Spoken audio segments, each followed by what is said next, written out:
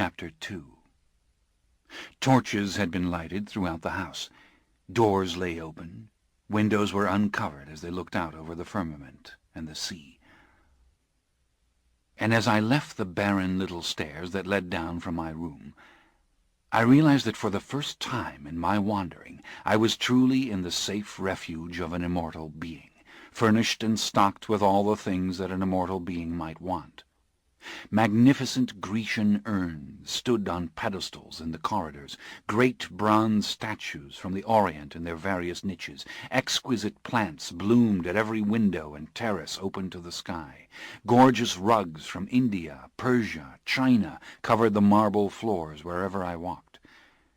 I came upon giant stuffed beasts mounted in lifelike attitudes, the brown bear, the lion, the tiger, even the elephant standing in his own immense chamber, lizards as big as dragons, birds of prey clutching dried branches made to look like the limbs of real trees. But the brilliantly colored murals covering every surface from floor to ceiling dominated all. In one chamber was a dark, vibrant painting of the sunburnt Arabian desert, complete with an exquisitely detailed caravan of camels and turbaned merchants moving over the sand. In another room a jungle came to life around me, swarming with delicately rendered tropical blossoms, vines, carefully drawn leaves. The perfection of the illusion startled me, enticed me, but the more I peered into the pictures, the more I saw. There were creatures everywhere in the texture of the jungle, insects, birds, worms in the soil, a million aspects of the scene that gave me the feeling finally that I had slipped out of time and space into something that was more than a painting. Yet it was all quite flat upon the wall. I was getting dizzy. Everywhere I turned, walls gave out on new vistas. I couldn't name some of the tints and hues I saw. As for the style of all this painting, it baffled me as much as it delighted me. The technique seemed utterly realistic, using the classical proportions and skills that one sees in all the later Renaissance painters, Da Vinci, Raphael, Michelangelo, as well as the painters of more recent times, Watteau, Fragonard. The use of light was spectacular. Living creatures seemed to breathe as I looked on. But the details couldn't have been realistic or in proportion. There were simply too many monkeys in the jungle, too many bugs crawling on the leaves. There were thousands of tiny insects in one painting of a summer sky. I came into a large gallery, walled on either side by painted men and women staring at me, and I almost cried out. Figures from all ages these were, Bedouins, Egyptians, then Greeks and Romans, and knights in armor, and peasants, and kings and queens. There were Renaissance people in doublets and leggings, the Sun King with his massive mane of curls, and finally the people of our own age. But again the details made me feel as if I were imagining them. The droplets of water clinging to a cape, the cut on the side of a face, the spider half crushed beneath a polished leather boot.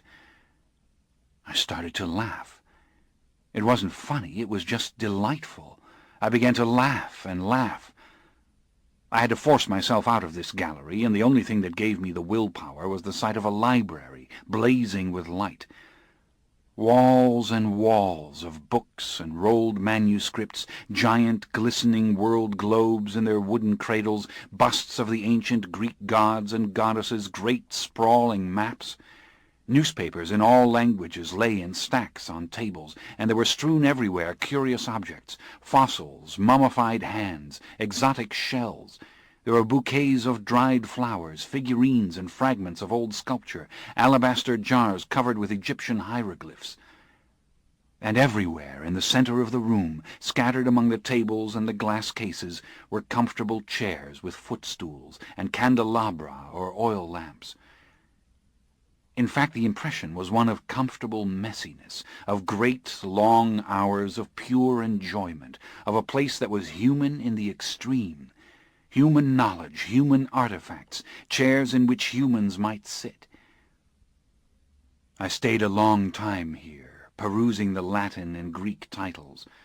I felt a little drunk, as if I'd happened on a mortal with a lot of wine in his blood. But I had to find Marius. I went on out of this room, down a little stairs, and through another painted hallway to an even larger room that was also full of light. I heard the singing of the birds and smelled the perfume of the flowers before I even reached this place. And then I found myself lost in a forest of cages. There were not only birds of all sizes and colors here, there were monkeys and baboons, all of them gone wild in their little prisons as I made my way around the room. Potted plants crowded against the cages, ferns and banana trees, cabbage roses, moonflower, jasmine, and other sweetly fragrant nighttime vines.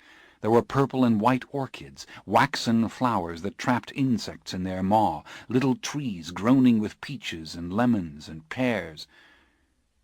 When I finally emerged from this little paradise, it was into a hall of sculptures equal to any gallery in the Vatican Museum, and I glimpsed adjoining chambers full of paintings, oriental furnishings, mechanical toys. Of course I was no longer lingering on each object or new discovery. To learn the contents of this house would have taken a lifetime, and I pressed on. I didn't know where I was going, but I knew that I was being allowed to see all these things. Finally I heard the unmistakable sound of Marius, that low, rhythmic beat of the heart which I had heard in Cairo, and I moved towards it.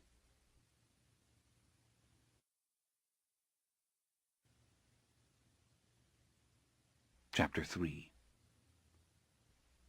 I came into a brightly illuminated 18th century salon. The stone walls had been covered in fine rosewood paneling with framed mirrors rising to the ceiling.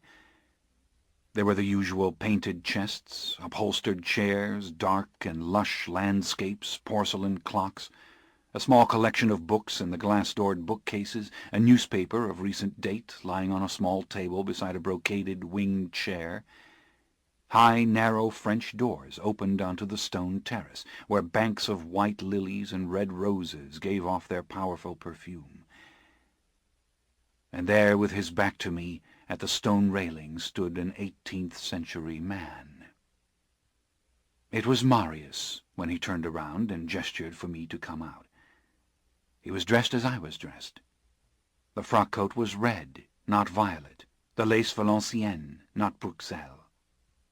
But he wore very much the same costume, his shining hair tied back loosely in a dark ribbon just as mine was, and he looked not at all ethereal, as Armand might have, but rather like a super-presence, a creature of impossible whiteness and perfection, who was nevertheless connected to everything around him, the clothes he wore, the stone railing on which he laid his hand, even the moment itself in which a small cloud passed over the bright half-moon.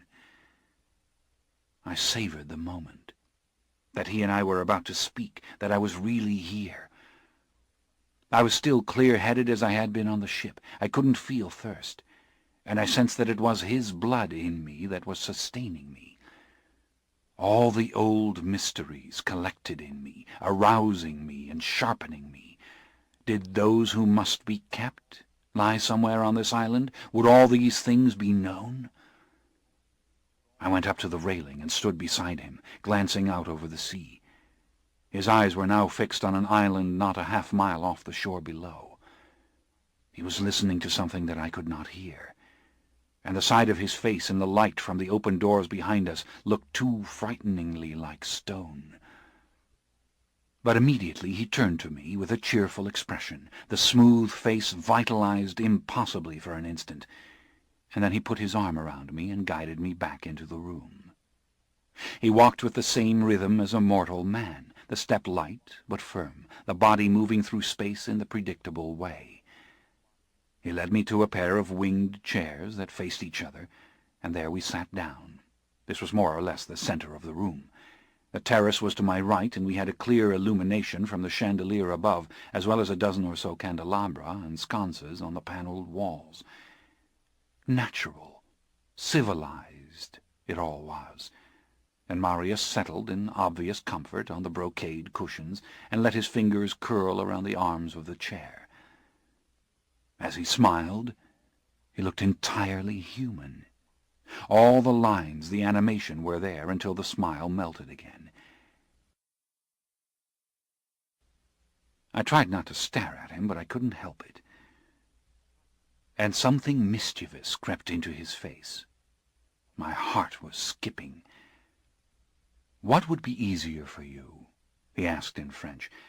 "That I tell you why I brought you here, or that you tell me why you asked to see me?" "Oh, the former would be easier," I said. "You talk." He laughed in a soft, ingratiating fashion. "You're a remarkable creature," he said. "I didn't expect you to go down into the earth so soon. Most of us experience the first death much later, after a century, maybe even 2. "The first death? You mean it's common to go into the earth the way I did?" "Among those who survive, it's common. We die, we rise again. Those who don't go into the earth for periods of time usually do not last." I was amazed, but it made perfect sense. And the awful thought struck me that if only Nicky had gone down into the earth instead of into the fire. But I couldn't think of Nicky now. I would start asking inane questions if I did. Is Nicky somewhere? Has Nicky stopped? Are my brothers somewhere? Have they simply stopped?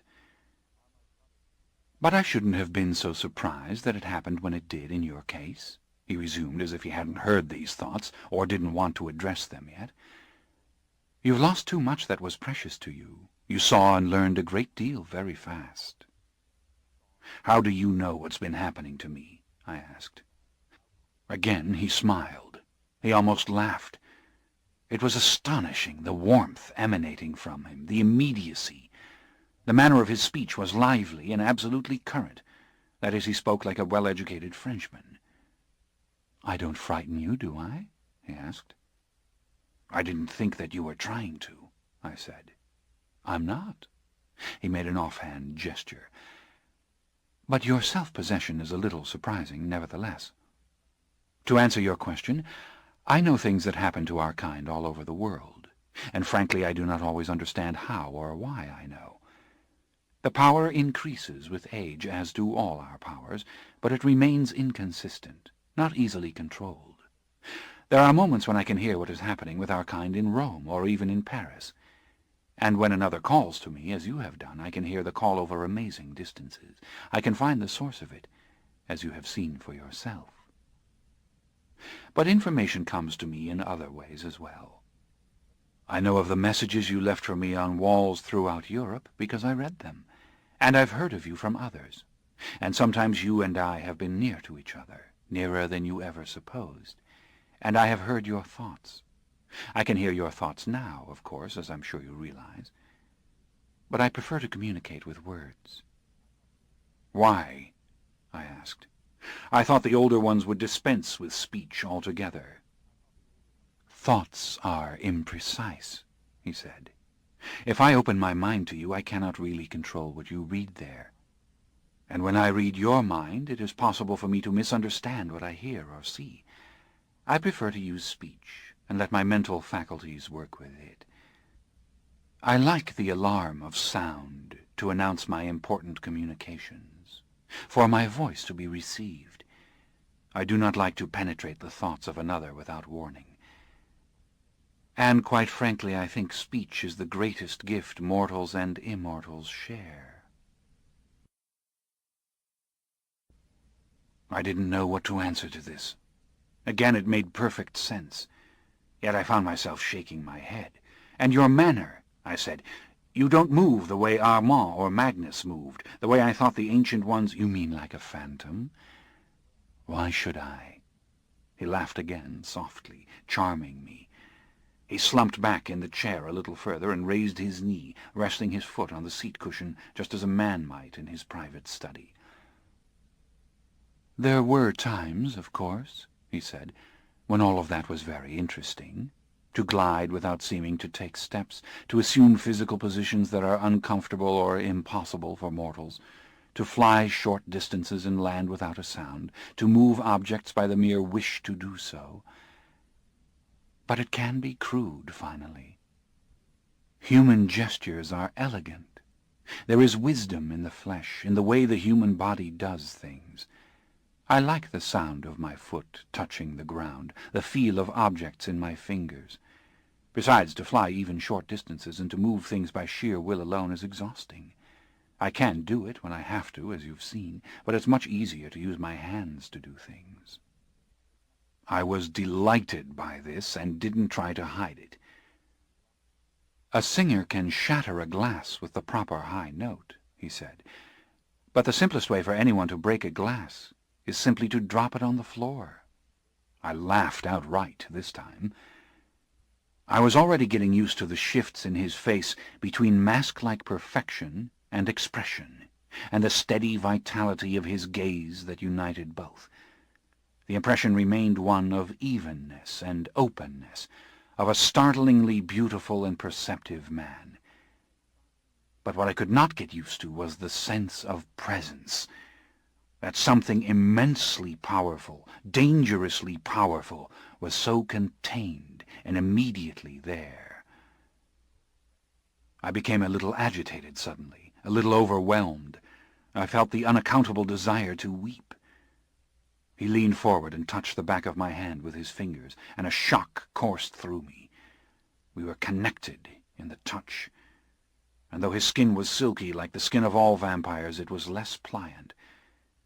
It was like being touched by a stone hand in a silk glove. "I brought you here because I want to tell you what I know," he said. "I want to share with you whatever secrets I possess, for several reasons. You have attracted me."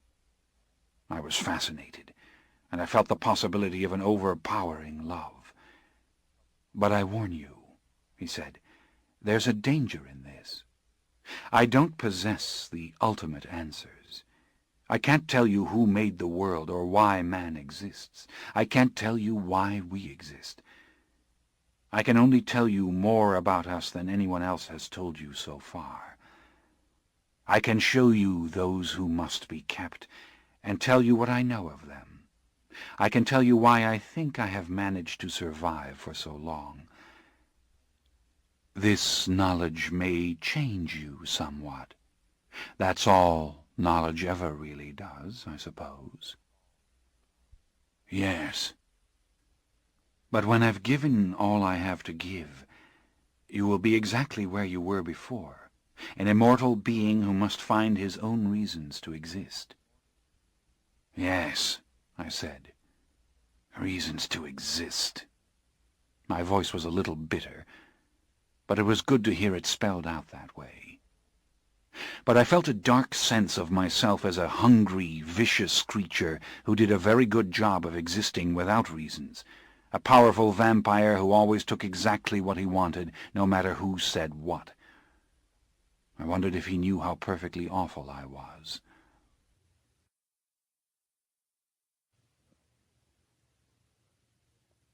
The reason to kill was the blood. Acknowledged. The blood and the sheer ecstasy of the blood, and without it we are husks, as I was in the Egyptian earth. "Just remember my warning," he said, "that the circumstances will be the same afterwards. Only you might be changed. You might be more bereft than before you came here." "But why have you chosen to reveal things to me?" I asked. "Surely others have gone looking for you. You must know where Armand is." "There are several reasons, as I told you," he said, "and probably the strongest reason is the manner in which you sought me. Very few beings really seek knowledge in this world, mortal or immortal. Few really ask. On the contrary, they try to wring from the unknown the answers they have already shaped in their own minds, justifications, confirmations, forms of consolation without which they can't go on. To really ask is to open the door to the whirlwind. The answer may annihilate the question and the questioner. But you have been truly asking since you left Paris 10 years ago." I understood this, but only inarticulately. "You have few preconceptions," he said. "In fact, you astound me because you admit to such extraordinary simplicity. You want a purpose. You want love." "True," I said with a little shrug. "Rather crude, isn't it?" He gave another soft laugh. No, not really. It's as if 1800 years of Western civilization have produced an innocent. An innocent? You can't be speaking of me. There is so much talk in this century of the nobility of the savage, he explained, of the corrupting force of civilization, of the way we must find our way back to the innocence that has been lost. Well, it's all nonsense, really. Truly primitive people can be monstrous in their assumptions and expectations. They cannot conceive of innocence. Neither can children. But civilization has at last created men who behave innocently. For the first time, they look about themselves and say, "What the hell is all this?" "True, but I'm not innocent," I said. "Godless, yes. I come from godless people and I'm glad of it. But I know what good and evil are in a very practical sense, and I am Typhon, the slayer of his brother, not the killer of Typhon, as you must know." He nodded with a slight lift of his eyebrows. He did not have to smile any more to look human. I was seeing an expression of emotion now, even when there were no lines whatsoever in his face. "But you don't seek any system to justify it either," he said. "That's what I mean by innocence. You're guilty of killing mortals because you've been made into something that feeds on blood and death, but you're not guilty of lying, of creating great, dark, and evil systems of thought within yourself." "True. To be godless is probably the first step to innocence," he said. "To lose the sense of sin and subordination, the false grief for things supposed to be lost." "So, by innocence you mean not an absence of experience, but an absence of illusions." "An absence of need for illusions," he said. "A love of and respect for what is right before your eyes." I sighed.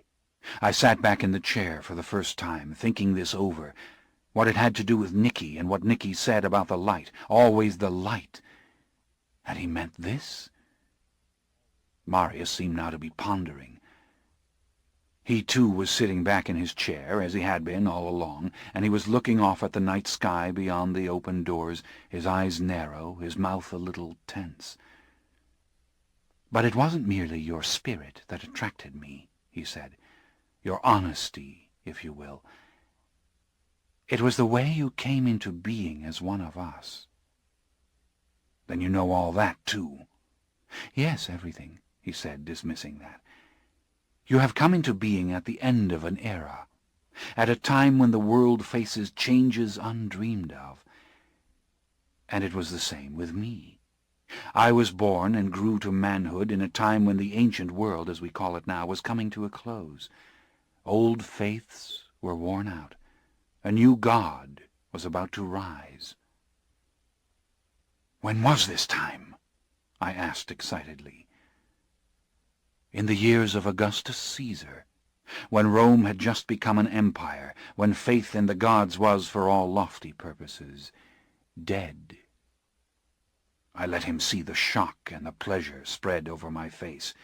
I never doubted him for a moment. I put my hand to my head as if I had to steady myself a little. But he went on. "The common people of those days," he said, "still believed in religion just as they do now. And for them it was custom, superstition, elemental magic, the use of ceremonies whose origins were lost in antiquity, just as it is today. But the world of those who originated ideas, those who ruled and advanced the course of history, was a godless and hopelessly sophisticated world, like that of Europe in this day and age. When I read Cicero and Ovid and Lucretius, it seemed so to me," I said. He nodded and gave a little shrug. "It has taken 1800 years," he said, "to come back to the skepticism, the level of practicality that was our daily frame of mind then. But history is by no means repeating itself. That is the amazing thing." "How do you mean?" "Look around you. Completely new things are happening in Europe. The value placed upon human life is higher than ever before. Wisdom and philosophy are coupled with new discoveries in science, new inventions which will completely alter the manner in which humans live. But that is a story unto itself. That is the future. The point is that you were born on the cusp of the old way of seeing things, and so was I. You came of age without faith, and yet you aren't cynical, and so it was with me. We sprang up from a crack between faith and despair, as it were. And Nicky fell into that crack and perished, I thought. That's why your questions are different, he said, from those who were born to immortality under the Christian God. I thought of my conversation with Gabrielle in Cairo, my last conversation. I myself had told her this was my strength. Precisely, he said. So you and I have that in common. We did not grow to manhood expecting very much of others, and the burden of conscience was private, terrible though it might be. But was it under the Christian God, in the very first days of the Christian God, that you were born to immortality, as you said? No, he said with a hint of disgust. We never served the Christian God. That you can put out of your mind right now. But the forces of good and evil behind the names of Christ and Satan, again, they have very little, if anything, to do with us. But the concept of evil in some form, surely, no. We are older than that, Lestat. The men that made me were worshippers of gods, true, and they believed in things that I did not believe. But their faith hearkened back to a time long before the temples of the Roman Empire, when the shedding of innocent human blood could be done on a massive scale in the name of good. And evil was the drought and the plague of the locust and the death of the crops. I was made what I am by these men in the name of good. This was too enticing, too enthralling. All the old myths came to my mind in a chorus of dazzling poetry. Osiris was a good god to the Egyptians, a god of the corn.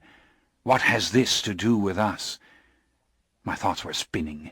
In a flash of mute pictures I recalled the night I left my father's house in the Auvergne, when the villagers had been dancing around the Lenten fire and making their chants for the increase of the crops. Pagan, my mother had said. Pagan had declared the angry priest they had long ago sent away.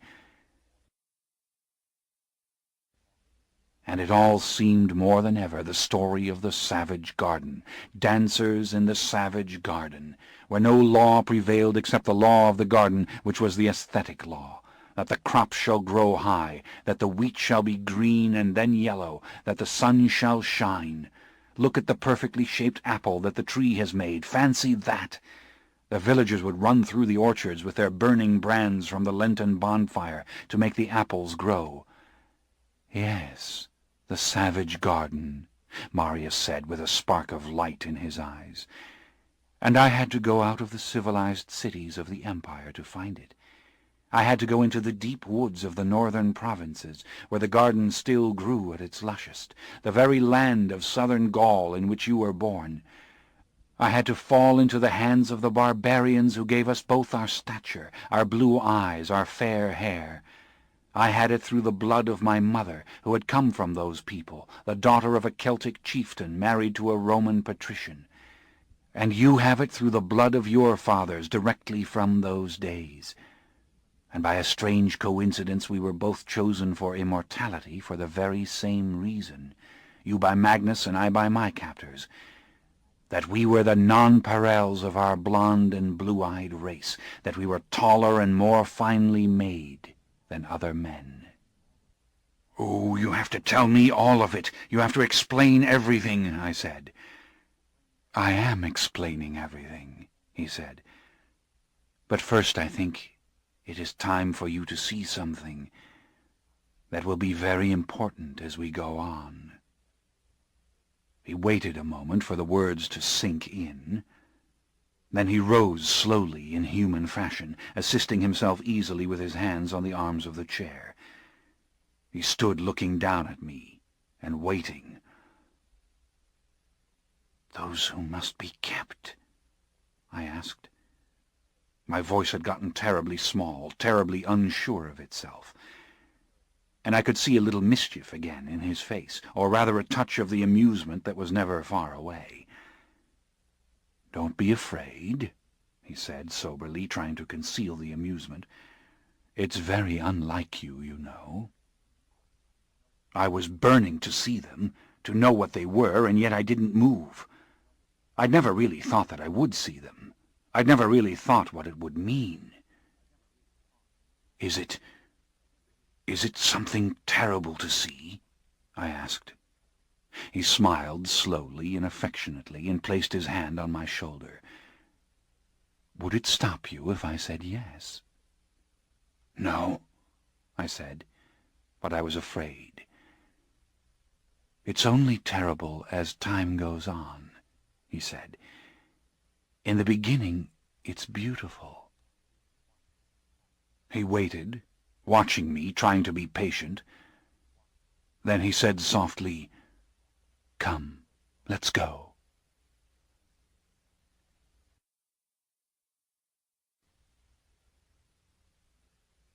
Chapter 4. A Stairway into the Earth.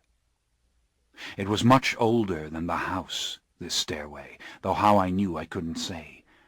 Steps worn concave in the middle from the feet that have followed them, winding deeper and deeper down into the rock. Now and then a rough-cut portal to the sea, an opening too small for a man to climb through, and a shelf upon which birds have nested, or where the wild grass grew out of the cracks. And then the chill. The inexplicable chill that you find sometimes in old monasteries, ruined churches, haunted rooms. I stopped and rubbed the backs of my arms with my hands. The chill was rising through the steps. "They don't cause it," he said gently. He was waiting for me on the steps just below. The semi-darkness broke his face into kindly patterns of light and shadow, gave the illusion of mortal age that wasn't there. "It was here long before I brought them," he said. "Many have come to worship on this island. Maybe it was there before they came, too." He beckoned to me again with his characteristic patience. His eyes were compassionate. "Don't be afraid," he said again as he started down. I was ashamed not to follow. The steps went on and on. We came on larger portals and the noise of the sea. I could feel the cool spray on my hands and face, see the gleam of the damp on the stones. But we went on down, farther and farther, the echo of our shoes swelling against the rounded ceiling, the rudely finished walls. This was deeper than any dungeon. This was the pit you dig in childhood when you brag to your mother and father that you will make a tunnel to the very center of the earth. Finally I saw a burst of light as we rounded another bend. And at last 2 lamps burning before a pair of doors. Deep vessels of oil fed the wicks of the lamps, and the doors themselves were bolted by an enormous beam of oak. It would have taken several men to lift it, possibly levers, ropes. Marius lifted this beam and laid it aside easily, and then he stood back and looked at the doors. I heard the sound of another beam being moved on the inside. Then the doors opened slowly, and I felt my breathing come to a halt. It wasn't only that he'd done it without touching them. I had seen that little trick before. It was that the room beyond was full of the same lovely flowers and lighted lamps that I had seen in the house above. Here, deep underground, were lilies, waxen and white and sparkling with droplets of moisture, roses in rich hues of red and pink ready to fall from their vines. It was a chapel, this chamber, with a soft flicker of votive candles and the perfume of 1,000 bouquets. The walls were painted in fresco, like the walls of ancient Italian churches, with gold leaf hammered into the design. But these were not the pictures of Christian saints. Egyptian palm trees, the yellow desert, the 3 pyramids, the blue waters of the Nile, and the Egyptian men and women in their gracefully shaped boats sailing the river, the multicolored fishes of the deep beneath them, the purple-winged birds of the air above, and the gold worked into it all, into the sun that shone from the heavens, and the pyramids that gleamed in the distance, into the scales of the fishes and the feathers of the birds, and the ornaments of the lithe and delicate Egyptian figures who stood frozen, looking forward in their long, narrow, green boats. I closed my eyes for a moment. I opened them slowly, and saw the whole like a great shrine. Banks of lilies on a low stone altar which held an immense golden tabernacle, worked all over with fine engraving of the same Egyptian designs. And the air coming down through deep shafts in the rock above, stirring the flames of the ever-burning lamps, ruffling the tall green blade-like leaves of the lilies as they stood in their vessels of water, giving off their heady perfume. I could almost hear hymns in this place. I could hear chants and ancient invocations, and I was no longer afraid. The beauty was too soothing, too grand. But I stared at the gold doors of the tabernacle on the altar. The tabernacle was taller than I was. It was broader by 3 times. And Marius, too, was looking at it. And I felt the power moving out of him, the low heat of his invisible strength. And I heard the inside lock of the tabernacle doors slide back. I would have moved just a little closer to him had I dared. I wasn't breathing as the gold doors opened completely, folding back to reveal 2 splendid Egyptian figures, a man and a woman, seated side by side. The light moved over their slender, finely sculpted white faces, their decorously arranged white limbs. It flashed in their dark eyes. They were as severe as all the Egyptian statues I had ever seen, spare of detail, beautiful in contour, magnificent in their simplicity. Only the open and childlike expression on the faces relieving the feeling of hardness and cold. But unlike all the others, they were dressed in real fabric and real hair. I had seen saints in Italian churches dressed in this manner, velvet hung on marble, and it was not always pleasing. But this had been done with great care. Their wigs were of long, thick black locks, cut straight across the forehead and crowned with circlets of gold. Round their naked arms were bracelets like snakes, and on their fingers were rings. The clothes were the finest white linen, the man naked to the waist and wearing only a skirt of sorts, and the woman in a long, narrow, beautifully pleated dress. Both wore many gold necklaces, some inlaid with precious stones. Almost the same size they were, and they sat in the very same manner, hands laid flat before them on their thighs. And this sameness astonished me somehow, as much as their stark loveliness and the jewel-like quality of their eyes. Not in any sculpture anywhere had I ever seen such a lifelike attitude, but actually there was nothing lifelike about them at all. Maybe it was a trick of the accoutrements, the twinkling of the lights on their necklaces and rings, the reflected light in their gleaming eyes. Were they Osiris and Isis? Was it tiny writing I saw on their necklaces or on the circlets of their hair? Marius said nothing. He was merely gazing at them, as I was, his expression unreadable, perhaps sad. "May I go near to them?" I whispered. "Of course," he said. I moved towards the altar like a child in a cathedral, getting ever more tentative with each step. I stopped only a few feet before them and looked directly into their eyes. Oh, too gorgeous, in depth and variegation, too real. With infinite care each black eyelash had been fixed, each black hair of their gently curved brows. With infinite care their mouths made partly open, so that one could see the glimmer of teeth, and the faces and the arms had been so polished that not the slightest flaw disturbed the luster. and in the manner of all statues or painted figures who stared directly forward, they appeared to be looking at me. I was confused. If they were not Osiris and Isis, who were they meant to be? Of what old truth were they the symbols, and why the imperative in that old phrase, those who must be kept? I fell into contemplating them, my head a little to the side. The eyes were really brown, with the black deep in their centres, the whites moist-looking as though covered with the clearest lacquer, and the lips were the softest shade of ashen rose. "Is it permissible?" I whispered, turning back to Marius, but lacking confidence I stopped. "You may touch them," he said. Yet it seemed sacrilegious to do it. I stared at them a moment longer, at the way that their hands opened against their thighs, at the fingernails, which looked remarkably like our fingernails, as if someone had made them of inlaid glass. I thought that I could touch the back of the man's hand, and it wouldn't seem so sacrilegious. But what I really wanted to do was to touch the woman's face. Finally I raised my fingers hesitantly to her cheek, and I just let my fingertips graze the whiteness there.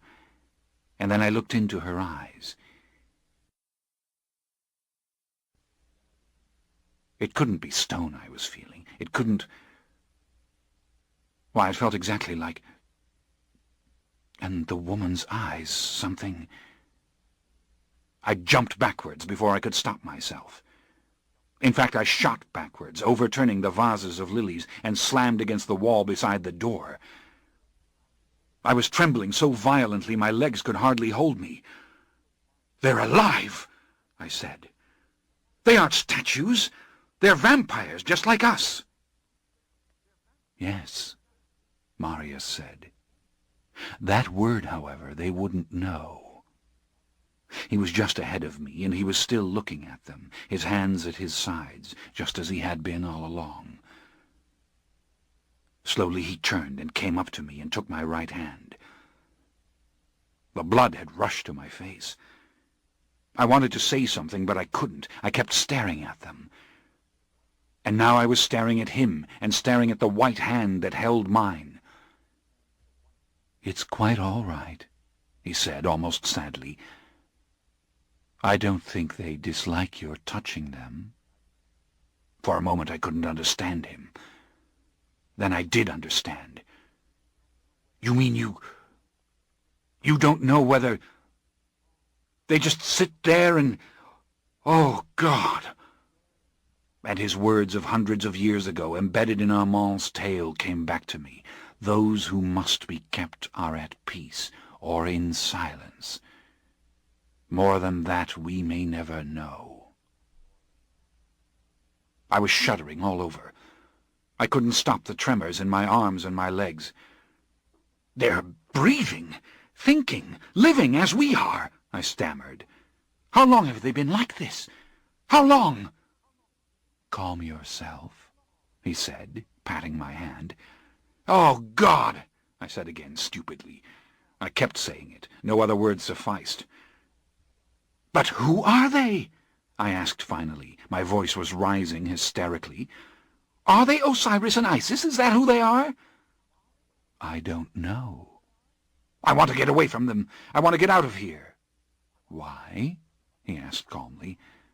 "Because they are alive inside their bodies, and they can't speak or move." "How do you know they can't?" he said. His voice was low, soothing, as before. "But they don't! That's the whole point! They don't—" "Come," he said. "I want you to look at them a little more. And then I'll take you back up, and I'll tell you everything, as I've already said I would." "I don't want to look at them any more, Marius. Honestly, I don't," I said, trying to get my hand free and shaking my head. But he was holding on to me as firmly as a statue might, it seemed, and I couldn't stop thinking how much like their skin was his skin, how he was taking on the same impossible luster, how when his face was in repose it was as smooth as theirs. He was becoming like them.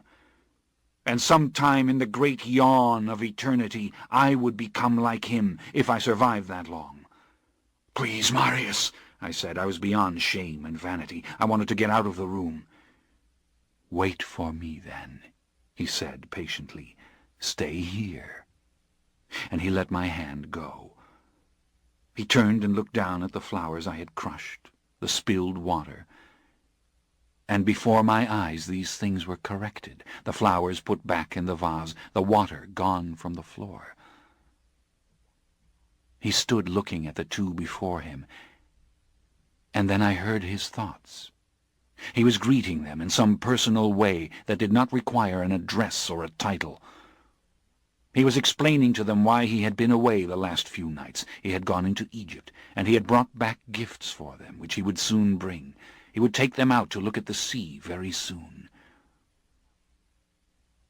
I started to calm down a little. But my mind was now anatomizing all that had come clear to me at the moment of shock. He cared for them. He had always cared for them. He made this chamber beautiful because they were staring at it, and they just might care about the beauty of the paintings and the flowers he brought. But he didn't know, and all I had to do was look squarely at them again to feel horror, that they were alive and locked inside themselves. "I can't bear this," I murmured. I knew without his ever telling me the reason that he kept them. He could not bury them deep in the earth somewhere because they were conscious. He would not burn them because they were helpless and could not give their consent. Oh God, it was getting worse and worse. But he kept them as the ancient pagans kept their gods in temples that were their houses.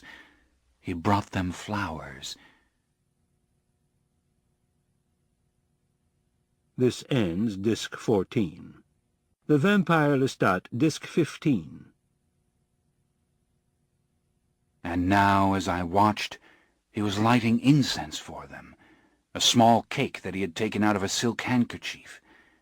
This, he told them, had come from Egypt, and he was putting it to burn in a small bronze dish. My eyes began to tear. I actually began to cry. When I looked up, he was standing with his back to them, and I could see them over his shoulder. He looked shockingly like them, a statue dressed in fabric. And I felt maybe he was doing it deliberately, letting his face go blank. "I've disappointed you, haven't I?" I whispered. "No, not at all," he said kindly. "You have not." "I'm sorry that I—" "No, you have not." I drew a little closer. I felt I had been rude to those who must be kept. I had been rude to him. He had revealed to me this secret, and I had shown horror and recoiling. I had disappointed myself. I moved even closer. I wanted to make up for what I'd done. He turned towards them again, and he put his arm around me. The incense was intoxicating. Their dark eyes were full of the eerie movement of the flames of the lamps. No ridge of vein anywhere in the white skin, no fold or crease, not even the pen-stroke lines in the lips which even Marius still had. They did not move with the rise and fall of breath. And listening in the stillness, I heard no thought from them, no heartbeat, no movement of blood. "But it's there, isn't it?" I whispered. "Yes, it's there." "And do you bring the victims to them?" I wanted to ask. "They no longer drink." Even that was ghastly. They had not even that pleasure. And yet to imagine it, how it would have been, their firing with movement long enough to take the victim and lapsing back into stillness. Ah! No, I should have been relieved. But I was not. Long ago they still drank, but only once in a year. I would leave the victims in the sanctuary for them, evildoers who were weak and close to death. I would come back and find that they had been taken, and those who must be kept would be as they were before. Only the color of the flesh was a little different. Not a drop of blood had been spilt. It was at the full moon, always, that this was done, and usually in the spring. Other victims left were never taken. And then even this yearly feast stopped. I continued to bring victims now and then, and once after a decade had passed they took another. Again it was the time of the full moon. It was spring, and then no more for at least half a century. I lost count. I thought perhaps they had to see the moon, that they had to know the change of the seasons. But as it turned out, this did not matter. They have drunk nothing since the time before I took them into Italy. That was 300 years ago. Even in the warmth of Egypt, they do not drink. But even when it happened, you never saw it with your own eyes? No, he said. You've never seen them move? Not since the beginning. I was trembling again. As I looked at them, I fancied I saw them breathing, fancied I saw their lips change. I knew it was illusion, but it was driving me wild. I had to get out of here. I would start crying again. Sometimes when I come to them, Marius said, I find things changed. How? What? Little things, he said. He looked at them thoughtfully. He reached out and touched the woman's necklace. She likes this one. It is the proper kind, apparently. There was another, which I used to find broken on the floor. Then they can move. I thought at first the necklace had fallen, but after repairing it 3 times I realized that was foolish. She was tearing it off her neck, or making it fall with her mind. I made some little horrified whisper, and then I felt absolutely mortified that I had done this in her presence. I wanted to go out at once. Her face was like a mirror for all my imaginings. Her lips curved in a smile, but did not curve. It has happened with other ornaments bearing the names of gods whom they do not like, I think. A vase I brought from a church was broken once, blown to tiny fragments as if by their glance. And then there have been more startling changes as well. Tell me. I have come into the sanctuary and found one or the other of them standing. This was too terrifying. I wanted to tug his hand and pull him out of here. I found him once several paces from the chair, and the woman another time at the door. Trying to get out, I whispered. Perhaps, he said thoughtfully, but then they could easily get out if they wanted to. When you hear the whole story, you can judge. Whenever I've found them moved, I've carried them back. I've arranged their limbs as they were before. It takes enormous strength to do it. They are like flexible stone, if you can imagine it. And if I have such strength, you can imagine what theirs might be. You say wanted to. What if they want to do everything and they no longer can? What if it was the limit of her greatest effort even to reach the door? I think she could have broken the doors had she wanted to. If I can open bolts with my mind, what can she do? I looked at their cold, remote faces, their narrow, hollowed cheeks, their large and serene mouths. But what if you're wrong? And what if they can hear every word that we are saying to each other, and it angers them, outrages them? I think they do hear, he said, trying to calm me again, his hand on mine, his tone subdued. But I do not think they care. If they cared, they would move. But how can you know that? They do other things that require great strength. For example, there are times when I lock the tabernacle, and they at once unlock it and open the doors again. I know they are doing it, because they are the only ones who could be doing it. The doors fly back, and there they are. I take them out to look at the sea, and before dawn, when I come to fetch them, they are heavier, less pliant, almost impossible to move. There are times when I think they do these things to torment me, as it were, to play with me. No, they are trying, and they can't. Don't be so quick to judge, he said. I have come into their chamber and found evidence of strange things indeed. And of course there are the things that happened in the beginning.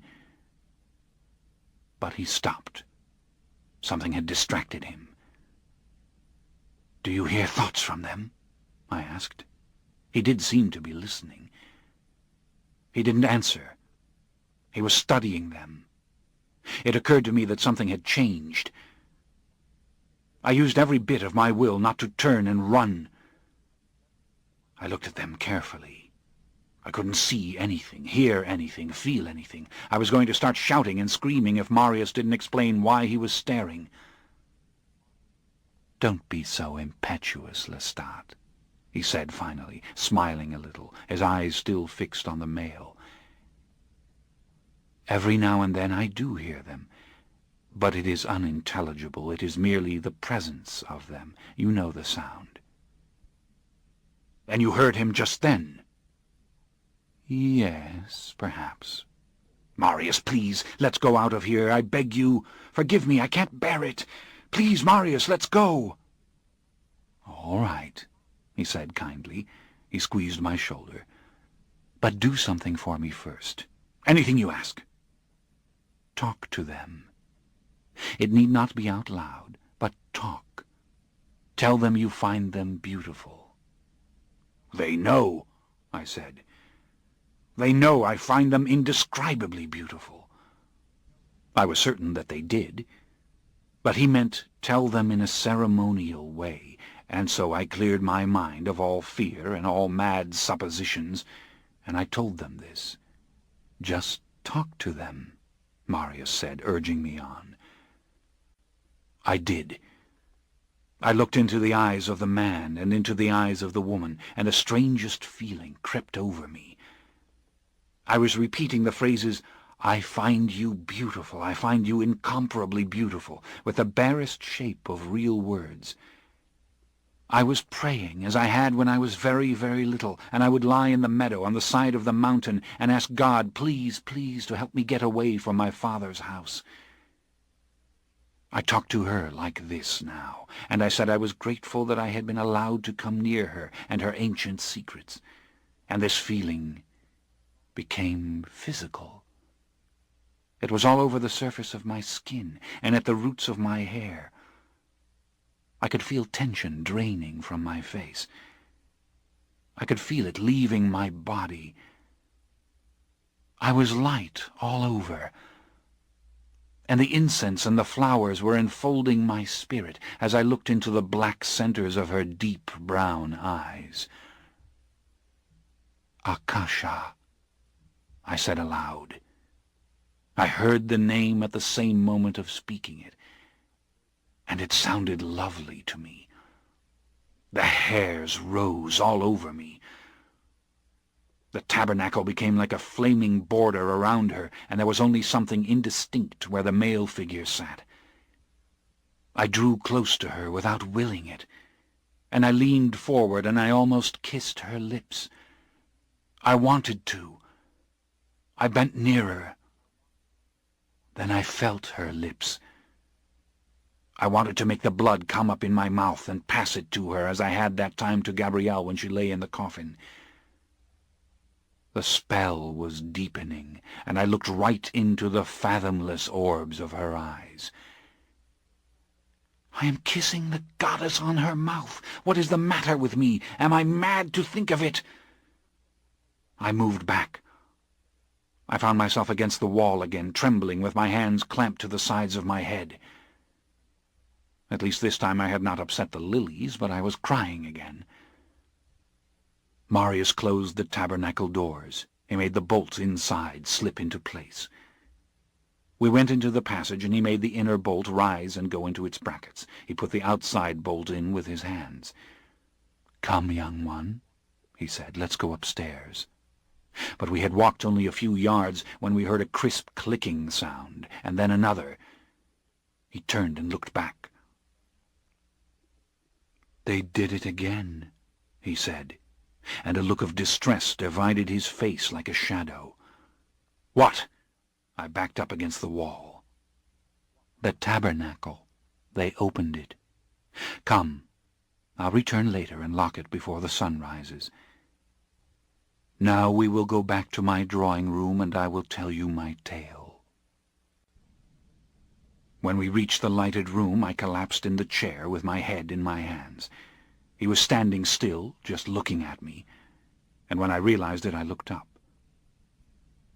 "She told you her name," he said. "Akasha," I said. It was snatching a word out of the whirlpool of a dissolving dream. She did tell me. I said Akasha out loud. I looked at him, imploring him for answers, for some explanation of the attitude with which he stared at me. I thought I'd lose my mind if his face didn't become expressive again. "Are you angry with me?" "Shh, be quiet," he said. I could hear nothing in the silence, except maybe the sea, maybe a sound from the wicks of the candles in the room, maybe the wind. Not even their eyes had appeared more lifeless than his eyes now seemed. "You caused something to stir in them," he whispered. I stood up. "What does it mean?" "I don't know," he said. "Maybe nothing. The tabernacle is still open, and they are merely sitting there, as always. Who knows?" And I felt suddenly all his long years of wanting to know.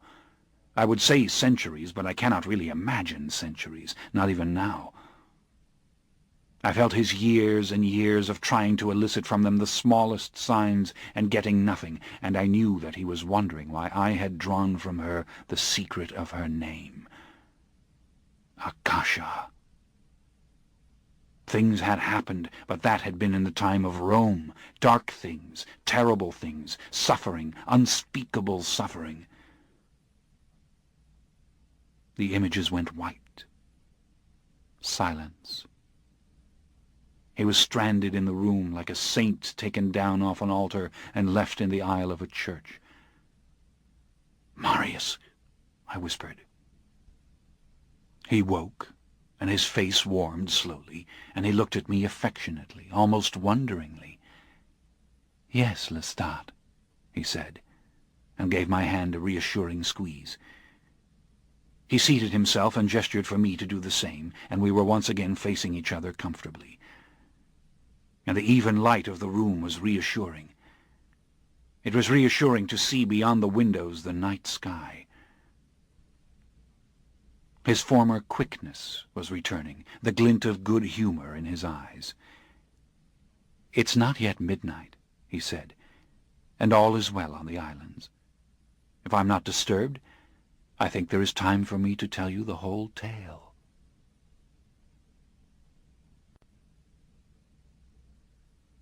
Marius's Story, Chapter 5.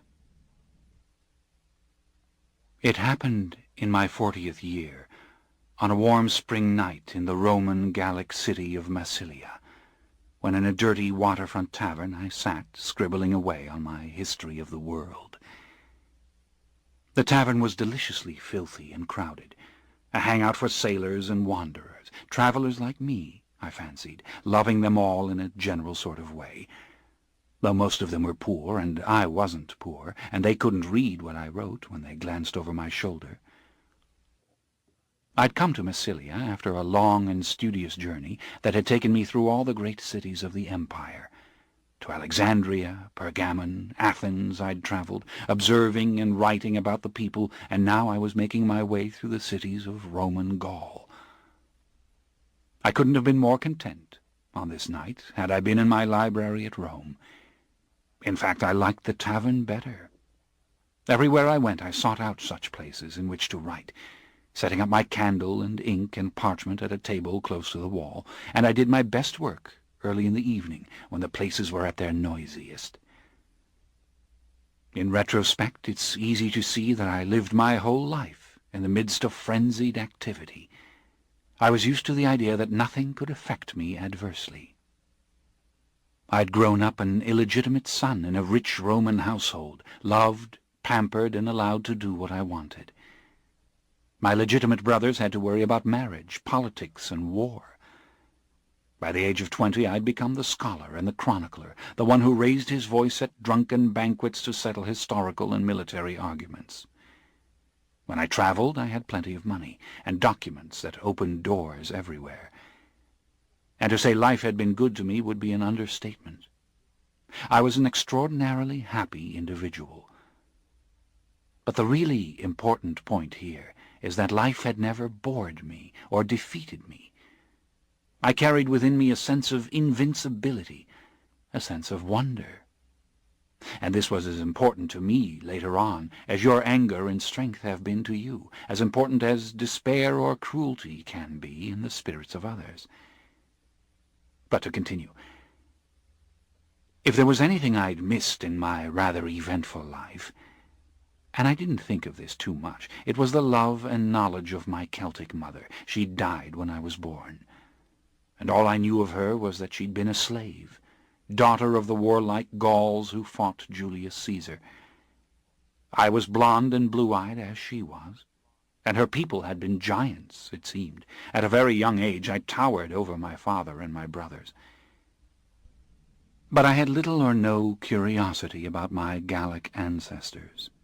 I'd come to Gaul as an educated Roman, through and through, and I carried with me no awareness of my barbarian blood, but rather the common beliefs of my time, that Caesar Augustus was a great ruler, and that in this blessed age of the Pax Romana old superstition was being replaced by law and by reason throughout the empire.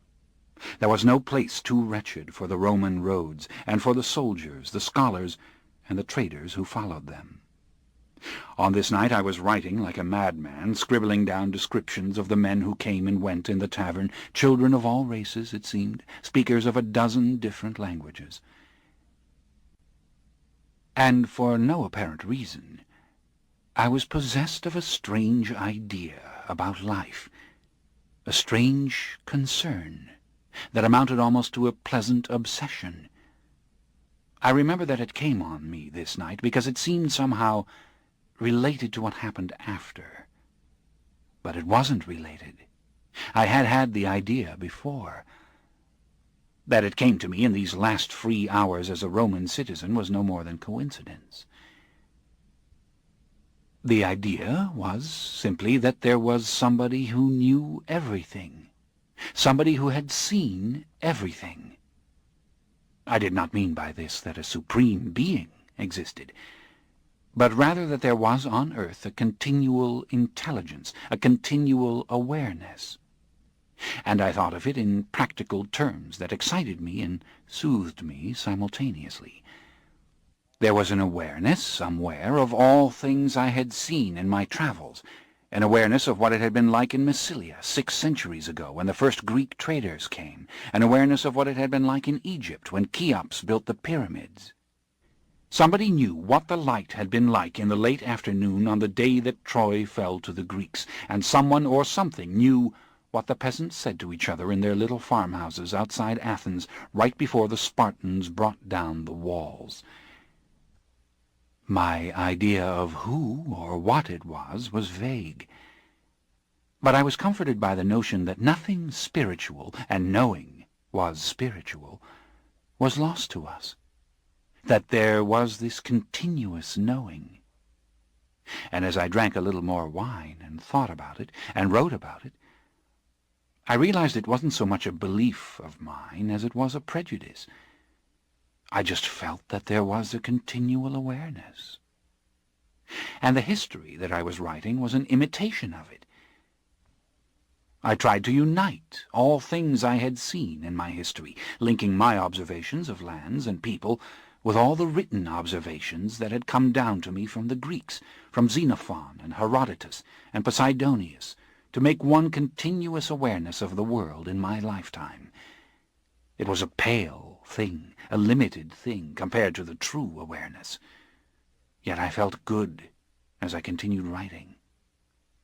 But around midnight, I was getting a little tired, and when I happened to look up, after a particularly long period of unbroken concentration, I realized something had changed in the tavern. It was unaccountably quieter. In fact, it was almost empty. And across from me, barely illuminated by the sputtering light of my candle, there sat a tall, fair-haired man, with his back to the room, who was watching me in silence. I was startled, not so much by the way he looked, though this was startling in itself, but by the realization that he had been there for some time, close to me, observing me, and I hadn't noticed him. He was a giant of a Gaul, as they all were, even taller than I was, and he had a long, narrow face with an extremely strong jaw, and hawk-like nose, and eyes that gleamed beneath their bushy blond brows with a childlike intelligence. What I mean to say is he looked very, very clever, but very young and innocent also. And he wasn't young. The effect was perplexing. And it was made all the more so by the fact that his thick and coarse yellow hair wasn't clipped short in the popular Roman style, but was streaming down to his shoulders. And instead of the usual tunic and cloak which you saw everywhere in those times, he wore the old belted leather jerkin that had been the barbarian dress before Caesar. Right out of the woods this character looked, with his grey eyes burning through me, and I was vaguely delighted with him. I wrote down hurriedly the details of his dress, confident he couldn't read the Latin. But the stillness in which he sat unnerved me a little. His eyes were unnaturally wide, and his lips quivered slightly, as if the mere sight of me excited him. His clean and delicate white hand, which casually rested on the table before him, seemed out of keeping with the rest of him. A quick glance about me told me my slaves weren't in the tavern. Well, they're probably next door playing cards, I thought, or upstairs with a couple of women. They'll stop in any minute. I forced a little smile at my strange and silent friend, and went back to writing. But directly he started talking. "You are an educated man, aren't you?" he asked. He spoke the universal Latin of the Empire, but with a thick accent, pronouncing each word with a care that was almost musical. I told him yes, I was fortunate enough to be educated, and I started to write again, thinking this would surely discourage him. After all, he was fine to look at, but I didn't really want to talk to him. "And you write both in Greek and in Latin, don't you?" he asked, glancing at the finished work that lay before me. I explained politely that the Greek I had written on the parchment was a quotation from another text. My text was in Latin, and again I started scribbling. "But you are a Keltoi, are you not?" he asked this time. It was the old Greek word for the Gauls. "Not really, no, I am a Roman," I answered. "You look like one of us, the Keltoi," he said. "You are tall like us, and you walk the way we do." This was a strange statement. For hours I'd been sitting here, barely sipping my wine. I hadn't walked anywhere. But I explained that my mother had been Celtic, but I hadn't known her. My father was a Roman senator. "And what is it you write in Greek and Latin?" he asked. "What is it that arouses your passion?" I didn't answer right away.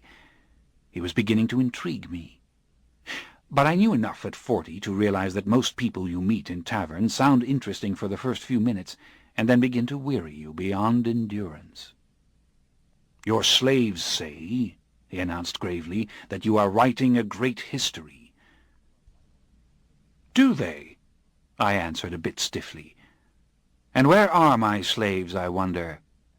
Again I looked around. Nowhere in sight. Then I conceded to him that it was a history I was writing.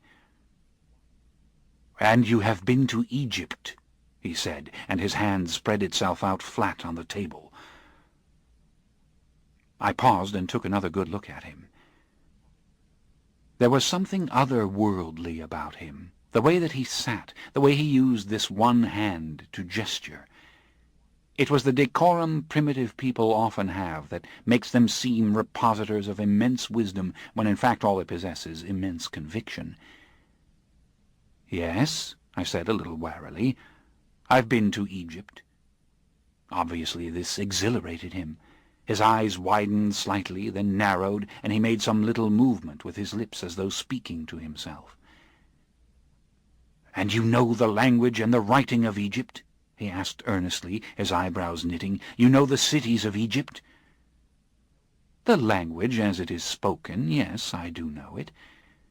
But if by the writing you mean the old picture writing, no, I can't read it. I don't know anyone who can read it. I've heard that even the old Egyptian priests can't read it. Half the texts they copy they can't decipher." He laughed, in the strangest way.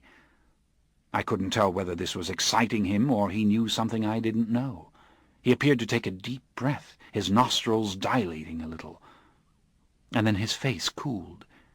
He was actually a splendid-looking man. "The gods can read it," he whispered. "Well, I wish they'd teach it to me," I said pleasantly. "You do," he said in an astonished gasp. He leant forward over the table. "Say this again." "I was joking," I said. "I only meant I wished I could read the old Egyptian writing. If I could read it, then I could know true things about the people of Egypt instead of all the nonsense written by the Greek historians. Egypt is a misunderstood land." I stopped myself. Why was I talking to this man about Egypt? "In Egypt there are true gods still," he said gravely, "gods who have been there forever. Have you been to the very bottom of Egypt?" This was a curious way to put it. I told him I had been up the Nile quite far, that I had seen many wonders. "But as for their being true gods," I said, "I can scarce accept the veracity of gods with the heads of animals." He shook his head, almost a little sadly. "The true gods require no statues of them to be erected," he said. "They have the heads of man, and they themselves appear when they choose, and they are living as the crops that come from the earth are living, as all things under the heavens are living, even the stones and the moon itself, which divides time in the great silence of its never-changing cycles." "Very likely," I said under my breath, not wishing to disturb him. So it was zeal, this mixture of cleverness and youthfulness I had perceived in him. I should have known it. And something came back to me from Julius Caesar's writings about Gaul, that the Keltoi had come from Dis Pater, the god of the night. Was this strange creature a believer in these things? "There are old gods in Egypt," he said softly, "and there are old gods in this land for those who know how to worship them. I do not mean in your temples, round which merchants sell the animals to defile the altars, and the butchers after sell the meat that is left over. I speak of the proper worship, the proper sacrifice for the god, the one sacrifice to which he will hearken." "Human sacrifice, you mean, don't you?" I said unobtrusively. Caesar had described well enough that practice among the Keltoi, and it rather curdled my blood to think of it. Of course I'd seen ghastly deaths in the arena in Rome, ghastly deaths at the places of execution, but human sacrifice to the gods, that we had not done in centuries, if ever. And now I realized what this remarkable man might actually be. A druid, a member of the ancient priesthood of the Keltoi, whom Caesar had also described, a priesthood so powerful that nothing like it existed, so far as I knew, anywhere in the empire. But it wasn't supposed to exist in Roman Gaul anymore, either. Of course the Druids were always described as wearing long white robes. They went into the forests and collected mistletoe off the oak trees with ceremonial sickles. And this man looked more like a farmer or a soldier. But then what druid was going to wear his white robes into a waterfront tavern? And it wasn't lawful any more for the druids to go about being druids. "Do you really believe in this old worship?" I asked, leaning forward. "Have you yourself been down to the bottom of Egypt?" If this was a real live druid, I had made a marvelous catch, I was thinking. I could get this man to tell me things about the Keltoi that nobody knew. And what on earth did Egypt have to do with it, I wondered. "No," he said, "I have not been to Egypt, though from Egypt our gods came to us. It is not my destiny to go there. It is not my destiny to learn to read the ancient language. The tongue I speak is enough for the gods. They give ear to it." "And what tongue is that?" "The tongue of the Keltoi, of course," he said. "You know that without asking." "And when you speak to your gods, how do you know that they hear you?" His eyes widened again, and his mouth lengthened in an unmistakable look of triumph. "My gods answer me," he said quietly. Surely he was a druid, and he appeared to take on a shimmer suddenly. I pictured him in his white robes. There might have been an earthquake then in Massilia, and I doubt I would have noticed it. "Then you yourself have heard them," I said. "I have laid eyes upon my gods," he said, "and they have spoken to me both in words and in silence." "And what do they say? What do they do that makes them different from our gods? I mean, aside from the nature of the sacrifice." His voice took on the lilting reverence of a song as he spoke. "They do as gods have always done.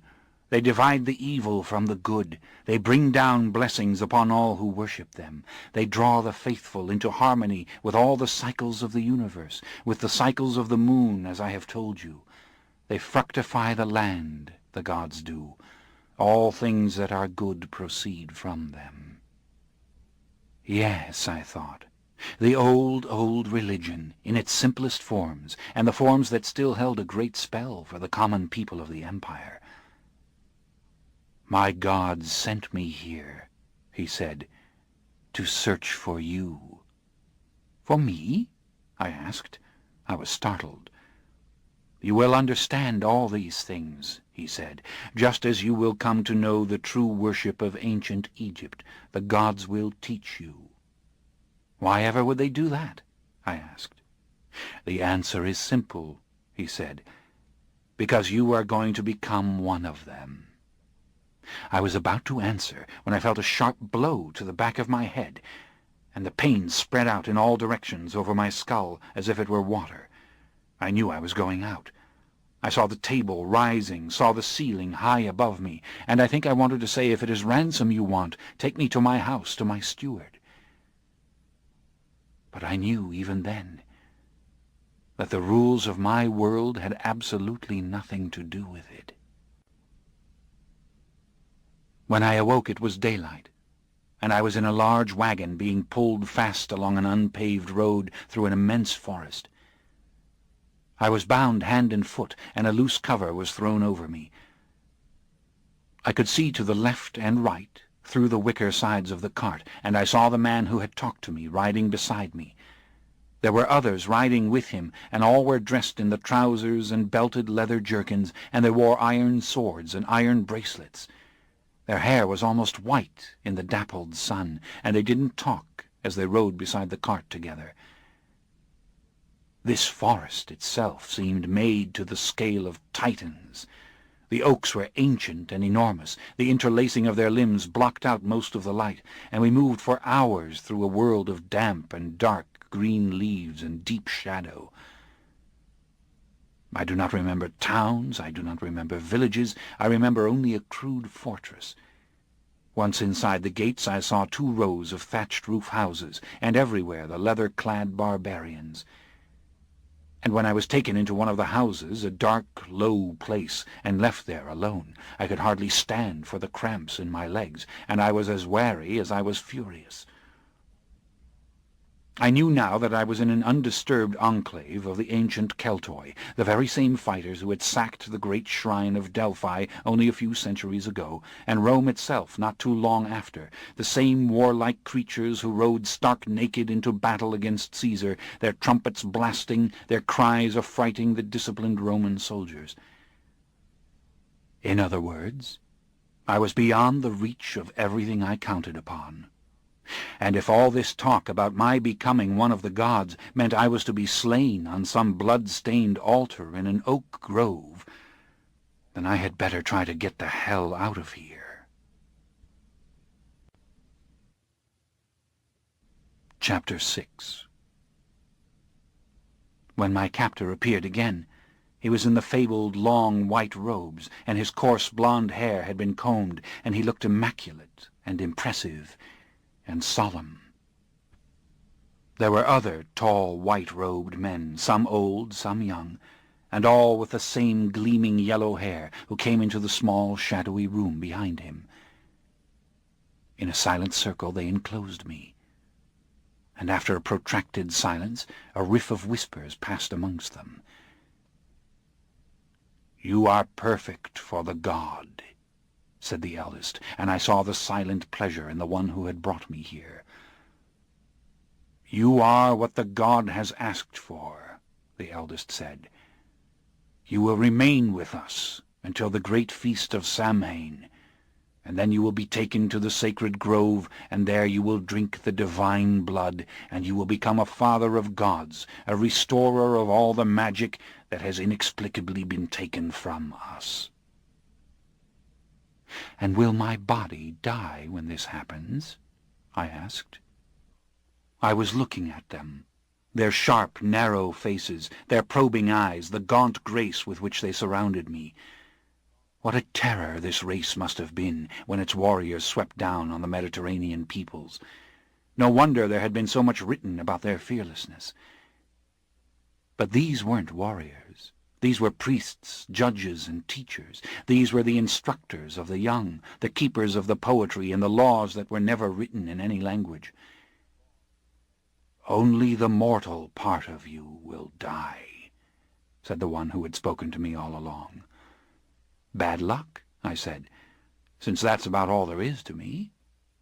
"No," he said. "Your form will remain, and it will become glorified. You will see. Don't fear. And besides, there is nothing you can do to change these things. Until the feast of Samhain you will let your hair grow long, and you will learn our tongue and our hymns and our laws. We will care for you. My name is Mael, and I myself will teach you." "But I am not willing to become the god," I said. "Surely the gods don't want one who is unwilling." "The old god will decide," said Mael. "But I know that when you drink the divine blood you will become the god, and all things will be clear to you." Escape was impossible. I was guarded night and day.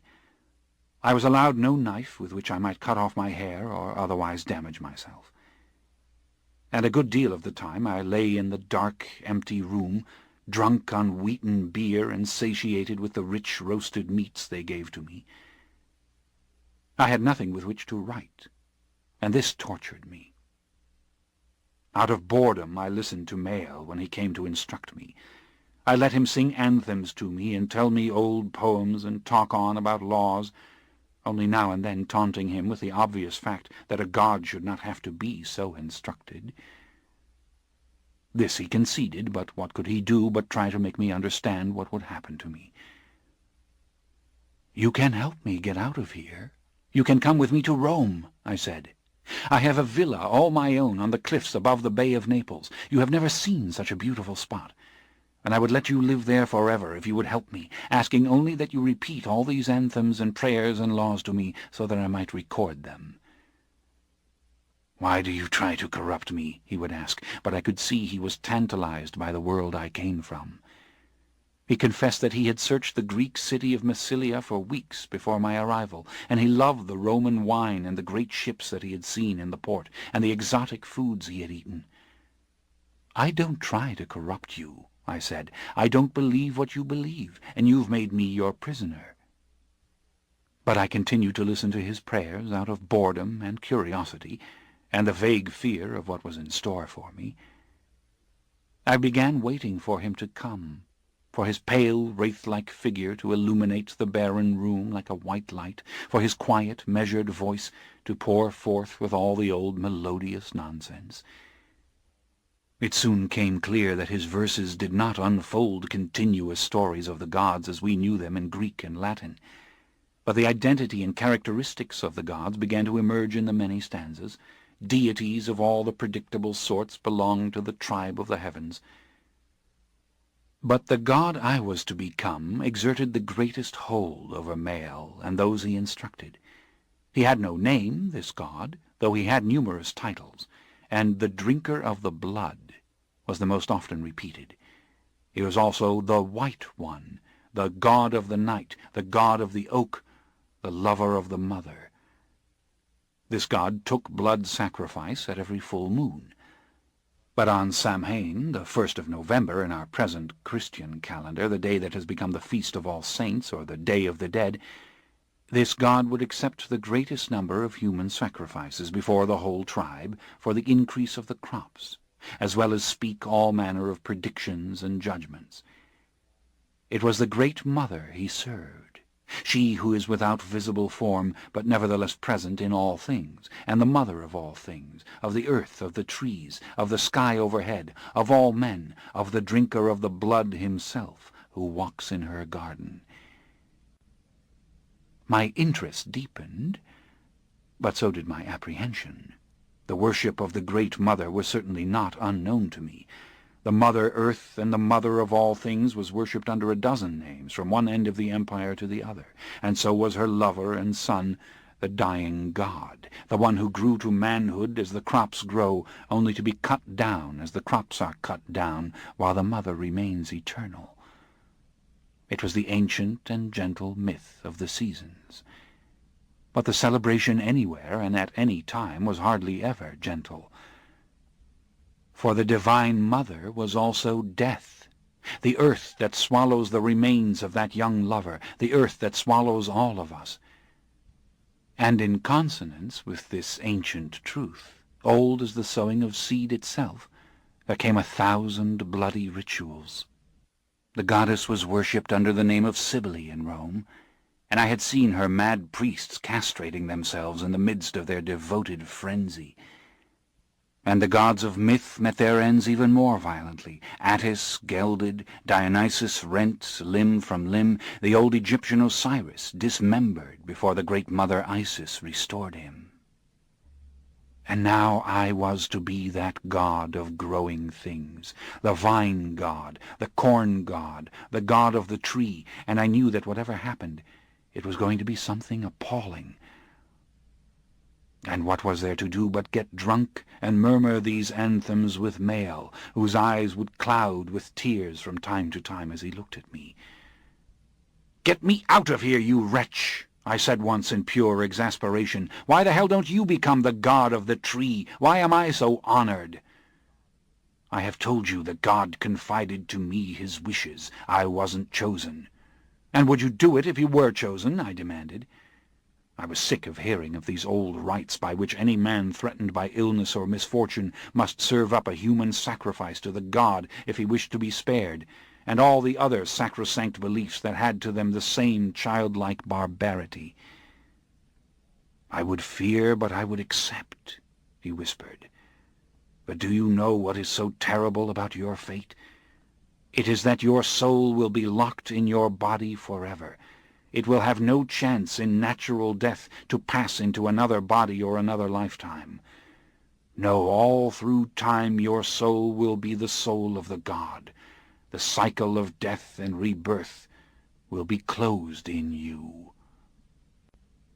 In spite of myself and my general contempt for his belief in reincarnation, this silenced me. I felt the eerie weight of his conviction. I felt his sadness. My hair grew longer and fuller, and the hot summer melted into the cooler days of fall, and we were nearing the great annual feast of Samhain. Yet I wouldn't let up on the questions. How many have you brought to be gods in this manner? What was it in me that caused you to choose me? I have never brought a man to be a god, he said. But the god is old. He is robbed of his magic. A terrible calamity has befallen him, and I can't speak of these things. He has chosen his successor. He looked frightened. He was saying too much. Something was stirring the deepest fears in him. And how do you know he will want me? Have you 60 other candidates stashed in this fortress? He shook his head, and in a moment of uncharacteristic rawness he said, Marius, if you fail to drink the blood, if you do not become the father of a new race of gods, what will become of us?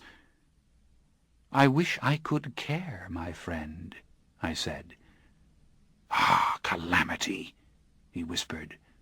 And there followed a long, subdued observation of the rise of Rome, the terrible invasions of Caesar, the decline of a people who had lived in these mountains and forests since the beginning of time, scorning the cities of the Greek and the Etruscan and the Roman for the honorable strongholds of powerful tribal leaders.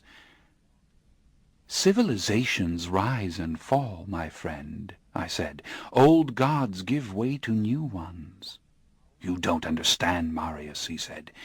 Our God was not defeated by your idols and those who tell their frivolous and lascivious stories. Our God was as beautiful as if the moon itself had fashioned him with her light, and he spoke with a voice that was as pure as the light, and he guided us in that great oneness with all things that is the only cessation of despair and loneliness. But he was stricken with terrible calamity, and all through the north country other gods have perished completely.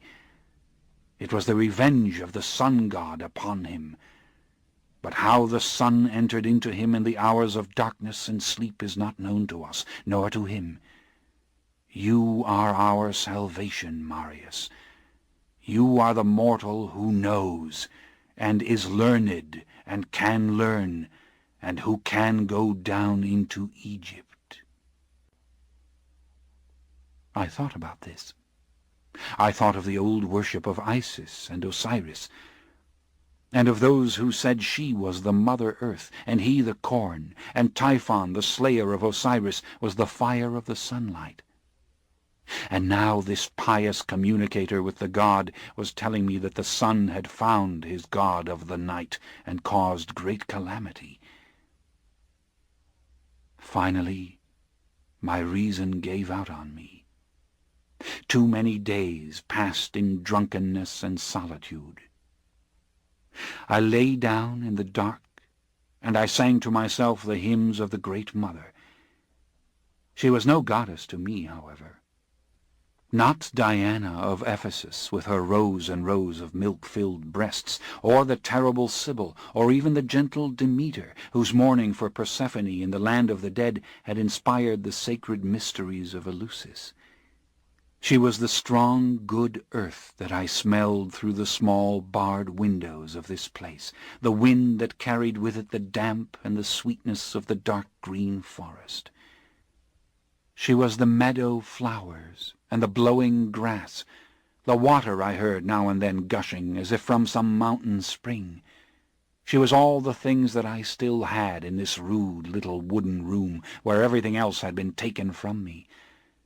And I knew only what all men know, that the cycle of winter and spring and all growing things has within itself some sublime truth that restores without myth or language. I looked through the bars to the stars overhead, and it seemed to me I was dying in the most absurd and foolish way, among people I did not admire and customs I would have abolished. And yet the seeming sanctity of it all infected me. It caused me to dramatize and to dream and to give in, to see myself at the center of something that possessed its own exalted beauty. I sat up one morning and touched my hair and realized it was thick and curling at my shoulders. And in the days that followed there was endless noise and movement in the fortress. Carts were coming to the gates from all directions. Thousands on foot passed inside. Every hour there was the sound of people on the move, people coming. At last Mael and 8 of the Druids came to me. Their robes were white and fresh, smelling of the spring water and sunshine in which they'd been washed and dried, and their hair was brushed and shining. Carefully they shaved all the hair from my chin and upper lip. They trimmed my fingernails. They brushed my hair and put on me the same white robes. And then, shielding me on all sides with white veils, they passed me out of the house and into a white canopied wagon. I glimpsed other robed men holding back an enormous crowd, and I realized for the first time that only a select few of the Druids had been allowed to see me. Once Mael and I were under the canopy of the cart, the flaps were closed and we were completely hidden. We seated ourselves on rude benches as the wagon started to move, and we rode for hours without speaking. Occasional rays of sun pierced the white fabric of the tent-like enclosure, and when I put my face close to the cloth, I could see the forest, deeper, thicker than I remembered. And behind us came an endless train and great wagons of men who clung to wooden bars and cried out to be released, their voices commingling in an awful chorus. "Who are they? Why do they cry like that?" I asked finally. I couldn't stand the tension any longer. Mael roused himself as if from a dream. "They are evildoers, thieves, murderers, all justly condemned, and they shall perish in sacred sacrifice." "Loathsome," I muttered. What was it? We condemned our criminals to die on crosses in Rome, to be burnt at the stake, to suffer all manner of cruelties. Did it make us more civilized that we didn't call it a religious sacrifice? Maybe the Keltoi were wiser than we were, and not wasting the deaths. But this was nonsense. My head was light. The cart was creeping along. I could hear those who passed us on foot as well as on horseback, everyone going to the festival of Samhain. I was about to die. I didn't want it to be fire. Mael looked pale and frightened, and the wailing of the men in the prison carts was driving me to the edge of madness. What would I think when the fire was lighted? What would I think when I felt myself start to burn? I couldn't stand this. "What is going to happen to me?" I demanded suddenly. I had the urge to strangle Mael. He looked up and his brows moved ever so slightly. "What if the god is already dead?" he whispered. "Then we go to Rome, you and I, and we get drunk together on good Italian wine," I whispered. It was late afternoon when the cart came to a stop. The noise seemed to rise like steam all around us. When I went to look out, Mael didn't stop me. I saw we had come to an immense clearing, hemmed on all sides by the giant oaks. All the carts, including ours, were backed into the trees, and in the middle of the clearing hundreds worked at some enterprise involving endless bundles of sticks and miles of rope and hundreds of great rough-hewn tree trunks. The biggest and longest logs I had ever seen were being hefted upright in 2 giant X's. The woods were alive with those who watched. The clearing could not contain the multitudes, yet more and more carts wound their way through the press to find a spot at the edges of the forest. I sat back and pretended to myself that I did not know what they were doing out there, but I did. And before the sunset I heard louder and more desperate screams from those in the prison carts. It was almost dusk, and when Mael lifted the flap for me to see, I stared in horror at 2 gargantuan wicker figures, a man and a woman, it seemed, from the mass of vines that suggested dress and hair, constructed all of logs and osiers and ropes, and filled from top to bottom with the bound and writhing bodies of the condemned, who screamed in supplication. I was speechless, looking at these two monstrous giants. I could not count the number of wriggling human bodies they held, victims stuffed into the hollow framework of their enormous legs, their torsos, their arms, even their hands, and even into their immense and faceless cage-like heads, which were crowned with ivy leaves and flowers. Ropes of flowers made up the woman's gown, and stalks of wheat were stuffed into the man's great belt of ivy. The figures shivered as if they might at any moment fall, but I knew the powerful cross-scaffolding of timber supported them as they appeared to tower over the distant forest. And all around the feet of these figures were stacked the bundles of kindling and pitch-soaked wood that would soon ignite them. "And all these who must die are guilty of some wrongdoing? You wish me to believe that?" I asked of Mael. He nodded with his usual solemnity. This didn't concern him. "They have waited months, some years, to be sacrificed," he said almost indifferently. "They come from all over the land, and they cannot change their fate any more than we can change ours. It is to perish in the forms of the Great Mother and her lover." I was becoming ever more desperate. I should have done anything to escape. But even now some 20 druids surrounded the cart, and beyond them was a legion of warriors, and the crowd itself went so far back into the trees that I could see no end to it. Darkness was falling quickly, and everywhere torches were being lighted. I could feel the roar of excited voices. The screams of the condemned grew ever more piercing and beseeching. I sat still and tried to deliver my mind from panic. If I could not escape, then I would meet these strange ceremonies with some degree of calm, and when it came clear what a sham they were, I would with dignity and righteousness pronounce my judgments, loud enough for others to hear them.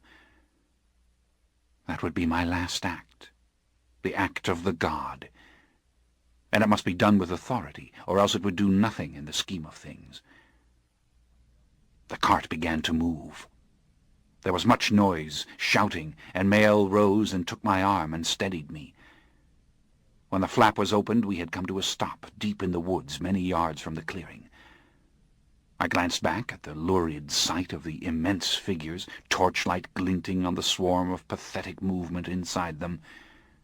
They seemed animate, these horrors, like things that would suddenly start to walk and crush all of us.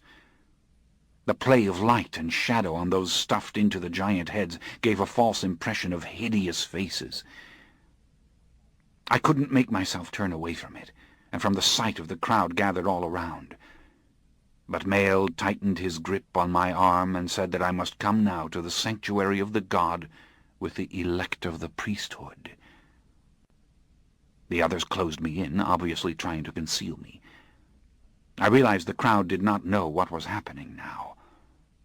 In all likelihood, they knew only that the sacrifices would soon begin, and some manifestation of the god would be claimed by the druids. Only one of the band carried a torch, and he led the way deeper into the evening darkness, Mael at my side, and other white-robed figures ahead of me, flanking me, and behind me. It was still. It was damp. And the trees rose to such dizzying heights against the vanishing glow of the distant sky that they seemed to be growing even as I looked up at them. I could run now, I thought, but how far would I get before this entire race of people came thundering after me? But we had come into a grove, and I saw, in the feeble light of the flames, dreadful faces carved into the barks of the trees, and human skulls on stakes grinning in the shadows. In carved-out tree trunks were other skulls, in rows, piled one row upon another. In fact, the place was a regular charnel house, and the silence that enclosed us seemed to give life to these horrid things, to let them speak suddenly. I tried to shake the illusion, the sense that these staring skulls were watching. There is no one really watching, I thought. There is no continuous awareness of anything. But we had paused before a gnarled oak of such enormous girth that I doubted my senses. How old it must have been, this tree, to have grown to such width, I couldn't imagine. but when I looked up I saw that its soaring limbs were still alive. It was still in green leaf, and the living mistletoe everywhere decorated it. The druids had stepped away to right and left. Only Mael remained near me. And I stood facing the oak, with Mael at my far right, and I saw that hundreds of bouquets of flowers had been laid at the base of the tree, their little blooms barely showing any color any more in the gathering shadows. Mael had bowed his head. His eyes were closed, and it seemed the others were in the same attitude, and their bodies were trembling. I felt the cool breeze stir the green grass.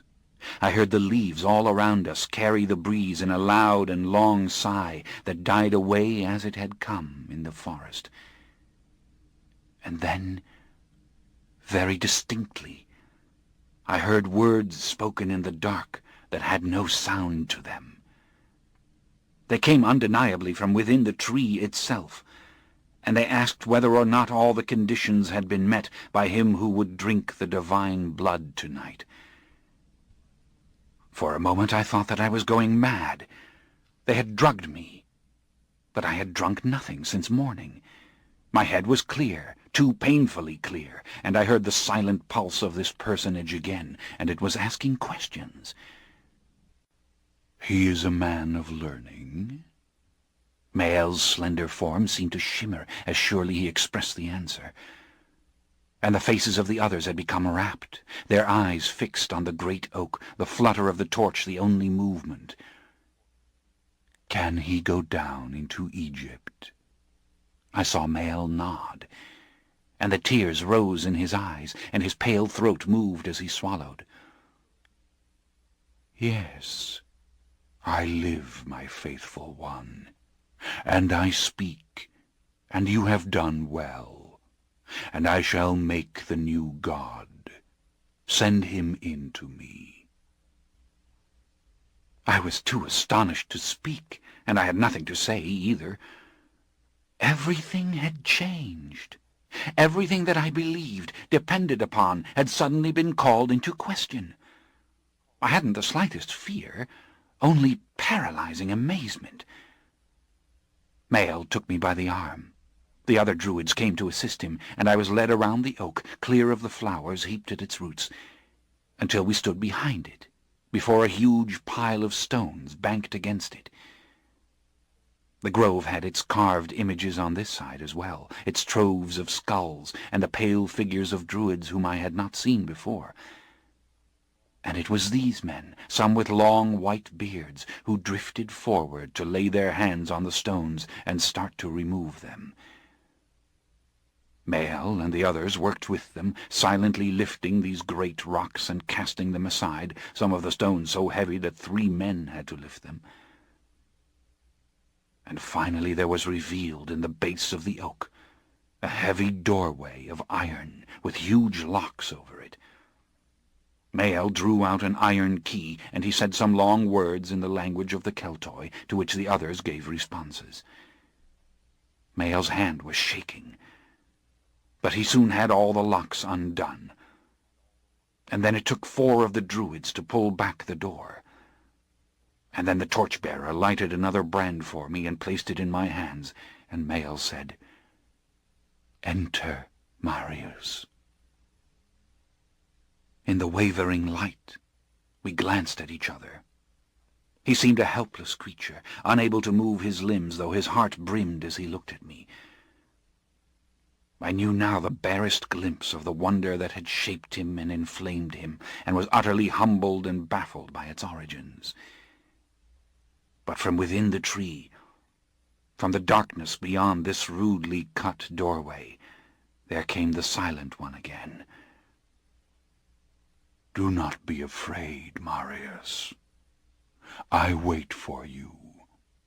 Take the light and come to me."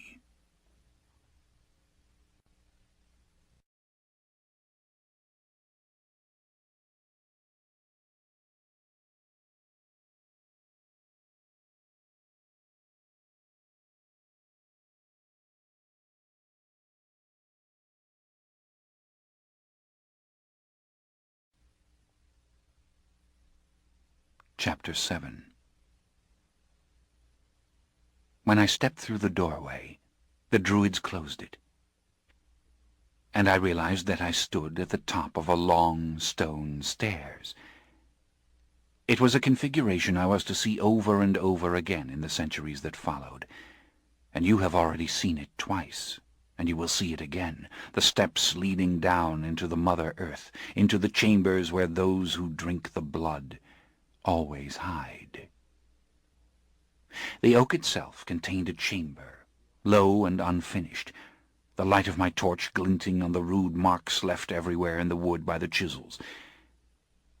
But the thing that called me was at the bottom of the stairs, and again it told me that I must not be afraid. I was not afraid. I was exhilarated beyond my wildest dreams.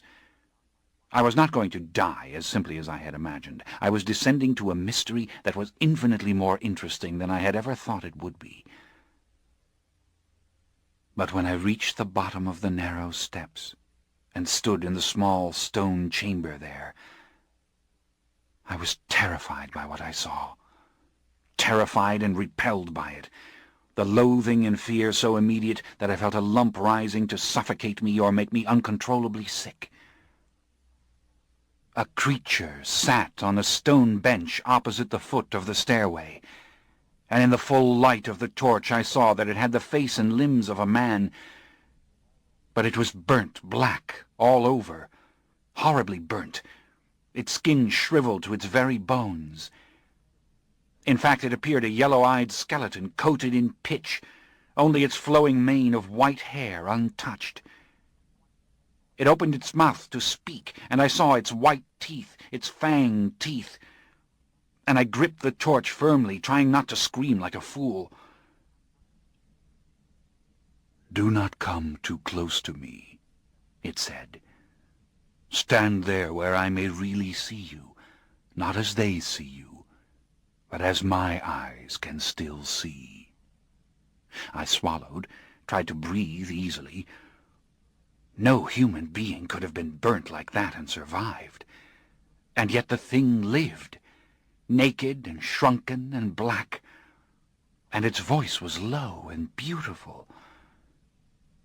It rose and then moved slowly across the chamber. It pointed its finger at me, and the yellow eyes widened slightly, revealing a blood-red tinge in the light. "What do you want of me?" I whispered before I could stop myself. "Why have I been brought here?" "Calamity," he said in the same voice, colored with genuine feeling, not the rasping sound I had expected from such a thing. "I will give you my power, Marius. I will make you a god, and you will be immortal. But you must leave here when it is finished. You must somehow escape our faithful worshippers, and you must go down into Egypt to find why this has befallen me." He appeared to be floating in the darkness, his hair a mop of white straw around him, his jaws stretching the blackened, leathery skin that clung to his skull as he spoke. "You see, we are the enemies of light, we gods of darkness. We serve the Holy Mother, and we live and rule only by the light of the moon. But our enemy, the sun, has escaped his natural path and sought us out in darkness. All over the north country where we are worshipped, in the sacred groves from the lands of snow and ice, down into this fruitful country, and to the east, the sun has found its way into the sanctuary by day, or the world by night, and burned the gods alive. The youngest of these perished utterly, some exploding like comets before their worshippers. Others died in such heat that the sacred tree itself became a funeral pyre. Only the old ones, the ones who have long served the Great Mother, continued to walk and to talk as I do, but in agony, affrighting the faithful worshippers when they appeared. There must be a new god, Marius, strong and beautiful as I was, the lover of the Great Mother. But more truly there must be one strong enough to escape the worshippers, to get out of the oak somehow, and to go down into Egypt and seek out the old gods, and find why this calamity has occurred. You must go to Egypt, Marius. You must go into Alexandria and into the older cities, and you must summon the gods with the silent voice that you will have after I make you. And you must find who lives still and who walks still, and why this calamity has occurred. This ends Disc 15. The Vampire Lestat, Disc 16. It closed its eyes now.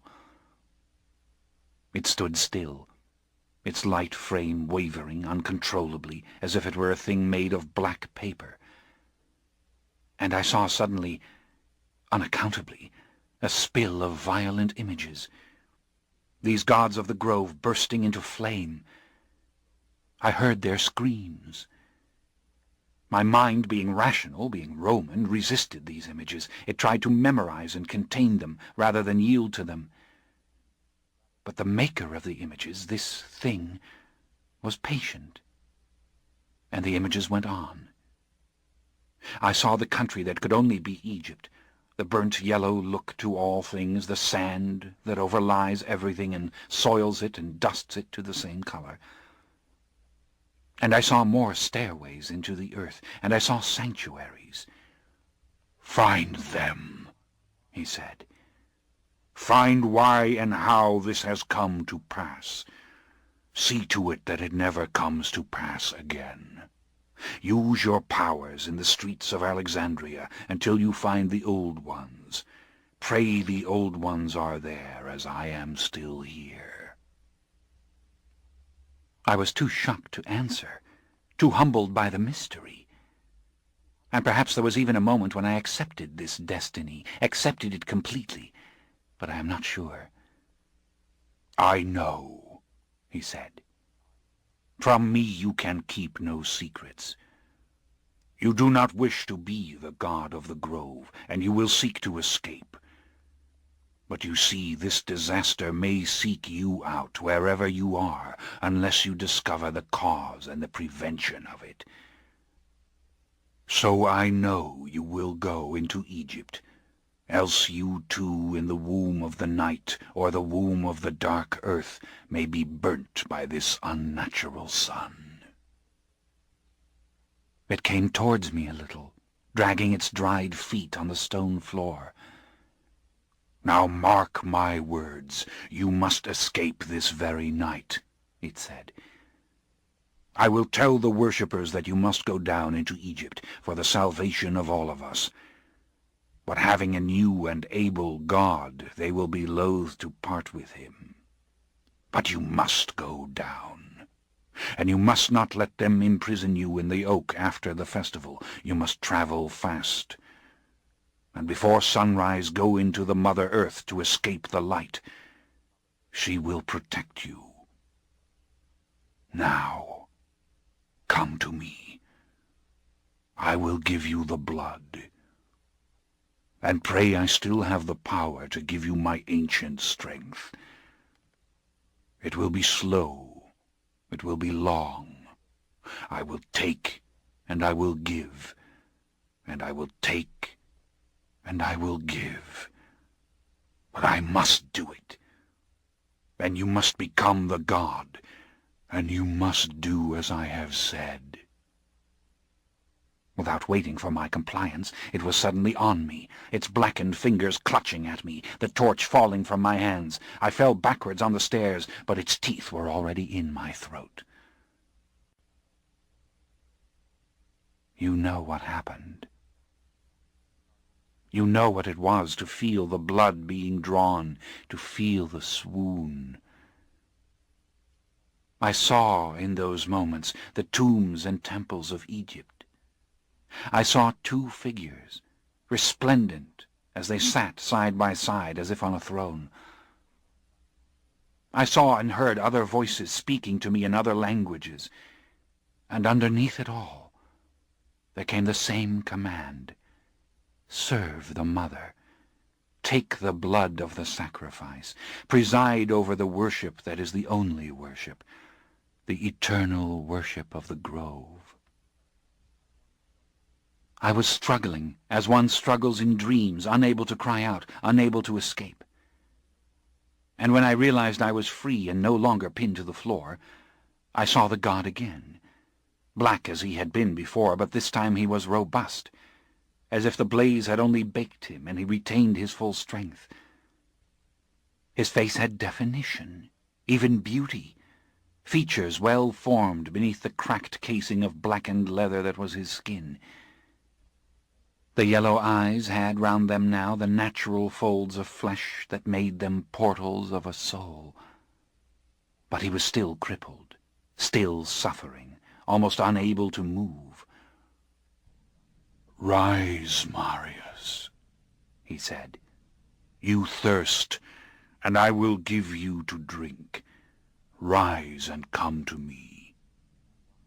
And you know the ecstasy I felt when his blood came into me, when it worked its way into every vessel, every limb. But the horrid pendulum had only begun to swing. Hours passed in the oak as he took the blood out of me and gave it back over and over again. I lay sobbing on the floor when I was drained. I could see my hands like bones in front of me. I was shriveled as he had been. And again he would give me the blood to drink, and I would rise in a frenzy of exquisite feeling, only to have him take it out of me again. With every exchange there came the lessons, that I was immortal, that only the sun and the fire could kill me, that I would sleep by day in the earth, that I should never know illness or natural death, that my soul should never migrate from my form into another, that I was the servant of the Mother, and that the moon would give me strength, that I would thrive on the blood of the evildoers, and even of the innocent who were sacrificed to the Mother, that I should remain in starvation between sacrifices, so that my body would become dry and empty like the dead wheat in the fields at winter, only to be filled with the blood of the sacrifice and to become full and beautiful like the new plants of the spring. In my suffering and ecstasy there would be the cycle of the seasons, and the powers of my mind to read the thoughts and intentions of others. These I should use to make the judgments for my worshippers, to guide them in their justice and their laws. Never should I drink any blood but the blood of the sacrifice. Never should I seek to take my powers for my own. These things I learned. These things I understood. But what was really taught to me during those hours was what we all learn at the moment of the drinking of the blood: that I was no longer a mortal man, that I had passed away from all I knew into something so powerful that these old teachings could barely harness or explain it, that my destiny, to use Mael's words, was beyond all the knowledge that anyone mortal or immortal could give. At last the god prepared me to go out of the tree. He drained so much blood from me now that I was scarcely able to stand. I was a wraith. I was weeping from thirst. I was seeing blood and smelling blood, and would have rushed at him and caught him and drained him had I the strength. But the strength, of course, was his. "You are empty, as you will always be at the commencement of the festival," he said, "so that you may drink your fill of the sacrificial blood. But remember what I have told you. After you preside, you must find a way to escape. As for me, try to save me. Tell them that I must be kept with you. But in all likelihood, my time has come to an end." "Why, how do you mean?" I asked. "You will see.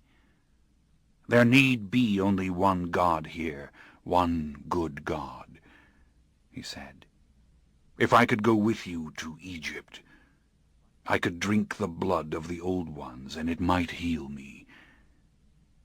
As it is, I will take hundreds of years to heal, and I shall not be allowed that time. But remember, go into Egypt. Do all that I have said." He turned me now and pushed me towards the stairs. The torch lay blazing in the corner, and as I rose towards the door above, I smelled the blood of the Druids waiting, and I almost wept. "They will give you all the blood that you can take," he said behind me. "Place yourself in their hands."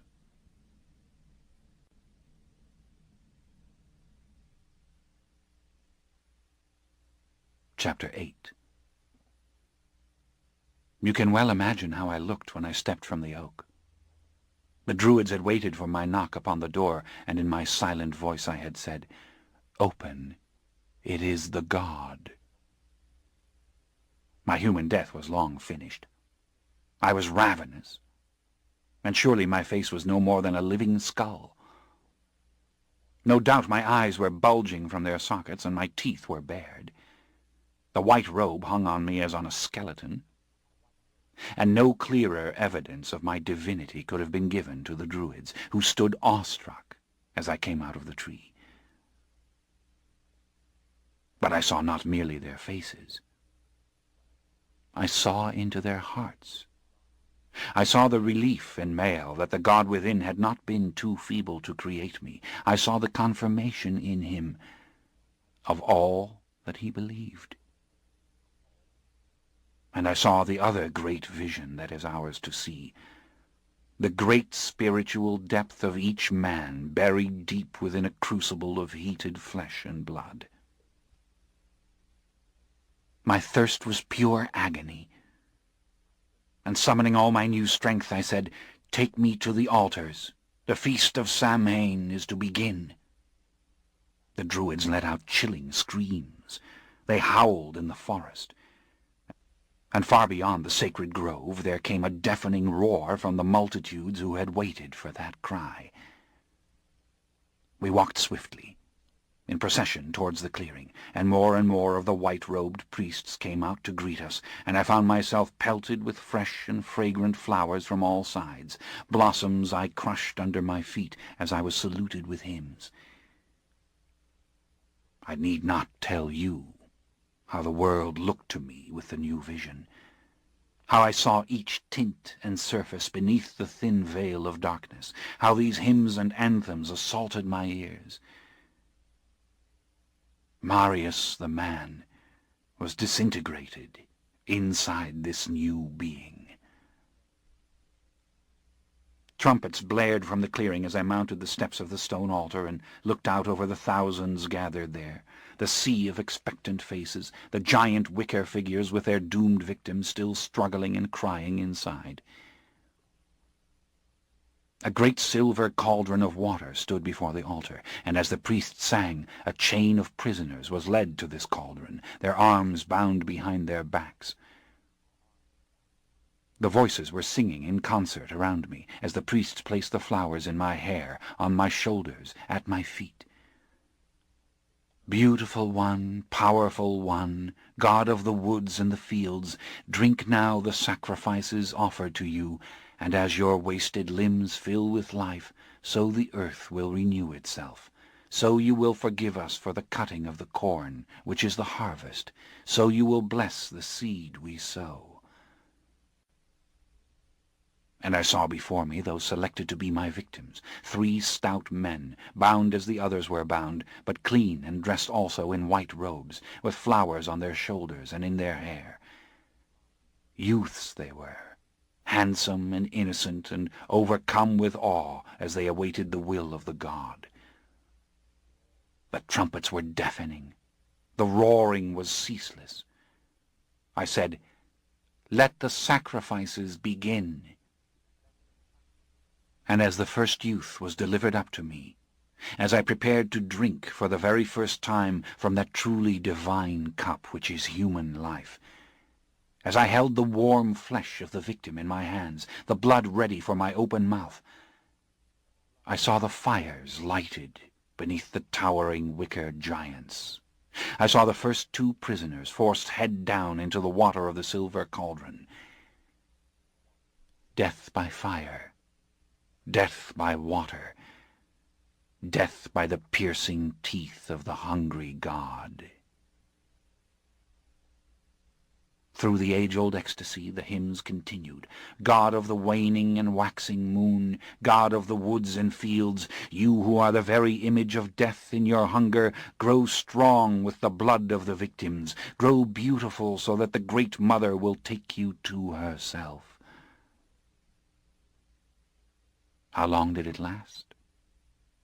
I do not know. It was forever. The blaze of the wicker giants, the screaming of the victims, the long procession of those who must be drowned. I drank and drank, not merely from the 3 selected for me, but from a dozen others before they were returned to the cauldron or forced into the blazing giants. The priests cut the heads from the dead with great bloody swords, stacking them in pyramids to either side of the altar, and the bodies were borne away.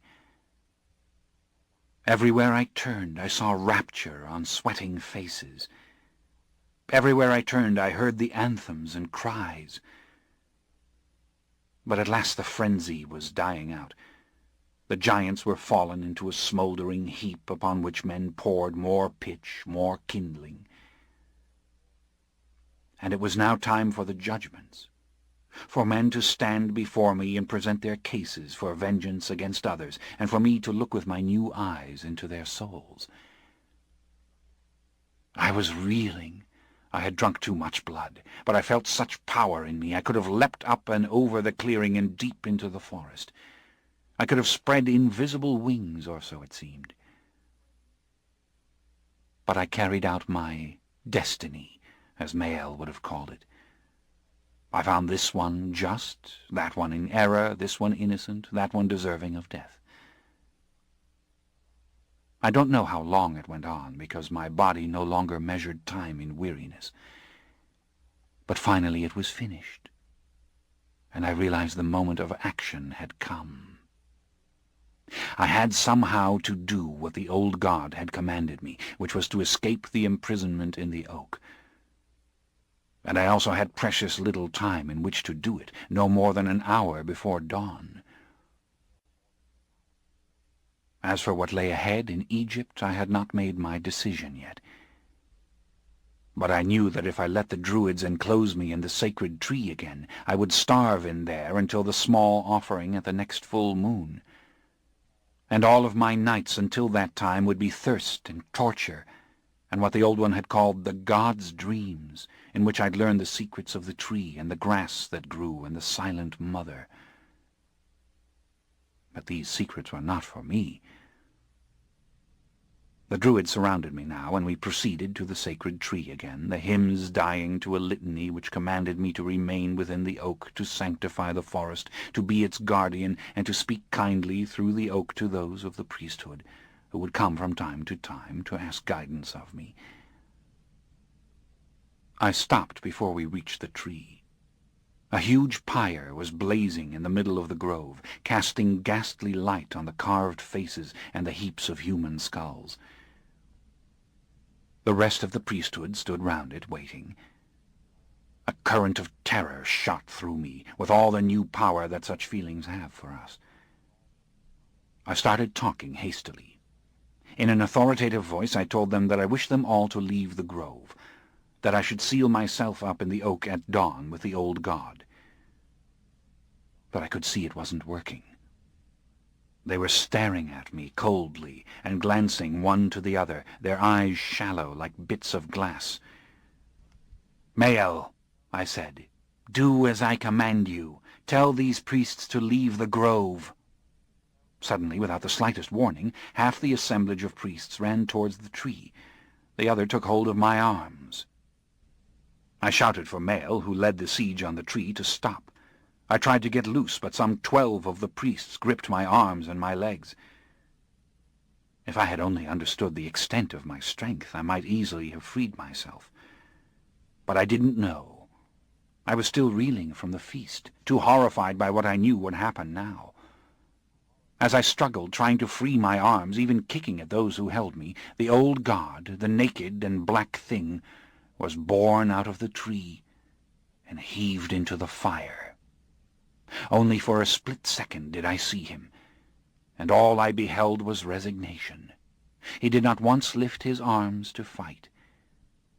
His eyes were closed, and he did not look at me, nor at anyone or anything, and I remembered in that moment what he had told me of his agony, and I started to cry. I was shaking violently as they burned him. But from the very midst of the flames I heard his voice. "Do as I commanded you, Marius. You are our hope." That meant, "Get out of here now." I made myself still and small in the grip of those who held me. I wept, and acted like I was just the sad victim of all this magic, just the poor god who must mourn his father who had gone into the flames. And when I felt their hands relax, when I saw that one and all they were gazing into the pyre, I pivoted with all my strength, tearing loose from their grip, and I ran as fast as I could for the woods. In that initial sprint I learned for the first time what my powers were. I cleared hundreds of yards in an instant, my feet barely touching the ground.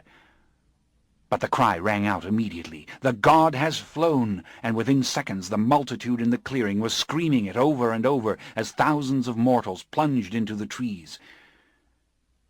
How on earth did this happen?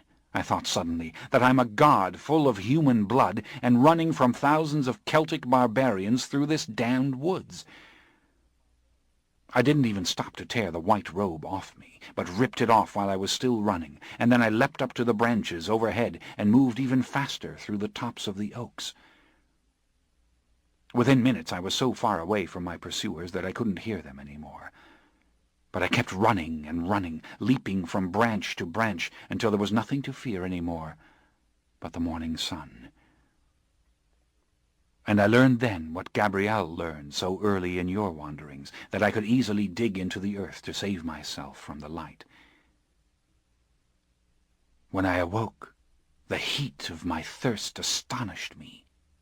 I could not imagine how the old god had endured the ritual starvation. I could think only of human blood. But the Druids had had the day in which to pursue me. I had to proceed with great care. And I starved all that night as I sped through the forest, not drinking until early morning, when I came upon a band of thieves in the woods, which provided me with the blood of an evildoer and a good suit of clothes. In those hours just before dawn I took stock of things. I had learned a great deal about my powers. I would learn more. And I would go down to Egypt, not for the sake of the gods or their worshippers, but to find out what this was all about. And so even then, you see, more than 1,700 years ago, we were questing. We were rejecting the explanations given us. We were loving the magic and the power for its own sake. On the third night of my new life, I wandered into my old house in Massilia and found my library, my writing table, my books all there still, and my faithful slaves overjoyed to see me. What did these things mean to me? What did it mean that I had written this history, that I had lain in this bed? I knew I could not be Marius the Roman any longer, but I would take from him what I could. I sent my beloved slaves back home. I wrote my father to say that a serious illness compelled me to live out my remaining days in the heat and dryness of Egypt. I packed off the rest of my history to those in Rome who would read it and publish it, and then I set out for Alexandria with gold in my pockets, with my old travel documents, and with 2 dull-witted slaves who never questioned that I travelled by night. And within a month of the great Samhain feast in Gaul, I was roaming the black, crooked, night-time streets of Alexandria, searching for the old gods with my silent voice. I was mad, but I knew the madness would pass. I had to find the old gods, and you know why I had to find them. It was not only the threat of the calamity again, the sun god seeking me out in the darkness of my daytime slumber, or visiting me with obliterating fire in the full darkness of the night. I had to find the old gods, because I could not bear to be alone among men. The full horror of it was upon me, and though I killed only the murderer, the evildoer, my conscience was too finely tuned for self-deception. I could not bear the realization that I, Marius, who had known and enjoyed such love in his life, was the relentless bringer of death.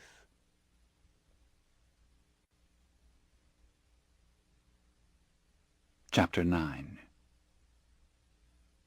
Alexandria was not an old city.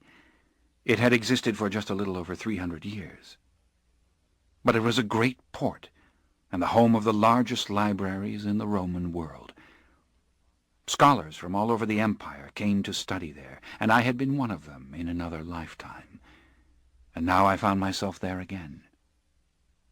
Had not the god told me to come, I would have gone deeper into Egypt, to the bottom, to use Mayle's phrase, suspecting that the answers to all riddles lay in the older shrines. But a curious feeling came on me in Alexandria. I knew the gods were there. I knew they were guiding my feet when I sought the streets of the whorehouses and the thieves' dens, the places where men went to lose their souls. At night I lay on my bed in my little Roman house, and I called to the gods. I grappled with my madness. I puzzled just as you have puzzled over the power and strength and crippling emotions which I now possessed. And one night just before morning, when the light of only one lamp shone through the sheer veils of the bed where I lay, I turned my eyes towards the distant garden doorway and saw a still black figure standing there. For one moment it seemed a dream, this figure, because it carried no scent, did not seem to breathe, did not make a sound. Then I knew it was one of the gods, but it was gone, and I was left sitting up and staring after it, trying to remember what I had seen. A black, naked thing with a bald head and red, piercing eyes, a thing that seemed lost in its own stillness, strangely diffident, only marshalling its strength to move at the last moment before complete discovery. The next night in the back streets I heard a voice telling me to come, but it was a less articulate voice than that which had come from the tree. It made known to me only that the door was near. And finally there came the still and silent moment when I stood before the door. It was a god who opened it for me. It was a god who said, "Come." I was frightened as I descended the inevitable stairway, as I followed a steeply sloping tunnel. I lighted the candle I had brought with me, and I saw that I was entering an underground temple, a place older than the city of Alexandria, a sanctuary built perhaps under the ancient pharaohs, its walls covered with tiny colored pictures depicting the life of old Egypt. And then there was the writing, the magnificent picture writing with its tiny mummies and birds and embracing arms without bodies and coiling snakes. I moved on, coming into a vast place of square pillars and a soaring ceiling. The same paintings decorated every inch of stone here. And then I saw in the corner of my eye what seemed at first a statue, a black figure standing near a pillar with one hand raised to rest against the stone. But I knew it was no statue. No Egyptian god made out of diorite ever stood in this attitude, nor wore a real linen skirt about its loins. I turned slowly, bracing myself against the full sight of it, and saw the same burnt flesh, the same streaming hair, though it was black, the same yellow eyes.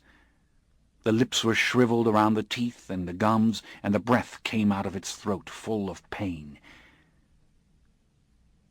"How and whence did you come?" he asked in Greek. I saw myself as he saw me, luminous and strong, even my blue eyes something of an incidental mystery, and I saw my Roman garments, my linen tunic gathered in gold buckles on my shoulders, my red cloak. With my long yellow hair I must have looked like a wanderer from the north woods, civilized only on the surface, and perhaps this was now true.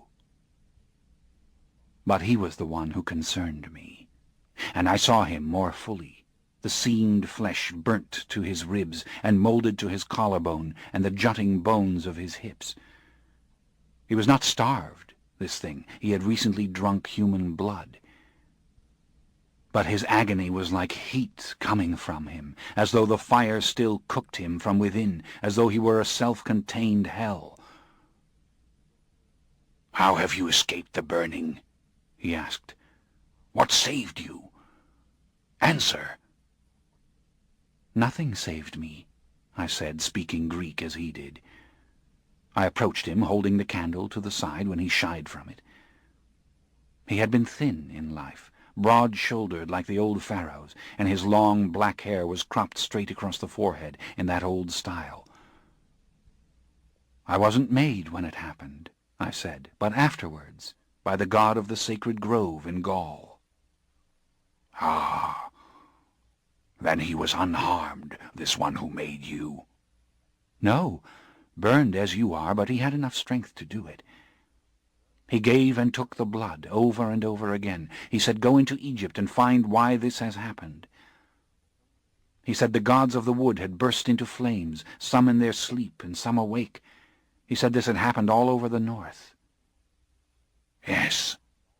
He nodded, and he gave a dry, rasping laugh that shook his entire form. "And only the ancient had the strength to survive, to inherit the agony which only immortality can sustain. And so we suffer. But you have been made. You have come. You will make more. But is it justice to make more? Would the father and the mother have allowed this to happen to us if the time had not come?" "But who are the father and the mother?" I asked. I knew he did not mean the earth when he said mother. "The first of us," he answered. "Those from whom all of us descend." I tried to penetrate his thoughts, feel the truth of them, but he knew what I was doing, and his mind folded up like a flower at dusk. "Come with me," he said, and he commenced to walk with a shuffling step out of the large room and down a long corridor, decorated as the chamber had been. I sensed we were in an even older place, something built before the temple from which we'd just come. I do not know how I knew it. The chill you felt on the steps here on the island was not there. You don't feel such things in Egypt. You feel something else. You feel the presence of something living in the air itself. But there was more palpable evidence of antiquity as we walked on. The paintings on these walls were older, the colors fainter, and here and there was damage where the colored plaster had flaked and fallen away. The style had changed. The black hair of the little figures was longer and fuller, and it seemed the whole was more lovely, more full of light and intricate design. Somewhere far off water dripped on stone. The sound gave a song-like echo through the passage. It seemed the walls had captured life in these delicate and tenderly painted figures. It seemed that the magic attempted again and again by the ancient religious artists had its tiny glowing kernel of power. I could hear whispers of life where there were no whispers. I could feel the great continuity of history, even if there was no one who was aware. The dark figure beside me paused as I looked at the walls. He made an airy gesture for me to follow him through a doorway, and we entered a long rectangular chamber covered entirely with the artful hieroglyphs.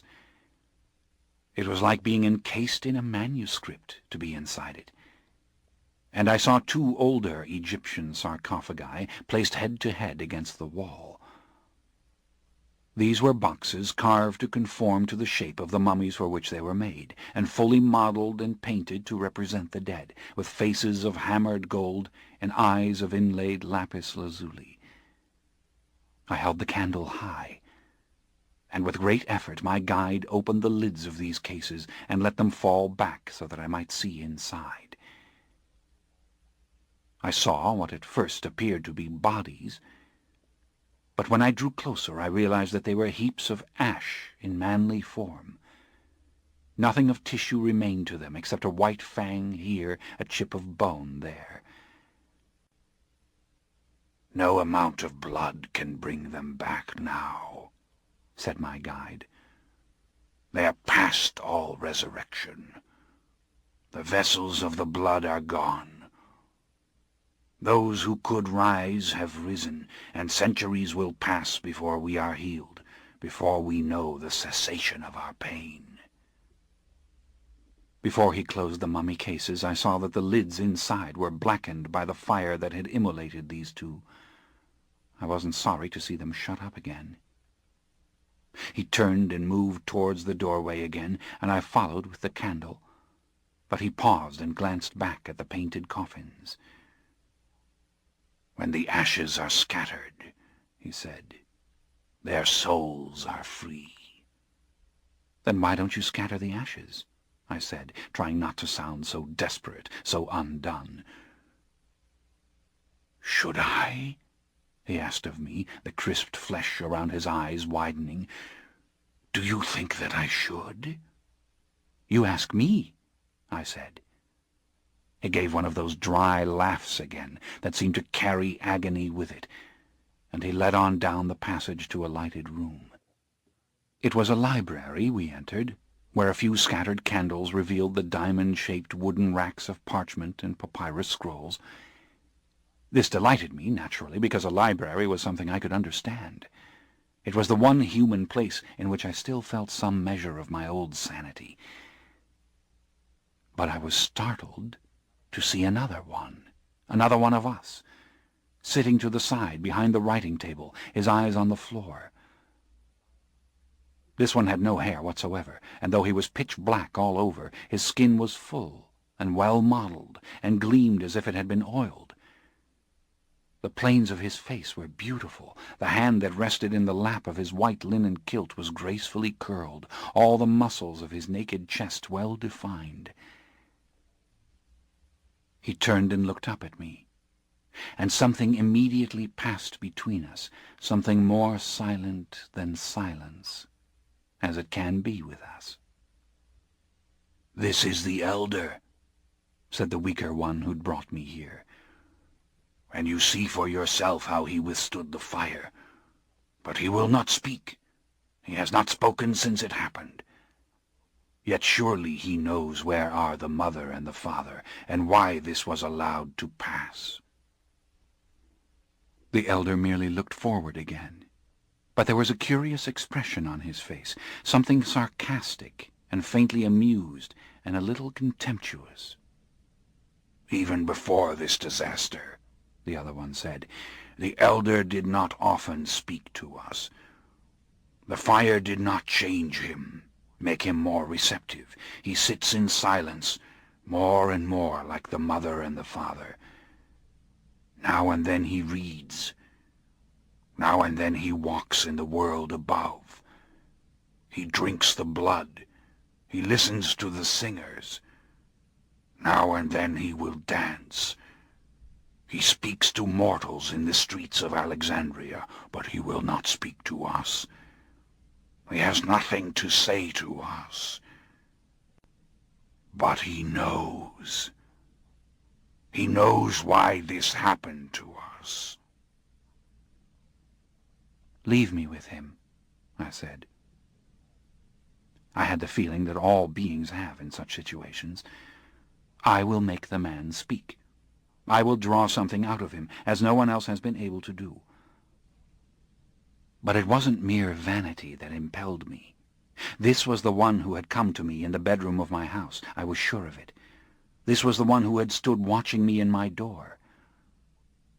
And I had sensed something in his glance. Call it intelligence, call it interest, call it recognition of some common knowledge. There was something there.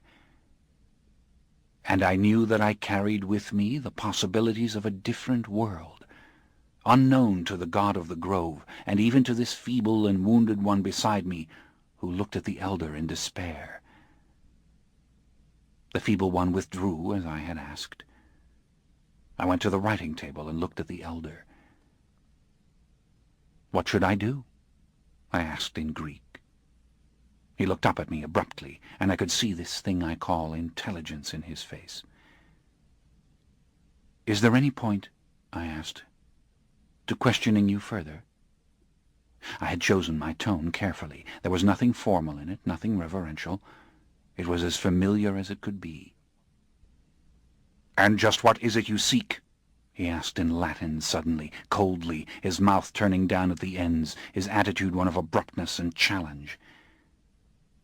It relieved me to switch to Latin. "You heard what I told the other?" I said in the same informal manner. "How I was made by the god of the grove and the country of the Keltoi, and how I was told to discover why the gods had died in flames." "You don't come on behalf of the gods of the grove," he said, sardonic as before.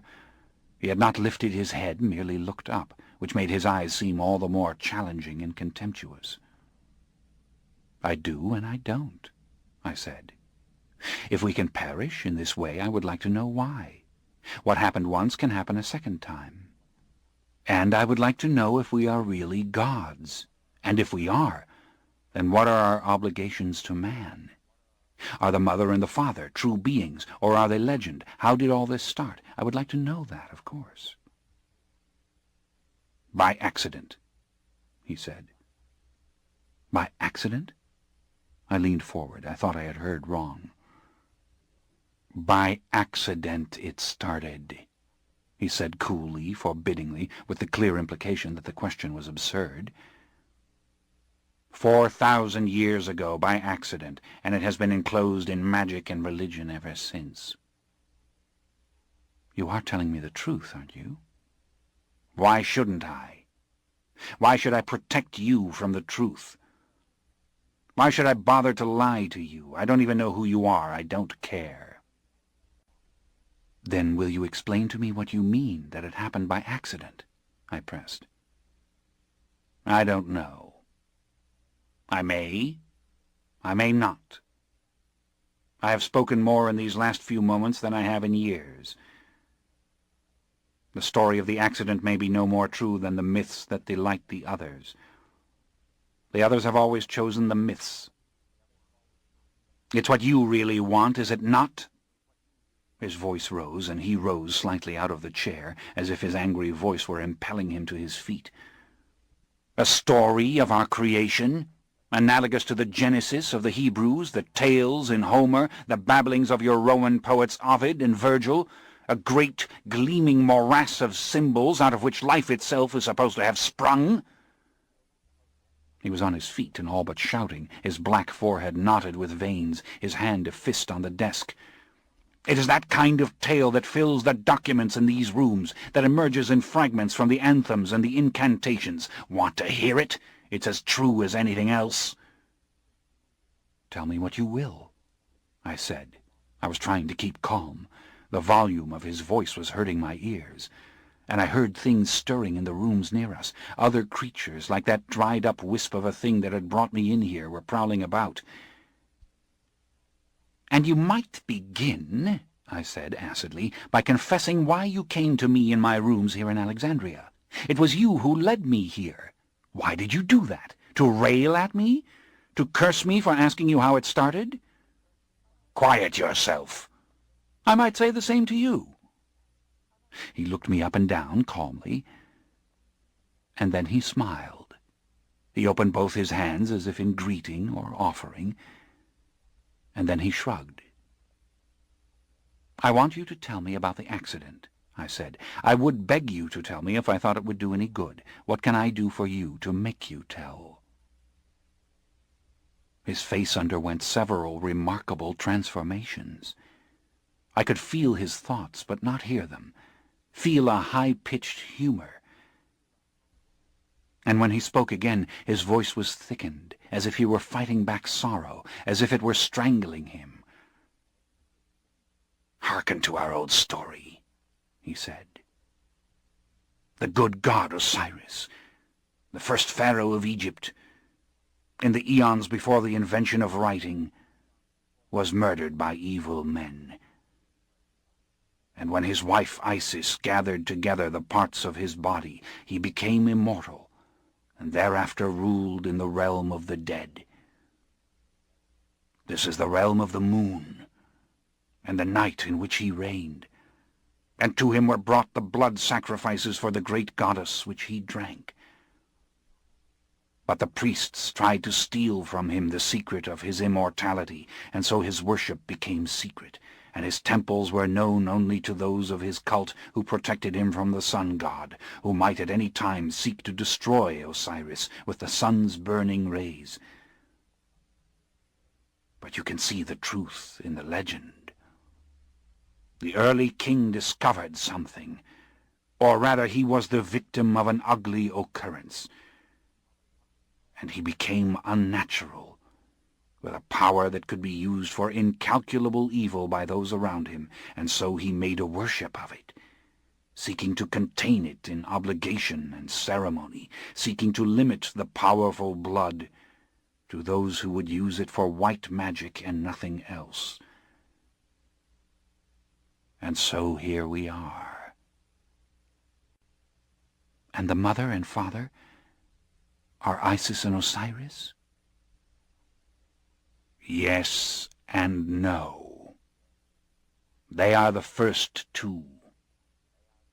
Isis and Osiris are the names that were used in the myths that they told, or the old worship onto which they grafted themselves.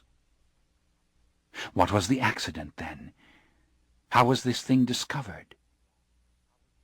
He looked at me for a long period of silence, and then he sat down again, turning to the side and staring off as he'd been before.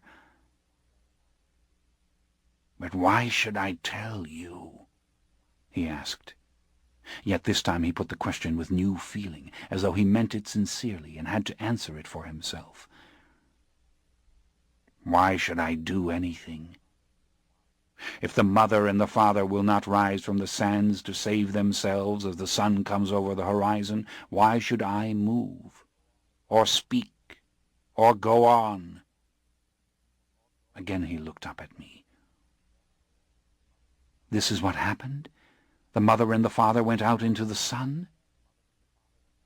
"Were left in the sun, my dear Marius," he said, astonishing me with the knowledge of my name. "Left in the sun. The mother and the father do not move of their own volition, save now and then to whisper to each other, to knock those of us down who would come to them for their healing blood. They could restore all of us who were burned if they would let us drink the healing blood.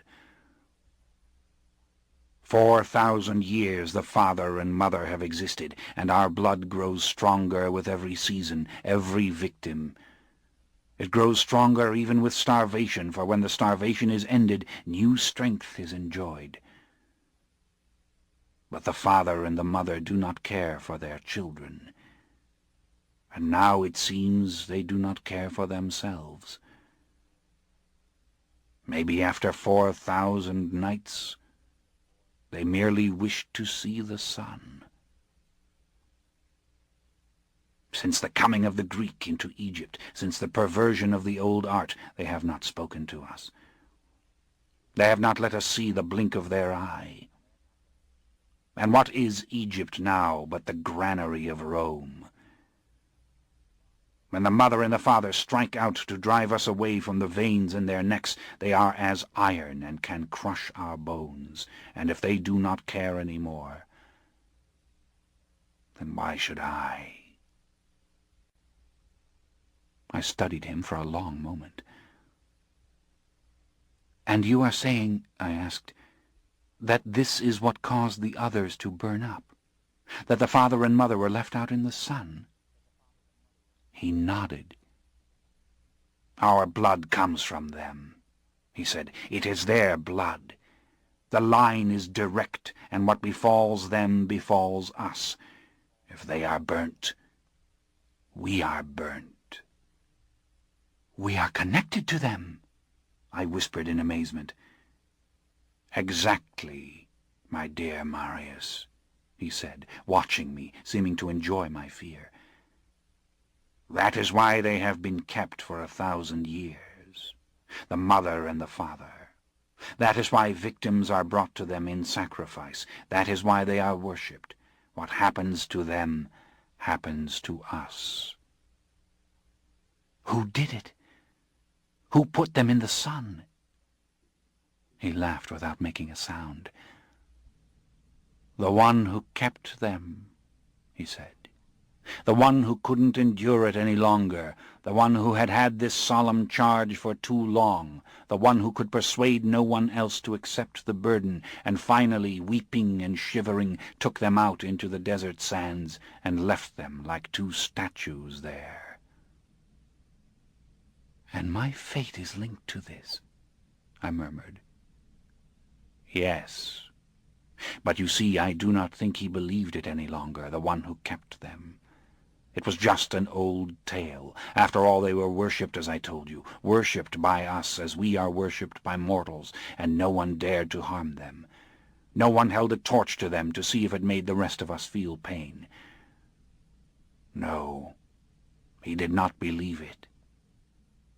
He left them in the desert, and that night when he opened his eyes in his coffin and found himself a burnt and unrecognizable horror, he screamed and screamed." "You got them back underground?" "Yes." "And they are blackened as you are?" "No." He shook his head. "Darkened to a golden bronze, like the meat turning on the spit. No more than that. And beautiful as before, as if beauty has become part of their heritage, beauty part and parcel of what they are destined to be. They stare forward as they always have, but they no longer incline their heads to each other. They no longer hum with the rhythm of their secret exchanges. They no longer let us drink their blood. And the victims brought to them they will not take, save now and then, and only in solitude. No one knows when they will drink, when they will not." I shook my head. I moved back and forth, my head bowed, the candle fluttering in my hand, not knowing what to say to all this, needing time to think it out. He gestured for me to take the chair on the other side of the writing table, and without thinking of it, I did. "But wasn't it meant to happen, Roman?" he asked. "Weren't they meant to meet their death in the sands, silent, unmoving, like statues cast there after a city is sacked by the conquering army, and were we not meant to die too? Look at Egypt. What is Egypt, I ask you again, but the granary of Rome? Were they not meant to burn there day after day, while all of us burned like stars the world over?" "Where are they?" I asked. "Why do you want to know?" he sneered. "Why should I give you the secret? They cannot be hacked to pieces. They are too strong for that. A knife will barely pierce their skin. Yet cut them, and you cut us. Burn them, and you burn us. And whatever they make us feel, they feel only a particle of it, because their age protects them. And yet to destroy every one of us, you have merely to bring them annoyance. the blood they do not even seem to need. Maybe their minds are connected to ours as well. Maybe the sorrow we feel, the misery, the horror at the fate of the world itself comes from their minds, as locked in their chambers they dream. No, I cannot tell you where they are, can I? Until I decide for certain that I am indifferent, that it is time for us to die out. "Where are they?" I said again. "Why should I not sink them into the very depths of sea?" he asked, "until such time as the earth herself heaves them up into the sunlight on the crest of a great wave?" I didn't answer.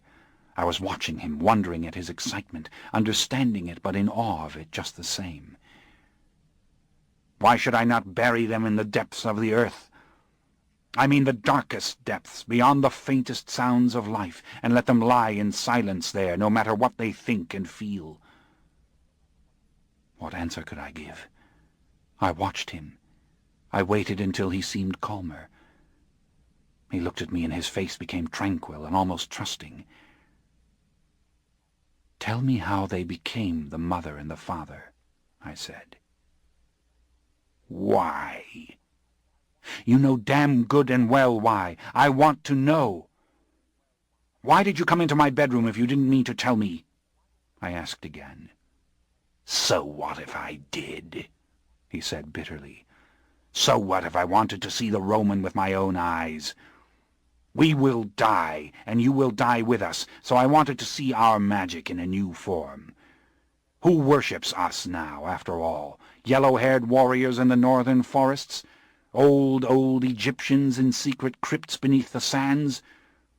We do not live in the temples of Greece and Rome, we never did. And yet they celebrate our myth, the only myth.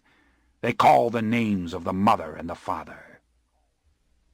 "I don't give a damn," I said. "You know I don't. We are alike, you and I. I won't go back to the northern forests to make a race of gods for those people.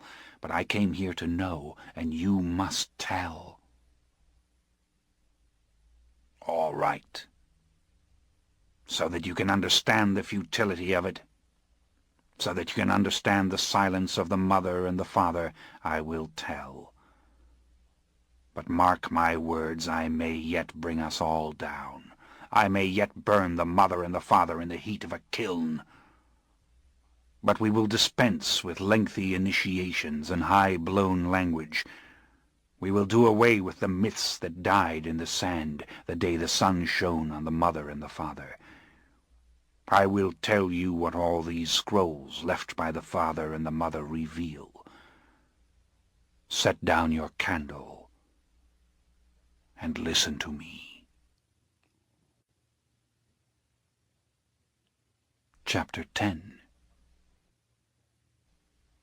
"What the scrolls will tell you," he said, "if you could decipher them, is that we have two human beings, Akasha and Enkil, who had come into Egypt from some other older land. This was in the time long before the first writing, before the first pyramids, when the Egyptians were still cannibals and hunted for the bodies of enemies to eat. Akasha and Enkil directed the people away from these practices. They were worshippers of the good Mother Earth, and they taught the Egyptians how to sow seed in the good Mother, and how to herd animals for meat and milk and skins. In all probability they were not alone as they taught these things, but rather the leaders of a people who had come with them from older cities, whose names are now lost beneath the sands of Lebanon, their monuments laid waste. Whatever is the truth, these were benevolent rulers, these two, in whom the good of others was the commanding value, as the good mother was the nourishing mother, and wished for all men to live in peace. And they decided all questions of justice for the emerging land. Perhaps they would have passed into myth in some benign form, had it not been for a disturbance in the house of the royal steward, which began with the antics of a demon that hurled the furniture about. Now this was no more than a common demon, the kind one hears of in all lands at all times. He devils those who live in a certain place for a certain while. Perhaps he enters into the body of some innocent and roars through her mouth with a loud voice. He may cause the innocent one to belch obscenities and carnal invitations to those around her. Do you know of these things?" I nodded. I told him you always heard such stories. Such a demon was supposed to have possessed a Vestal Virgin in Rome. She made lewd overtures to all those around her, her face turning purple with exertion, then fainted. But the demon had somehow been driven out. I thought the girl was simply mad, I said, that she was, shall we say, not suited to be a Vestal Virgin. "Of course," he said with a note of rich irony. "And I would assume the same thing, and so would most any intelligent man walking the streets of Alexandria above us. Yet such stories come and go. And if they are remarkable for any one thing, it is that they do not affect the course of human events. These demons rather trouble some household, some person, and then they are gone into oblivion, and we are right where we started again." "Precisely," I said. "But you understand, this was old Egypt.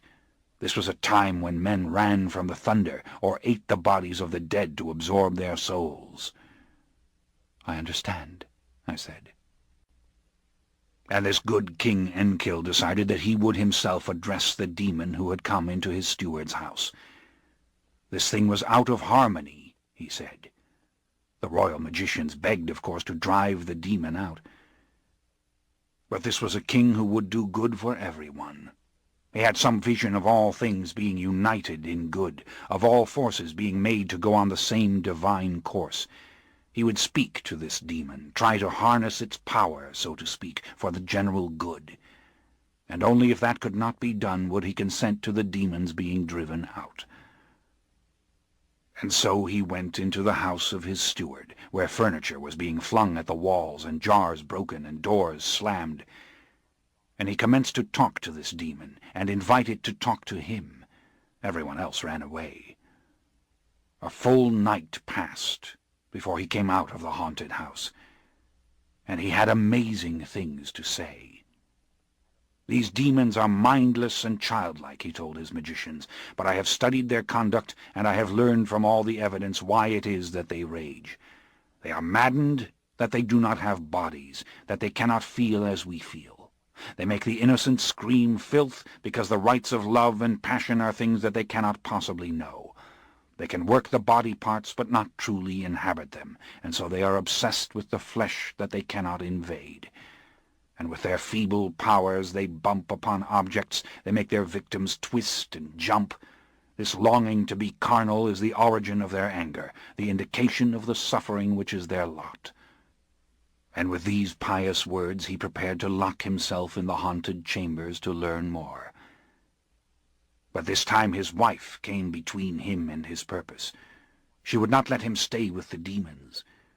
He must look into the mirror, she said. He had aged remarkably in the few hours that he had remained in the house alone. And when he would not be deterred, she locked herself in with him. And all those who stood outside the house heard the crashing and banging of objects, and feared for the moment when they would hear the king and queen themselves screaming, or raging in spirit voices. The noise from the inner chambers was alarming. Cracks were appearing in the walls. All fled as before, except for a small party of interested men. Now these men, since the beginning of the reign, had been the enemies of the king. These were old warriors who had led the campaigns of Egypt in search of human flesh, and they had had enough of the king's goodness, enough of the good mother and farming and the like, and they saw in this spirit adventure not only more of the king's vain nonsense, but a situation that nevertheless provided a remarkable opportunity for them. When night fell, they crept into the haunted house. They were fearless of spirits, just as the grave robbers are who rifle the tombs of the pharaohs. They believe, but not enough to control their greed. And when they saw Enkil and Akasha together in the middle of this room full of flying objects, they set upon them, and they stabbed the king over and over as your Roman senators stabbed Caesar, and they stabbed the only witness, his wife. And the king cried out, "No, don't you see what you have done? You have given the spirits a way to get in. You have opened my body to them, don't you see?" But the men fled, sure of the death of the king and the queen, who was on her hands and knees, cradling her husband's head in her hands, both bleeding from more wounds than one could count. Now the conspirators stirred up the populace. Did everyone know that the king had been killed by the spirits? He should have left the demons to his magicians, as any other king would have done. And bearing torches, all flocked to the haunted house, which had grown suddenly and totally quiet. The conspirators urged the magicians to enter, but they were afraid. "Then we will go in and see what's happened," said the evil ones, and they threw open the doors. There stood the king and the queen, staring calmly at the conspirators, and all of their wounds were healed, and their eyes had taken on an eerie light, their skin a white shimmer, their hair a magnificent gleam. Out of the house they came as the conspirators ran in terror, and they dismissed all the people and the priests and went back to the palace alone. And though they confided in no one, they knew what had happened to them. They had been entered through their wounds by the demon at the point when mortal life itself was about to escape. But it was the blood that the demon permeated in that twilight moment when the heart almost stopped. Perhaps it was the substance that he had always sought in his ragings, the substance that he had tried to bring forth from his victims with his antics, but he had never been able to inflict enough wounds before his victim died. But now he was in the blood. And the blood was not merely the demon or the blood of the king and queen, but a combination of the human and the demon, which was an altogether different thing. And all that was left of the king and queen was what this blood could animate, what it could infuse and claim for its own. Their bodies were for all other purposes dead, but the blood flowed through the brain and through the heart and through the skin. And so the intelligence of the king and queen remained. Their souls, if you will, remained, as the souls reside in these organs, though why we do not know. And though the demon blood had no mind of its own, no character of its own that the king and queen could discover, it nevertheless enhanced their minds and their characters, for it flowed through the organs that create thought, and it added to their faculties its purely spiritual powers, so that the king and queen could hear the thoughts of mortals and sense things and understand things that mortals could not. In sum, the demon had added, and the demon had taken away, and the king and queen were new things. They could no longer eat food, or grow, or die, or have children, yet they could feel with an intensity that terrified them. And the demon had what it wanted, a body to live in, a way to be in the world at last, a way to feel. But then came the even more dreadful discovery that to keep their corpses animate, the blood must be fed. And all it could convert to its use was the self-same thing of which it was made. Blood. Give it more blood to enter. Give it more blood to push through the limbs of the body in which it enjoyed such glorious sensations. Of blood it could not get enough. And oh, the grandest of all sensations was the drinking in which it renewed itself, fed itself, enlarged itself. And in that moment of drinking, it could feel the death of the victim, the moment it pulled the blood so hard out of the victim that the victim's heart stopped. The demon had them, the king and queen. They were drinkers of the blood. and whether or not the demon knew of them, we will never be able to tell. But the king and queen knew that they had the demon and could not get rid of it, and if they did they would die because their bodies were already dead. And they learned immediately that these dead bodies, animated as they were entirely by this demonic fluid, could not withstand fire or the light of the sun. On the one hand, they seemed as fragile white flowers that can be withered black in the daytime desert heat. On the other, it seemed the blood in them was so volatile that it would boil if heated, thereby destroying the fibers through which it moved. It has been said that in these very early times they could withstand no brilliant illumination, that even a nearby fire would cause their skin to smoke. Whatever, they were of a new order of being, and their thoughts were of a new order of being, and they tried to understand the things that they saw, the dispositions that afflicted them in this new state. All discoveries are not recorded. There is nothing in writing or in the unwritten tradition about when they first chose to pass on the blood, or ascertain the method by which it must be done, that the victim must be drained to the twilight moment of approaching death, or the demonic blood given him cannot take hold. We do know through the unwritten tradition that the king and queen tried to keep secret what had happened to them, but their disappearance by day aroused suspicions. They could not attend to the religious duties in the land. And so it came to pass that even before they had formed their clearest decisions, they had to encourage the populace to a worship of the good mother in the light of the moon. But they could not protect themselves from the conspirators, who still did not understand their recovery and sought to do away with them again. The attack came, despite all precautions, and the strength of the king and the queen proved overwhelming to the conspirators, and they were all the more frightened by the fact that those wounds they managed to inflict upon the king and the queen were miraculously and instantly healed. An arm was severed from the king, and this he put back on his shoulder, and it came to life again, and the conspirators fled. And through these attacks, these battles, the secret came into the possession not only of the king's enemies, but the priests as well.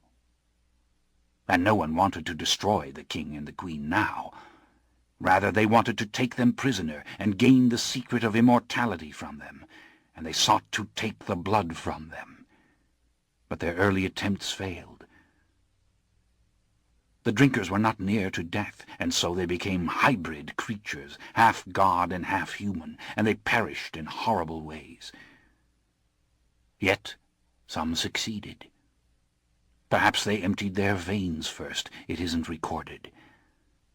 But in later ages this has always proved a way to steal the blood.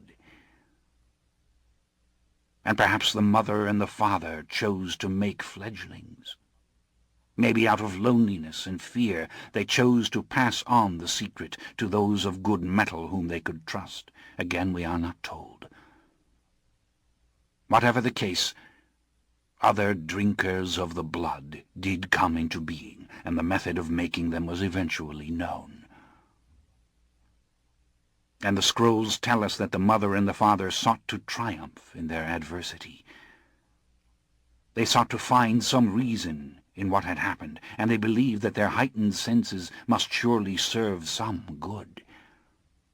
The good mother had allowed this to happen, had she not?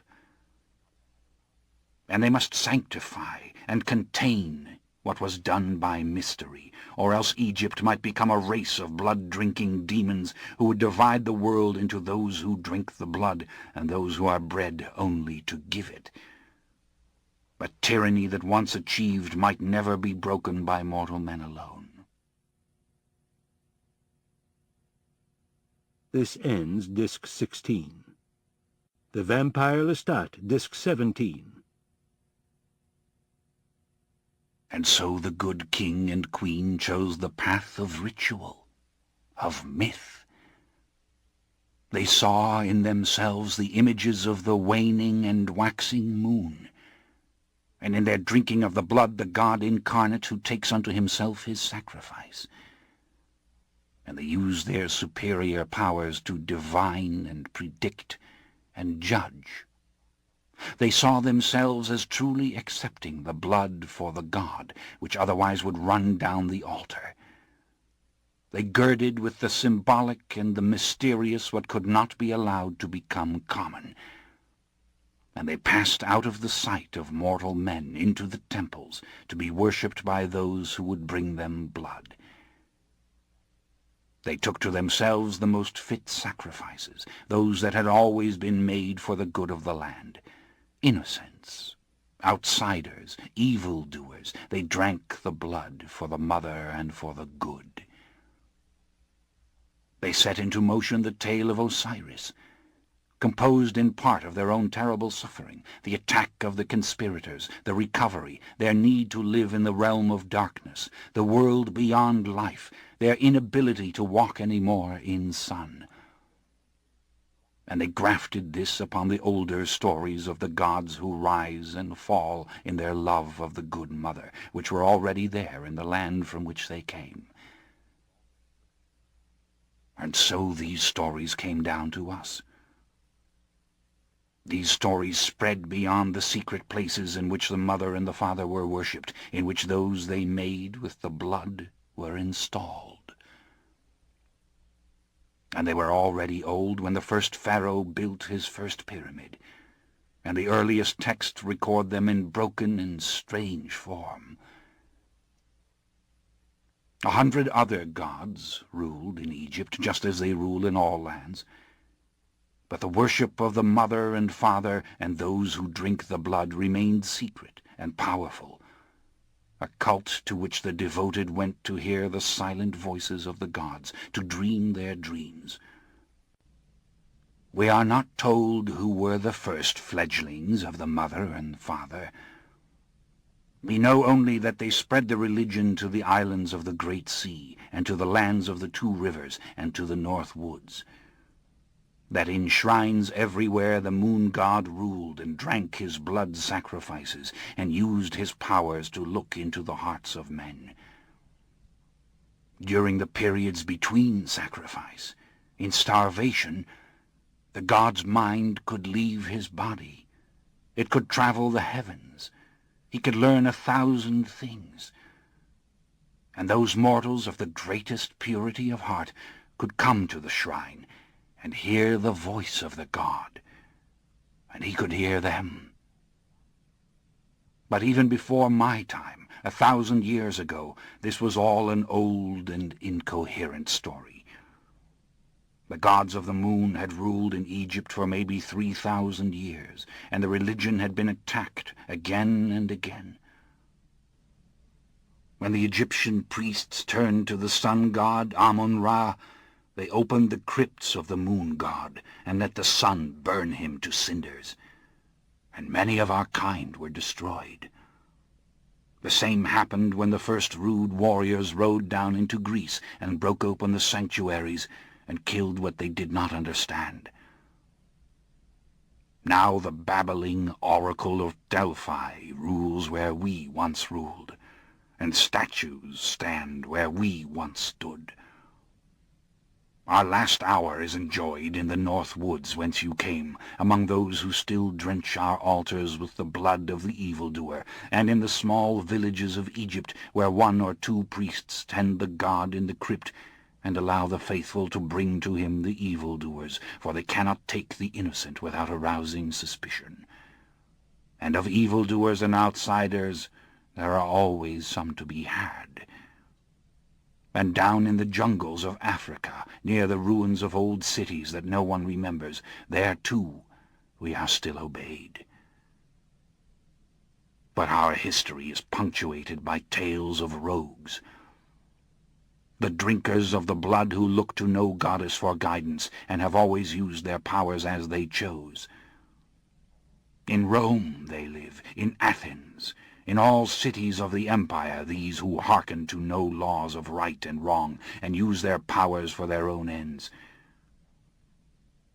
And they died horribly in the heat and the flame, just as did the gods in the groves and the sanctuaries, and if any have survived, they probably do not even guess why they were subjected to the killing flame, of how the mother and the father were put into the sun. He had stopped. He was studying my reaction. The library was quiet, and if the others prowled behind the walls, I couldn't hear them anymore. "I don't believe a word of it," I said. He stared at me in stupefied silence for a moment, and then he laughed and laughed. In a rage, I left the library and went out through the temple rooms and up through the tunnel and out into the street.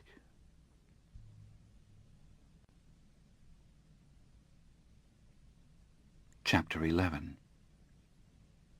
This was very uncharacteristic of me, to leave in a temper, to break off abruptly and depart. I had never done that sort of thing when I was a mortal man.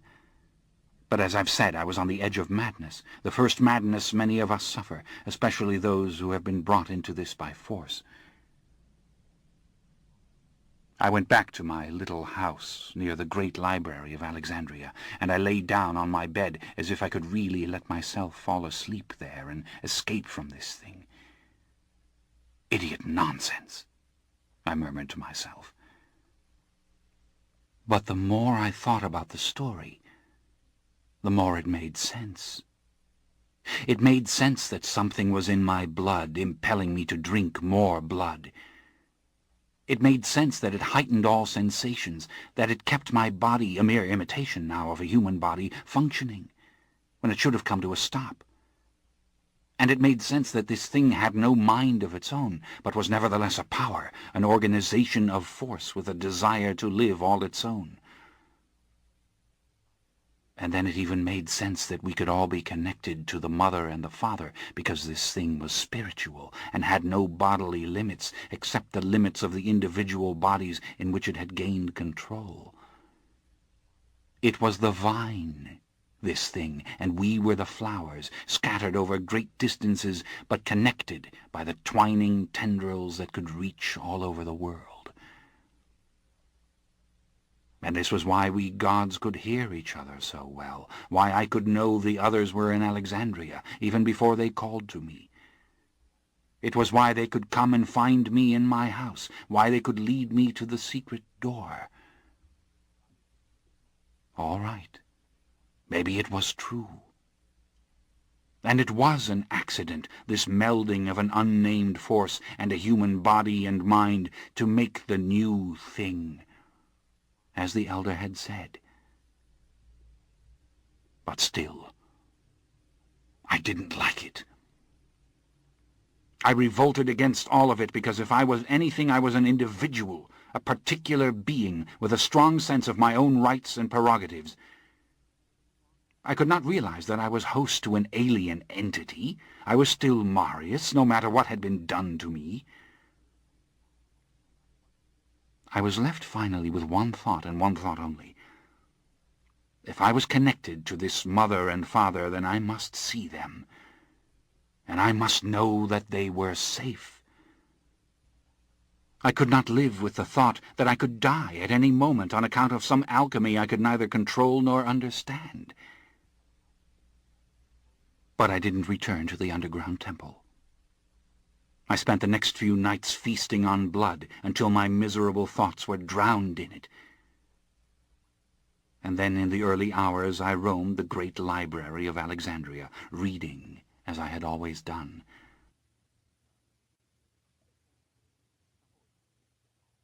Some of the madness dissolved in me. I stopped longing for my mortal family. I stopped being angry at that cursed thing in the cellar temple, and I thought rather of this new strength I possessed. I would live for centuries. I would know the answers to all kinds of questions. I would be the continual awareness of things as time passed. And as long as I slew only the evildoer, I could endure my bloodthirst, revel in it, in fact. And when the appropriate time came, I would make my companions, and make them well. Now what remained? Go back to the elder and find out where he had put the mother and the father, and see these creatures for myself. And do the very thing the elder had threatened, sink them so deep into the earth that no mortal could ever find them and expose them to the light. Easy to think about this. Easy to imagine them as so simply dispatched. 5 nights after I'd left the elder, when all these thoughts had had time to develop in me, I lay resting in my bedroom with the lamp shining through the sheer bed curtains as before. In filtered and golden light I listened to the sounds of sleeping Alexandria, and slipped into thin and glittering waking dreams. I wondered if the elder would come to me again, disappointed that I had not returned. And as the thought came clear to me, I realized that someone was standing in the doorway again. Someone was watching me. I could feel it. To see this person I had but to turn my head, and then I would have the upper hand with the elder. I would say, "So you've come out of loneliness and disillusionment, and now you want to tell me more, do you? Why don't you go back and sit in silence to wound your wraith-like companions, the Brotherhood of the Cinders?" Of course I wouldn't say such a thing to him, but I wasn't above thinking about it and letting him, if he was the one in the doorway, hear these thoughts. The one who was there did not go away. And slowly I turned my eyes in the direction of the door, and it was a woman I saw standing there. And not merely a woman, but a magnificent, bronze-skinned Egyptian woman, as artfully bejeweled and dressed as the old queens, in fine pleated linen, with her black hair down to her shoulders and braided with strands of gold.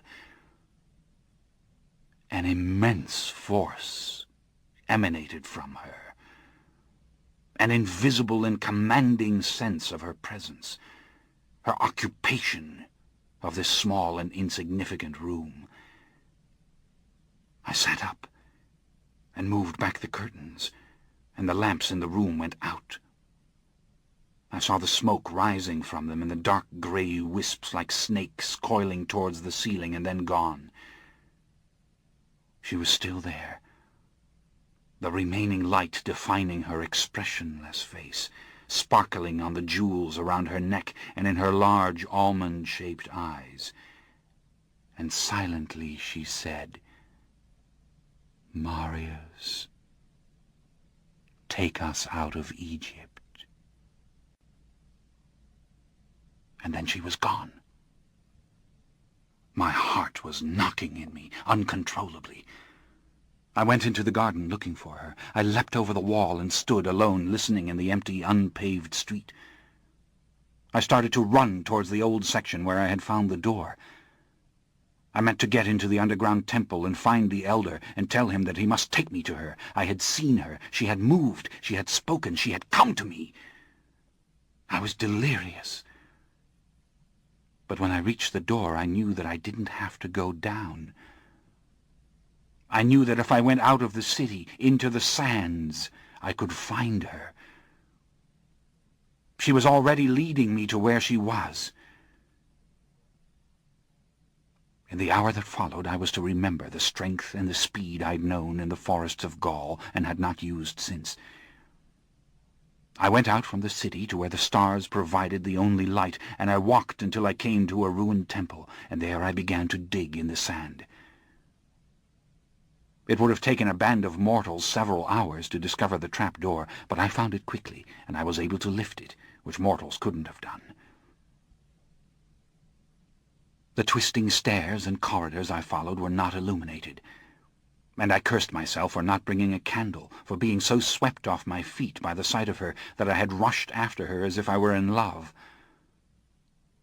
"Help me, Akasha," I whispered. I put my hands out in front of me and tried not to feel mortal fear of the blackness in which I was as blind as an ordinary man. My hands touched something hard before me.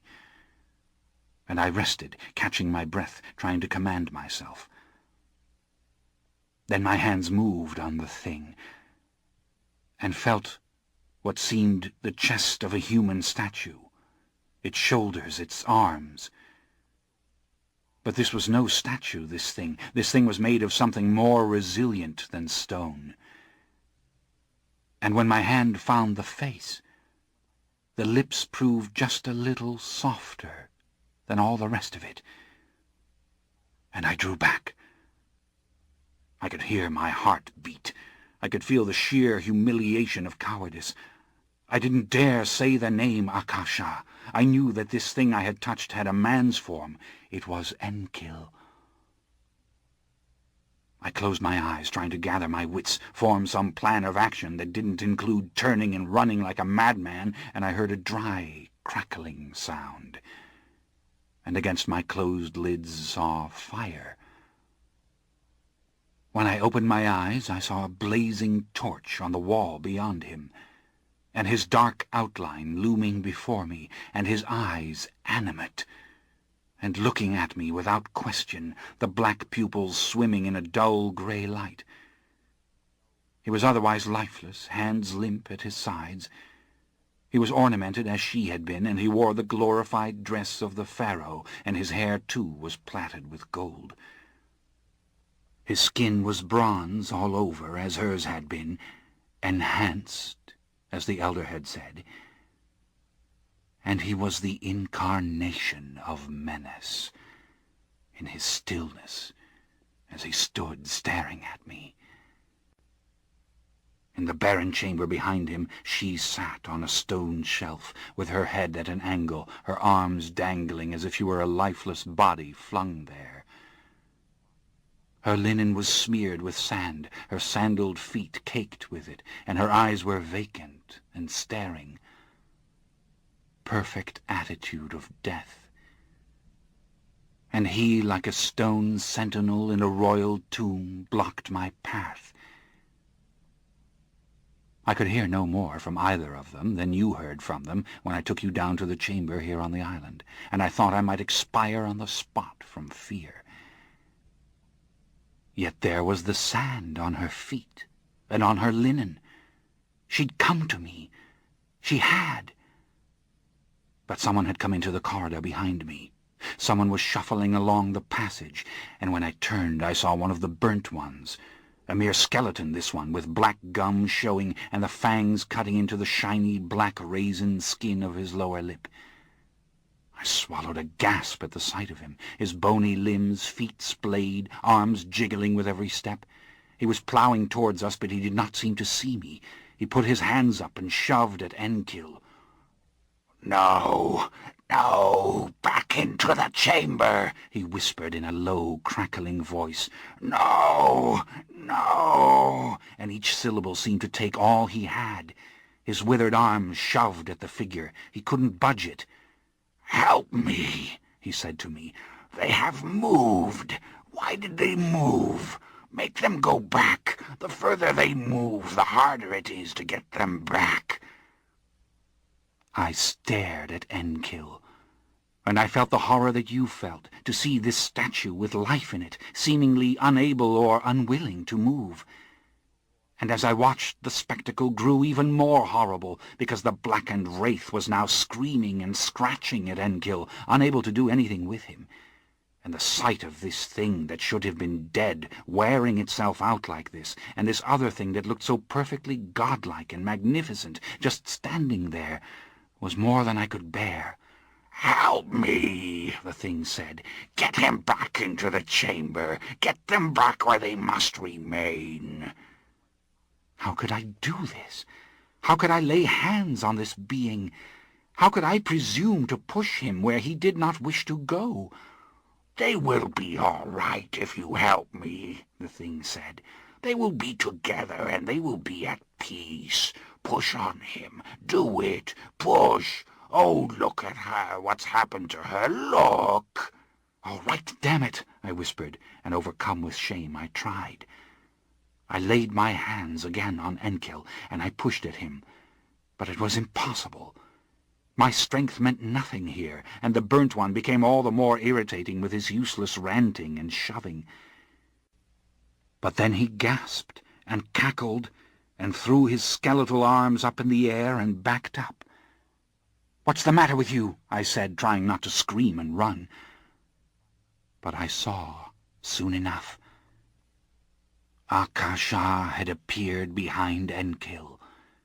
She was standing directly behind him and looking at me over his shoulder, and I saw her fingertips come round his muscular arms. Her eyes were as empty in their glazed beauty as they had been before.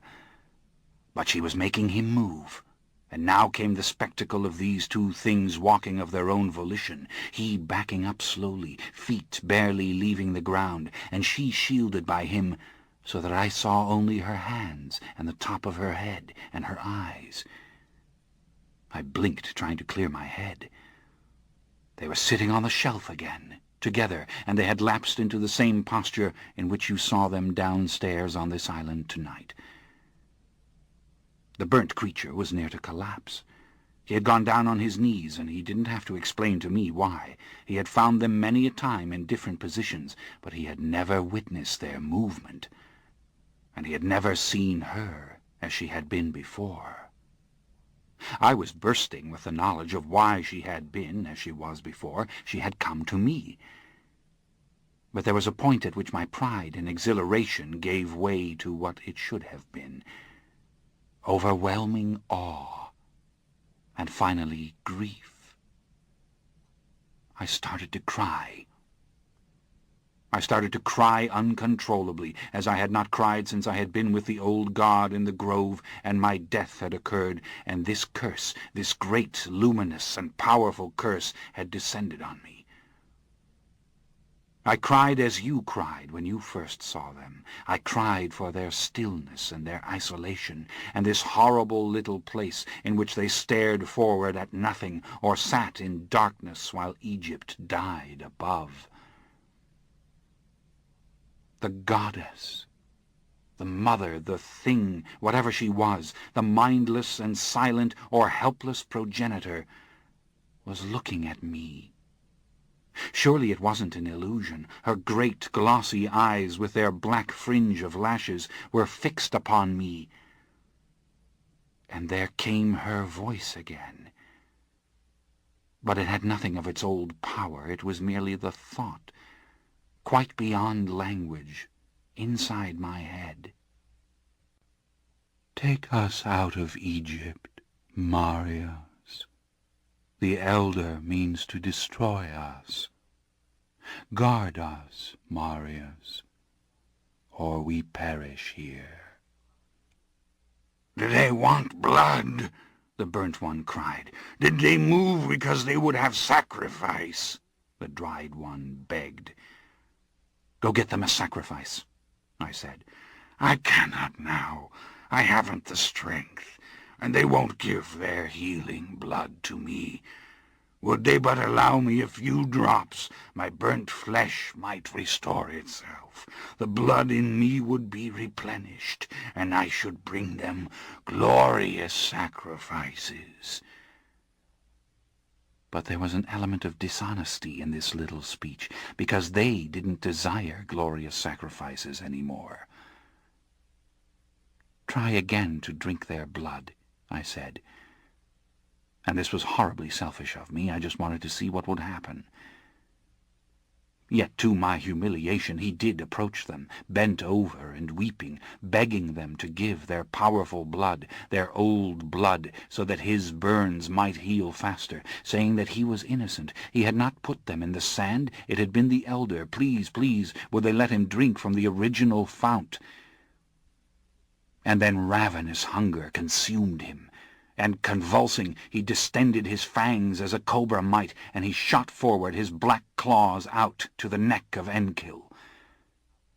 Enkil's arm rose, as the elder said it would, and it flung the burnt one across the chamber on his back before it returned to its proper place. The burnt one was sobbing, and I was even more ashamed. The burnt one was too weak to hunt for victims or bring victims. I had urged him on to this, to see it. And the gloom of this place, the gritty sand on the floor, the barrenness, the stink of the torch, and the ugly sight of the burnt one writhing and crying, all this was dispiriting beyond words. "Then drink from me," I said, shuddering at the sight of him, the fangs distended again, the hands out to grasp me. But it was the least I could do.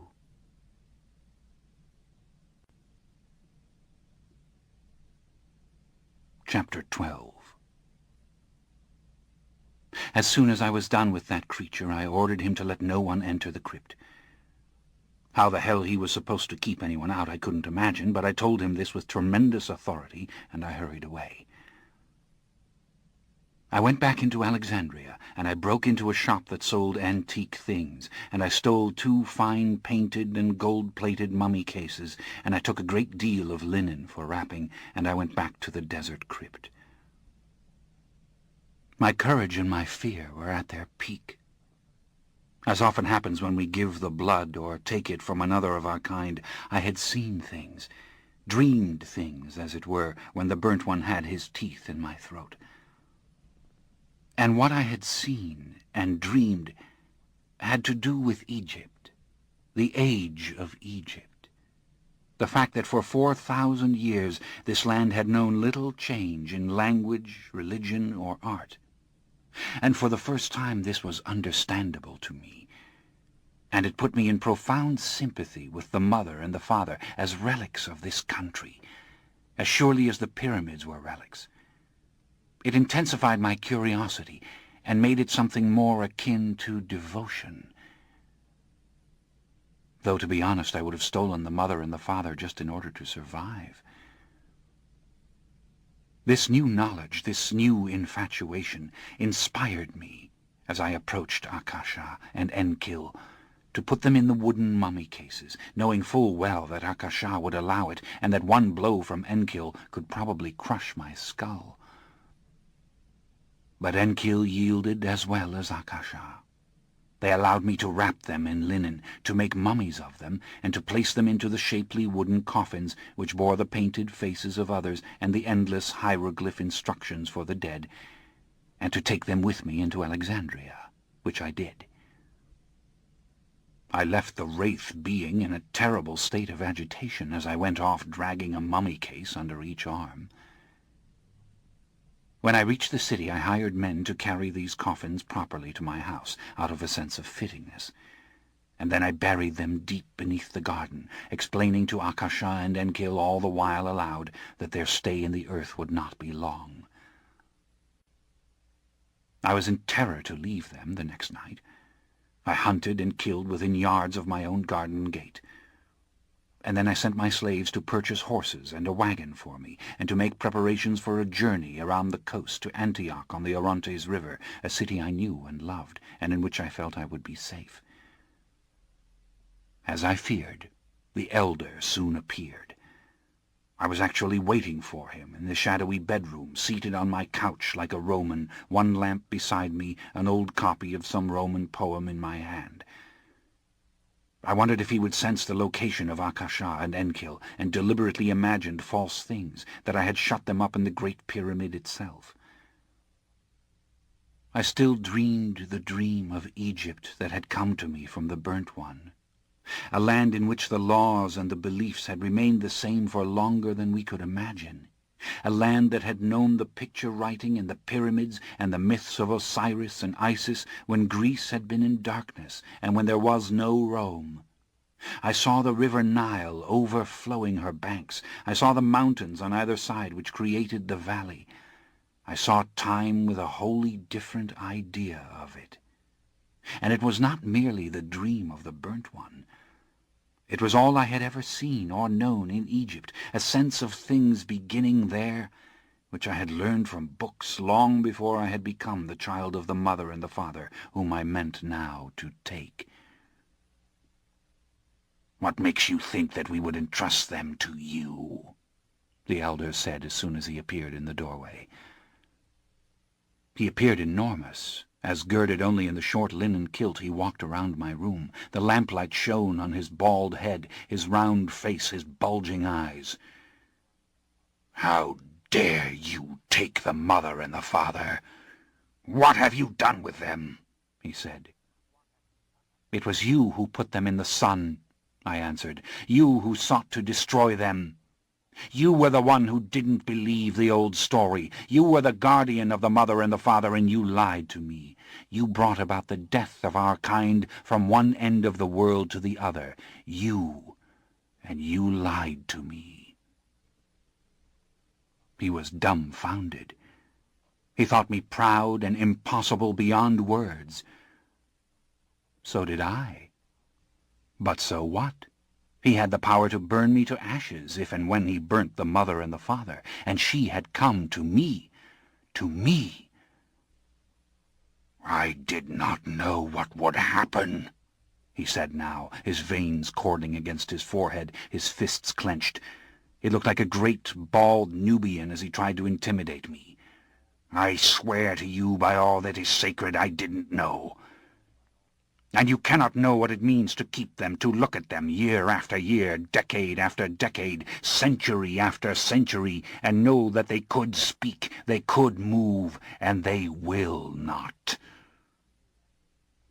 I had no sympathy for him and what he said. He was merely an enigmatic figure poised in the center of this small room in Alexandria, railing at me of sufferings beyond the imagination. How could I sympathize with him? "I inherited them," he said. "They were given to me. What was I to do?" he declared. "And I must contend with their punishing silence, their refusal to direct the tribe they had loosed into the world. And why came this silence?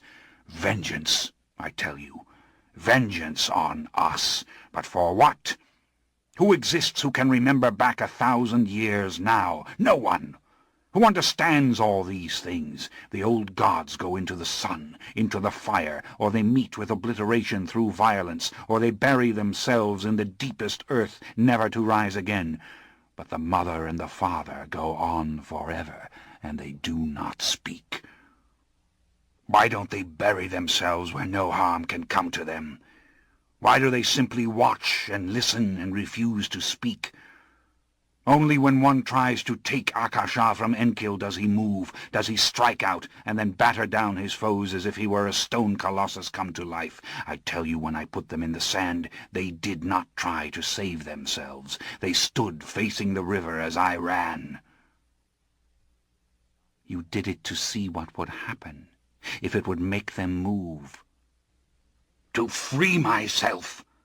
To say, I will keep you no longer. Move! Speak! To see if it was true, the old story, and if it was true, then let us all die in flames." He had exhausted himself. In a feeble voice he said finally, "You cannot take the mother and the father. How could you think that I would allow you to do this? You who might not last out the century, you who ran from the obligations of the grove. You don't really know what the mother and the father are. You have heard more than one lie from me." "I have something to tell you," I said. "You are free now. You know that we're not gods, and we're not men either. We don't serve the Mother Earth because we do not eat her fruits, and we do not naturally descend to her embrace. We are not of her. And I leave Egypt without further obligation to you, and I take them with me because it is what they have asked me to do, and I will not suffer them or me to be destroyed." He was again dumbfounded. How had they asked me? But he couldn't find words, he was so angry, and so full of hatred suddenly, and so full of dark, wrathful secrets that I could not even glimpse. He had a mind as educated as mine, this one, but he knew things about our powers that I didn't guess. I had never slain a man when I was mortal. I did not know how to kill any living thing, save in the tender and remorseless need for blood. He knew how to use his supernatural strength. He closed his eyes to slits, and his body hardened. Danger radiated from him. He approached me, and his intentions went before him, and in an instant I had risen off my couch, and I was trying to ward off his blows. He had me by the throat, and he threw me against the stone wall so that the bones of my shoulder and right arm were crushed. In a moment of exquisite pain, I knew he would dash my head against the stone and crush all my limbs, and then he would pour the oil of the lamp over me and burn me, and I would be gone out of his private eternity as if I had never known these secrets or dared to intrude. I fought as I never could have before. But my battered arm was a riot of pain, and his strength was to me what mine would be to you. But instead of clawing at his hands as they locked round my throat, instead of trying to free my throat as was instinctive, I shot my thumbs into his eyes. Though my arm blazed with pain, I used all my strength to push his eyes backwards into his head. He let go of me, and he wailed. Blood was pouring down his face. I ran clear of him and towards the garden door. I still could not breathe from the damage he'd done to my throat, and as I clutched at my dangling arm, I saw things out of the corner of my eye that confused me. A great spray of earth flying up from the garden, the air dense as if with smoke. I bumped the door frame, losing my balance as if a wind had moved me, and glancing back I saw him coming on, eyes still glittering, though from deep inside his head. He was cursing me in Egyptian. He was saying that I should go into the nether world with the demons unmourned. And then his face froze in a mask of fear. He stopped in his tracks and looked almost comical in his alarm. Then I saw what he saw, the figure of Akasha, who moved past me to my right. The linen wrapping had been ripped from around her head, and her arms were torn free, and she was covered with the sandy earth. Her eyes had the same expressionless stare they always had, and she bore down on him slowly, drawing ever closer because he could not move to save himself. He went down on his knees, babbling to her in Egyptian, first with a tone of astonishment, and then with incoherent fright. Still she came on, tracking the sand after her, the linen falling off her as each slow sliding step ruptured the wrappings more violently. He turned away and fell forward on his hands and started to crawl, as if by some unseen force she prevented him from rising to his feet. Surely that was what she was doing, because he lay prone finally, his elbows jutting up, unable to move himself.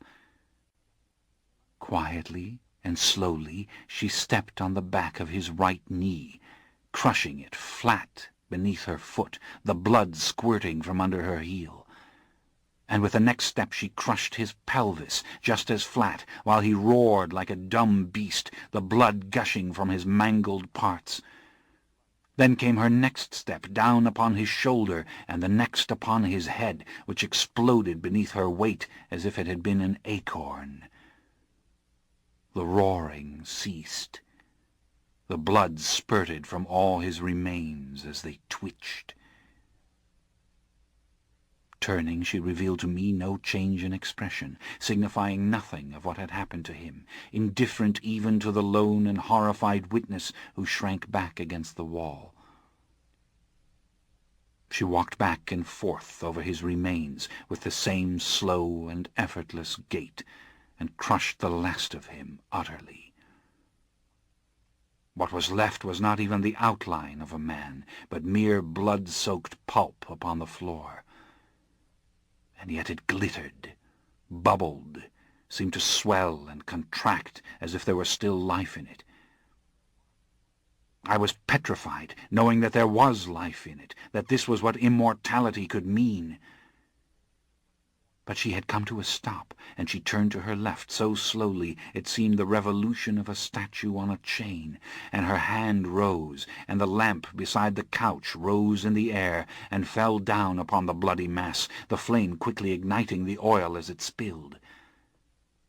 Like grease he went up, flames dancing from one end of the dark mass to the other, the blood seeming to feed the fire, the smoke acrid, but only with the stench of the oil. I was on my knees with my head against the side of the doorway. I was as near to losing consciousness from shock as I have ever been. I watched him burn to nothing.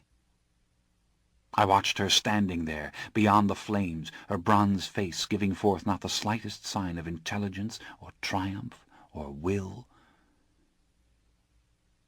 I held my breath, expecting her eyes to move to me. But they didn't. And as the moment lengthened, as the fire died, I realized that she had ceased to move. She had returned to the state of absolute silence and stillness that all the others had come to expect of her. The room was dark now. The fire had gone out. The smell of burning oil sickened me. She looked like an Egyptian ghost in her torn wrappings, poised there before the glittering embers, the gilded furnishings glinting in the light from the sky, bearing for all their Roman craftsmanship some resemblance to the elaborate and delicate furnishings of a royal burial chamber. I rose to my feet, and the pain in my shoulder and in my arm throbbed. I could feel the blood rushing to heal it, but the damage was considerable. I did not know how long I would have this. I did know, of course, that if I were to drink from her, the healing would be much faster, perhaps instantaneous, and we could start our journey out of Alexandria tonight. I could take her far, far away from Egypt. Then I realized that she was telling me this. The words "far, far away" were breathed in by me sensuously. And I answered her, "I have been all through the world, and I will take you to safe places." But then again, perhaps this dialogue was all my doing, and the soft, yielding sensation of love for her was my doing. And I was going completely mad, knowing this nightmare would never, never end except in fire such as that no natural old age or death would ever quiet my fears and dull my pains as I had once expected it to do. It ceased to matter. What mattered was that I was alone with her, and in this darkness she might have been a human woman standing there, a young god-woman full of vitality and full of lovely language and ideas and dreams. I moved closer to her, and it seemed then that she was this pliant and yielding creature, and some knowledge of her was inside me, waiting to be remembered, waiting to be enjoyed.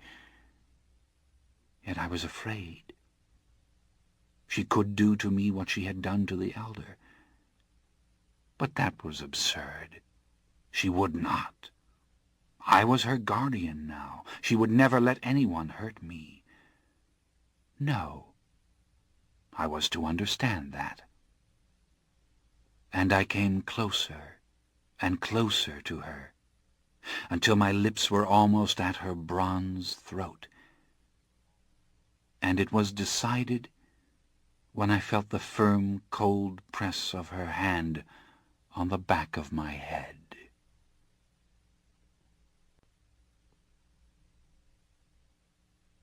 Chapter 13. I won't try to describe the ecstasy. You know it. You knew it when you took the blood from Magnus. You knew it when I gave you the blood in Cairo. You know it when you kill. And you know what it means when I say it was that, but 1,000 times that. I neither saw, nor heard, nor felt anything but absolute happiness, absolute satisfaction. Yet I was in other places, other rooms, from long ago, and voices were talking, and battles were being lost. Someone was crying in agony, someone was screaming in words I knew and didn't know. I do not understand, I do not understand. A great pool of darkness opened, and there came the invitation to fall, and to fall, and to fall. And she sighed and said, I can fight no longer. Then I awoke, and found myself lying on my couch. She was in the center of the room, still as before, and it was late in the night, and the city of Alexandria murmured around us in its sleep. I knew a multitude of other things. I knew so many things that it would have taken hours, if not nights, for me to learn them if they'd been confided in mortal words, and I had no inkling of how much time had passed. I knew that thousands of years ago there had been great battles among the drinkers of the blood, and many of them, after the first creation, had become ruthless and profane bringers of death. Unlike the benign lovers of the good mother who starved and then drank her sacrifices, these were death angels who could swoop down upon any victim at any moment, glorying in the conviction that they were part of the rhythm of all things, in which no individual human life matters, in which death and life are equal, and to them belonged suffering and slaughter as they chose to mete it out. And these terrible gods had their devoted worshippers among men, human slaves who brought victims to them, and quaked in fear of the moment when they themselves might fall to the gods' whim. Gods of this kind had ruled in ancient Babylon, and in Assyria, and in cities long forgotten, and in far-off India, and in countries beyond whose names I did not understand. And even now, as I sat, silent and stunned by these images, I understood that these gods had become part of the Oriental world, which was alien to the Roman world to which I'd been born. They were part of the world of the Persians, whose men were abject slaves to their king, while the Greeks who had fought them had been free men. No matter what our cruelties and our excesses, even the lowliest peasant had value to us. Life had value. And death was merely the end of life, something to be faced with bravery when honor left no choice. Death was not grand to us. In fact, I don't think death was anything really to us. It certainly was not a state preferable to life. And though these gods had been revealed to me by Akasha in all their grandeur and mystery, I found them appalling. I could not now or ever embrace them. And I knew that the philosophies that proceeded from them or justified them would never justify my killing, or give me consolation as a drinker of the blood. Mortal or immortal, I was of the West, and I loved the ideas of the West. And I should always be guilty of what I did. Nevertheless, I saw the power of these gods, their incomparable loveliness. They enjoyed a freedom I would never know, and I saw their contempt for all those who challenged them, and I saw them wearing in the pantheon of other countries their glittering crowns. And I saw them come to Egypt to steal the original and all-powerful blood of the father and the mother, and to ensure that the father and the mother did not burn themselves to bring an end to the reign of these dark and terrible gods, for whom all the good gods must be brought down. And I saw the mother and the father imprisoned. I saw them entombed with blocks of diorite and granite pressed against their very bodies in an underground crypt, only their heads and their necks free. In this manner the dark gods could feed the mother and the father the human blood they could not resist, and take from their necks the powerful blood against their will, and all the dark gods of the world came to drink from this oldest of founts. The father and the mother screamed in torment. They begged to be released. But this meant nothing to the dark gods, who relished such agony, who drank it as they drank human blood. The dark gods wore human skulls dangling from their girdles. Their garments were dyed with human blood. The mother and the father refused sacrifice, but this only increased their helplessness. They did not take the very thing that might have given them the strength to move the stones and to affect objects by mere thought. Nevertheless, their strength increased. Years and years of this torment, and wars among the gods, wars among the sects that held to life and those who held to death. Years beyond counting, until finally the mother and the father became silent, and there were none in existence who could even remember a time when they begged or fought or talked. Years came when nobody could remember who had imprisoned the mother and the father, or why the mother and the father must not ever be let out. Some did not believe that the mother and the father were even the originals, or that their immolation would harm anyone else. It was just an old tale.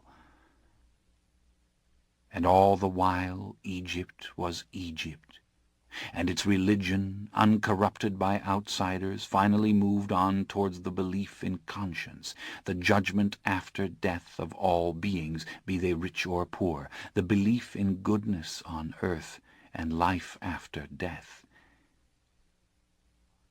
And then the night came when the mother and the father were found free of their prison, and those who tended them realized that only they could have moved the stones.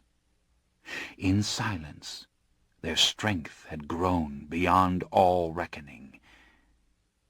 Yet they were as statues, embracing each other in the middle of the dirty and darkened chamber where for centuries they had been kept. Naked and shimmering they were, all their clothing having long ago rotted away. If and when they drank from the victims offered, they moved with the sluggishness of reptiles in winter, as though time had taken on an altogether different meaning for them, and years were as nights to them, and centuries as years. And the ancient religion was strong as ever, not of the East, and not really of the West. The drinkers of the blood remained good symbols, the luminous image of life in the afterworld, which even the lowliest Egyptian soul might come to enjoy.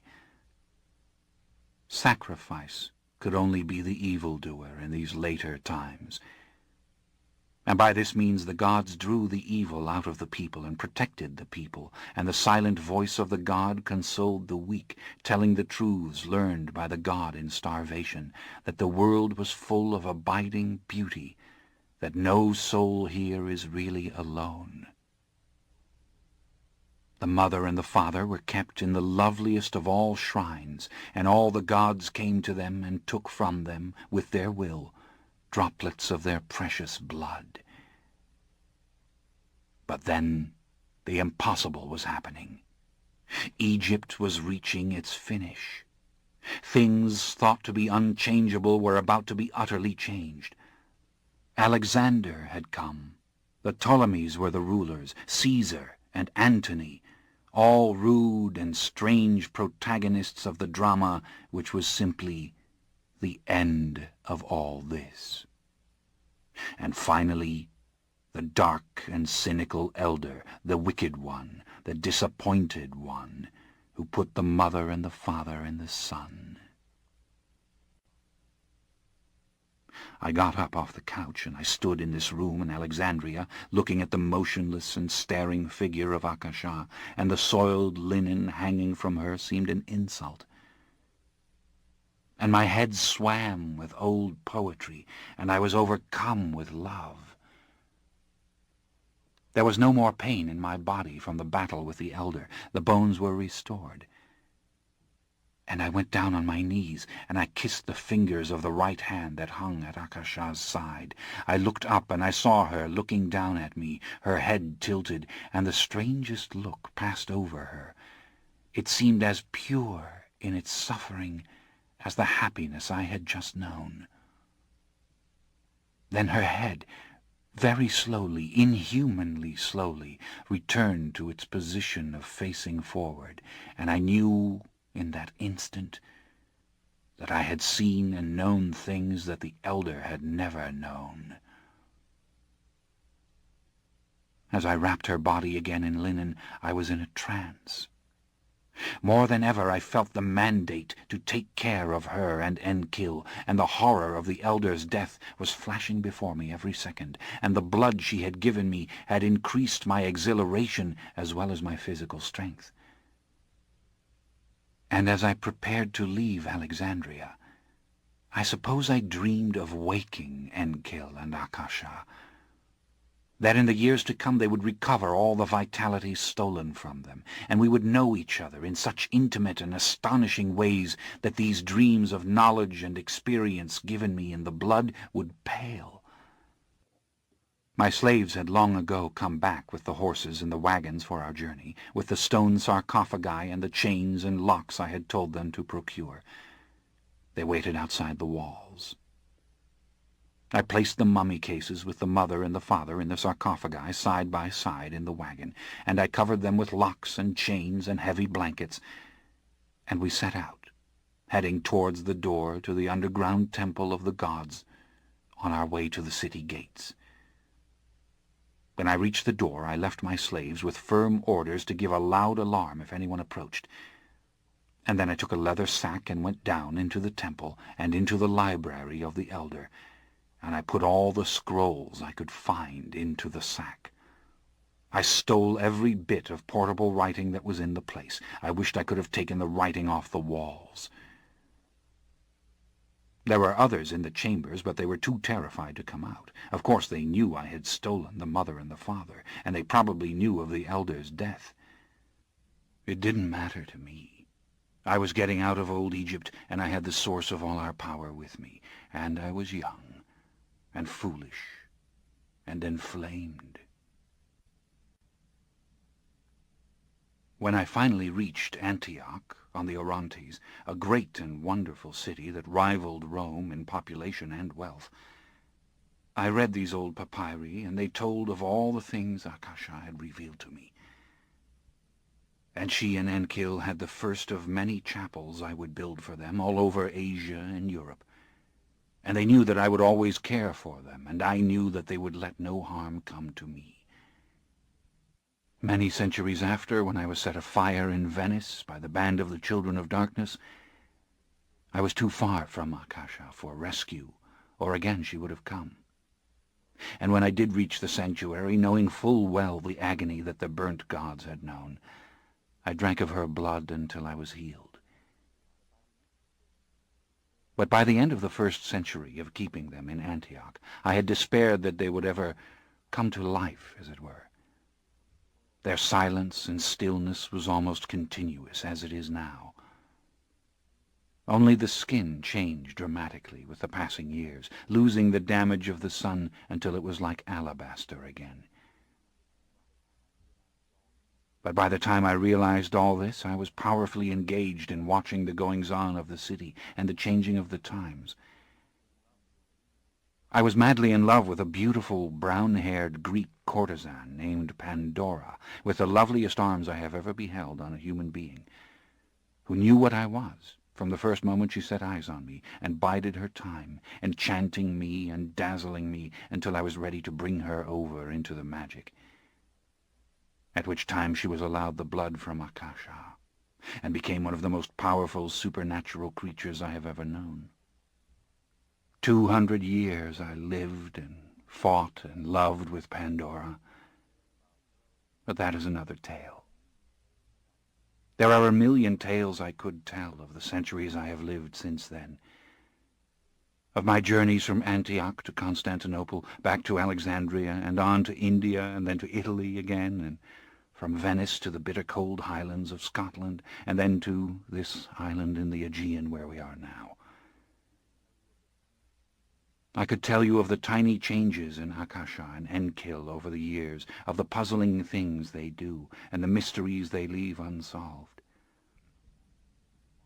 Perhaps some night in the far distant future, when you've returned to me, I'll talk of the other immortals I've known, those who were made as I was made, by the last of the gods who survived in various lands, some the servants of the Mother, and others of the terrible gods out of the East.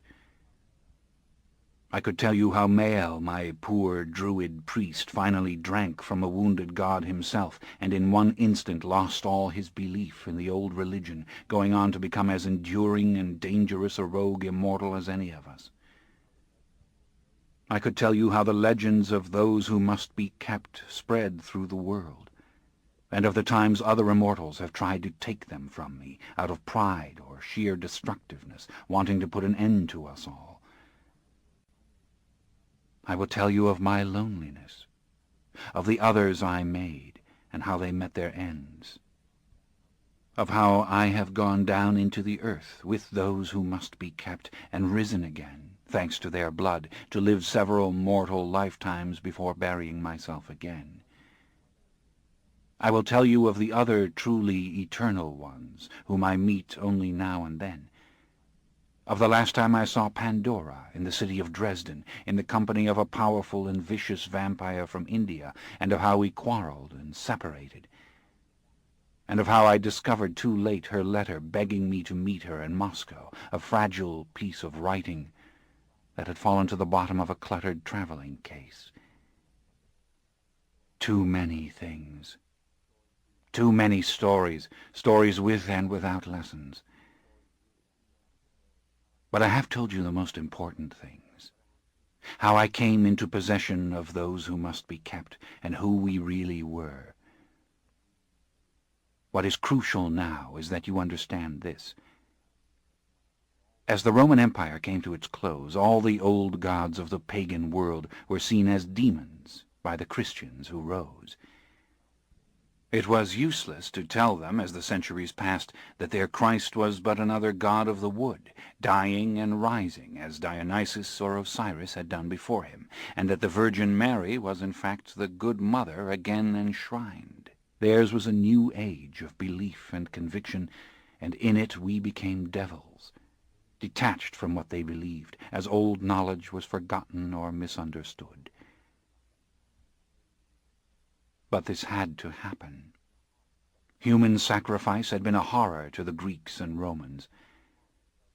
I had thought it ghastly that the Keltoi burned for the god their evil-doers in the wicker colossi, as I described.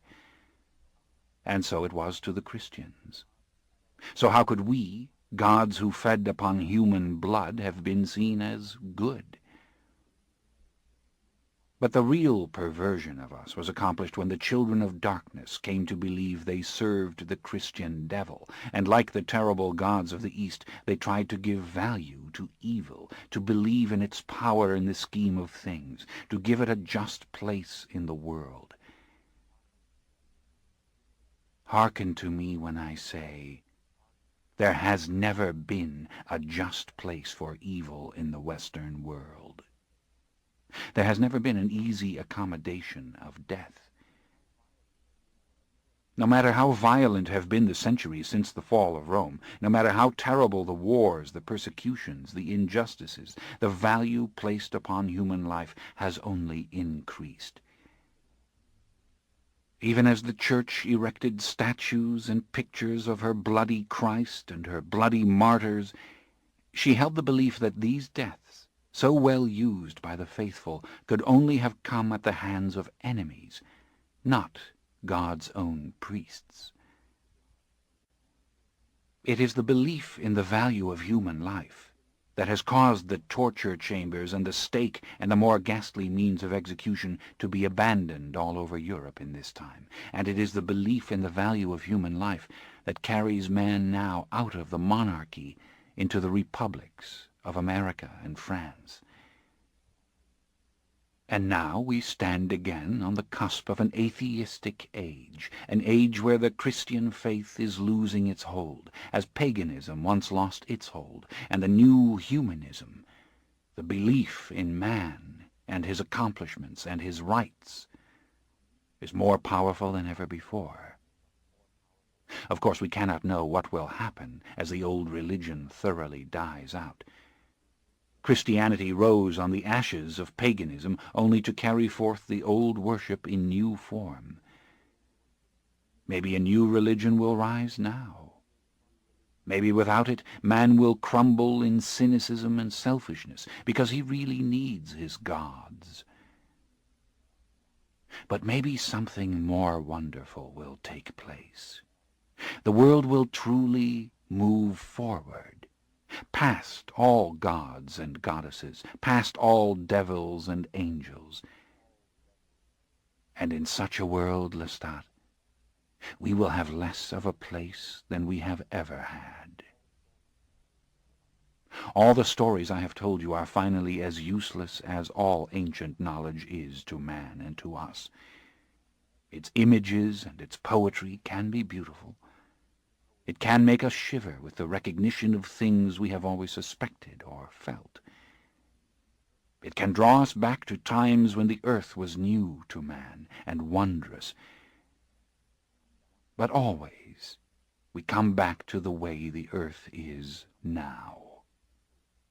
And in this world, the vampire is only a dark god. He is a child of darkness. He can't be anything else. And if he wields any lovely power upon the minds of men, it is only because the human imagination is a secret place of primitive memories and unconfessed desires. The mind of each man is a savage garden, to use your phrase, in which all manner of creatures rise and fall, and anthems are sung and things imagined that must finally be condemned and disavowed. Yet men love us when they come to know us. They love us even now. The Paris crowds love what they see on the stage of the Theatre of the Vampires. And those who have seen your like walking through the ballrooms of the world, the pale and deadly lord in the velvet cloak, have worshipped in their own way at your feet. They thrill at the possibility of immortality, at the possibility that a grand and beautiful being could be utterly evil, that he could feel and know all things, yet choose willfully to feed his dark appetite. Maybe they wish they could be that lusciously evil creature. How simple it all seems, and it is the simplicity of it that they want. But give them the dark gift, and only one in a multitude will not be as miserable as you are. What can I say, finally, that will not confirm your worst fears? I have lived over 1,800 years, and I tell you, life does not need us. I have never had a true purpose. We have no place. This ends Disc 17. The Vampire Lestat, Disc 18. Chapter 14. Marius paused. He looked away from me for the first time, and towards the sky beyond the windows, as if he were listening to island voices I couldn't hear. "I have a few more things to tell you," he said, "things which are important, though they are merely practical things." But he was distracted. "And there are promises," he said finally, "which I must exact." And he slipped into quiet, listening, his face too much like that of Akasha and Enkil. There were 1,000 questions I wanted to ask, but more significant perhaps, there were 1,000 statements of his I wanted to reiterate, as if I had to say them aloud to grasp them. If I talked, I wouldn't make very good sense. I sat back against the cool brocade of the winged chair with my hands together in the form of a steeple, and I just looked ahead of me, as if his tale were spread out there for me to read over, and I thought of the truth of his statements about good and evil, and how it might have horrified me and disappointed me had he tried to convince me of the rightness of the philosophy of the terrible gods of the East, that we could somehow glory in what we did. I, too, was a child of the West, and all my brief life I had struggled with the Western inability to accept evil or death. But underneath all these considerations lay the appalling fact that Marius could annihilate all of us by destroying Akasha and Enkil. Marius could kill every single one of us in existence if he were to burn Akasha and Enkil, and thereby get rid of an old and decrepit and useless form of evil in the world.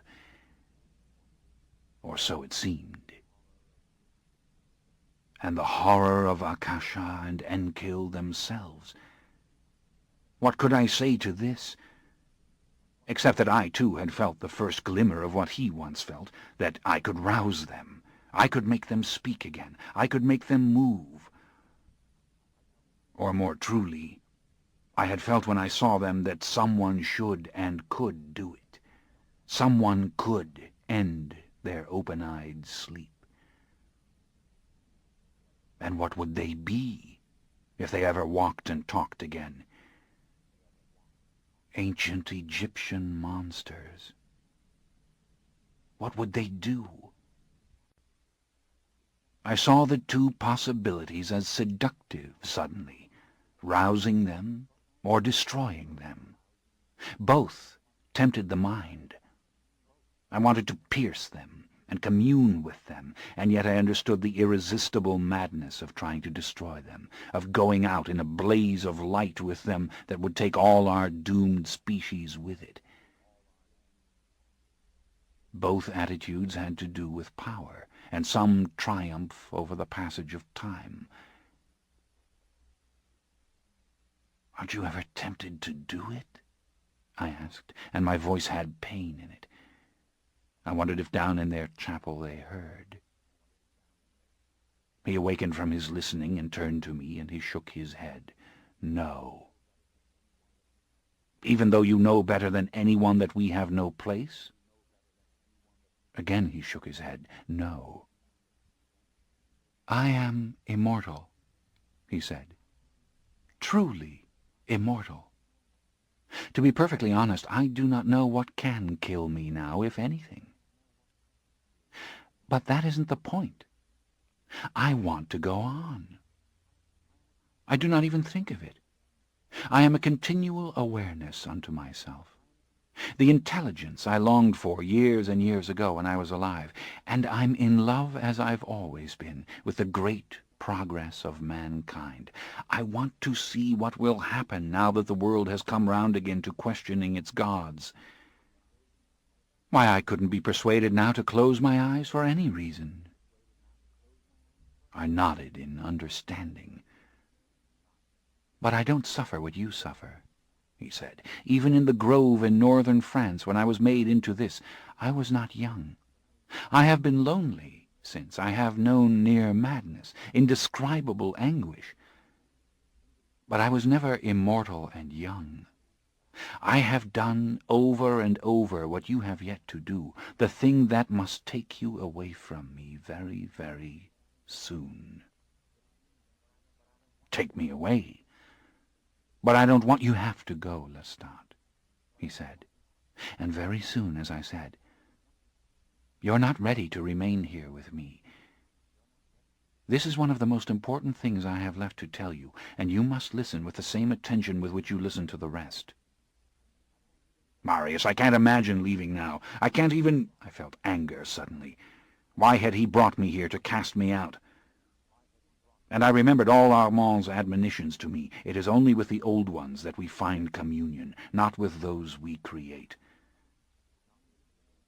And I had found Marius. But these were mere words. They didn't touch the core of what I felt, the sudden misery and fear of separation. "Listen to me," he said gently. "Before I was taken by the Gauls, I had lived a good lifetime, as long as many a man in those days. And after I took those who must be kept out of Egypt, I lived again for years in Antioch as a rich Roman scholar might live. I had a house, slaves, and the love of Pandora. We had life in Antioch. We were watchers of all that passed. And having had that lifetime, I had the strength for others later on. I had the strength to become part of the world in Venice, as you know. I had the strength to rule on this island as I do. You, like many who go early into the fire or the sun, have had no real life at all. As a young man you tasted real life for no more than 6 months in Paris. As a vampire you have been a roamer, an outsider, haunting houses and other lives as you drifted from place to place. If you mean to survive, you must live out one complete lifetime as soon as you can, to forestall it. Maybe to lose everything, to despair and to go into the earth again, never to rise, or worse. I want it. I understand, I said. And yet when they offered it to me in Paris to remain with the theatre, I couldn't do it. That was not the right place for you. Besides, the theatre of the vampires is a coven. It isn't the world any more than this island refuge of mine is the world, and too many horrors happen to you there. But in this new world wilderness to which you're headed, this barbaric little city called New Orleans, you may enter into the world as never before.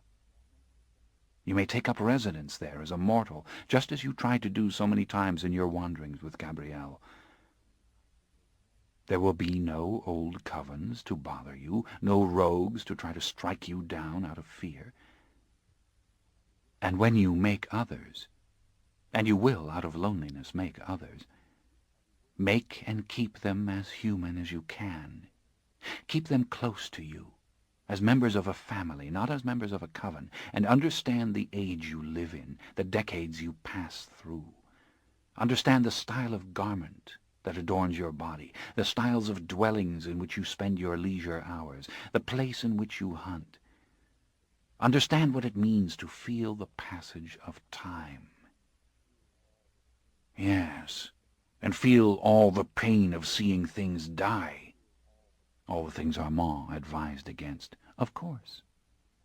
You are made to triumph over time, not to run from it. And you will suffer that you harbor the secret of your monstrosity, and you must kill.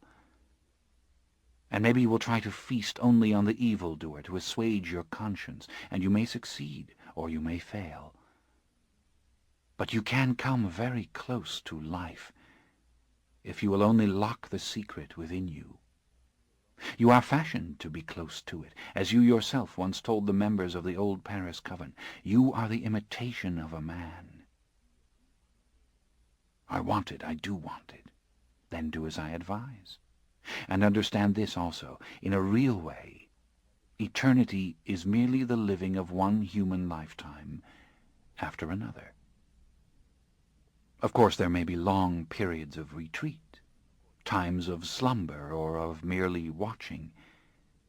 But again and again we plunge into the stream, and we swim as long as we can, until time or tragedy brings us down, as they will do mortals.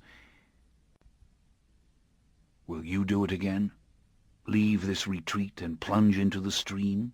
Yes, definitely, when the right moment presents itself. When the world is so interesting again that I can't resist it. Then I'll walk city streets, I'll take a name, I'll do things.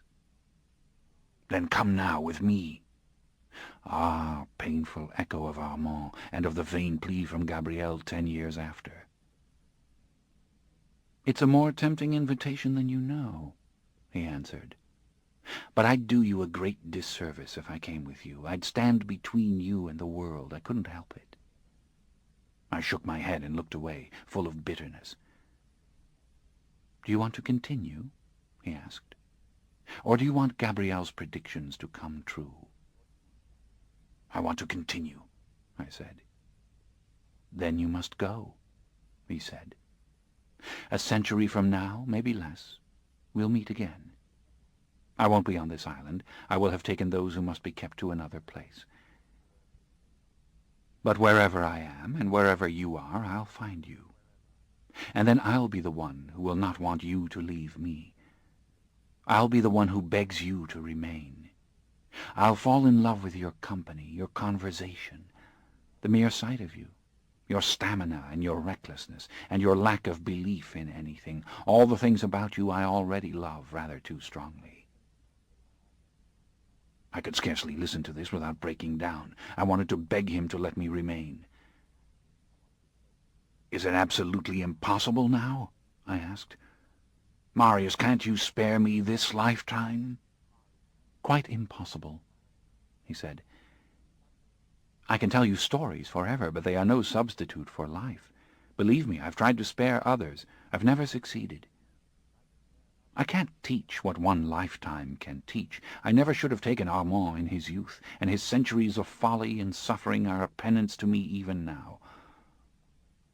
You did him a mercy, driving him into the Paris of this century, but I fear for him it is too late.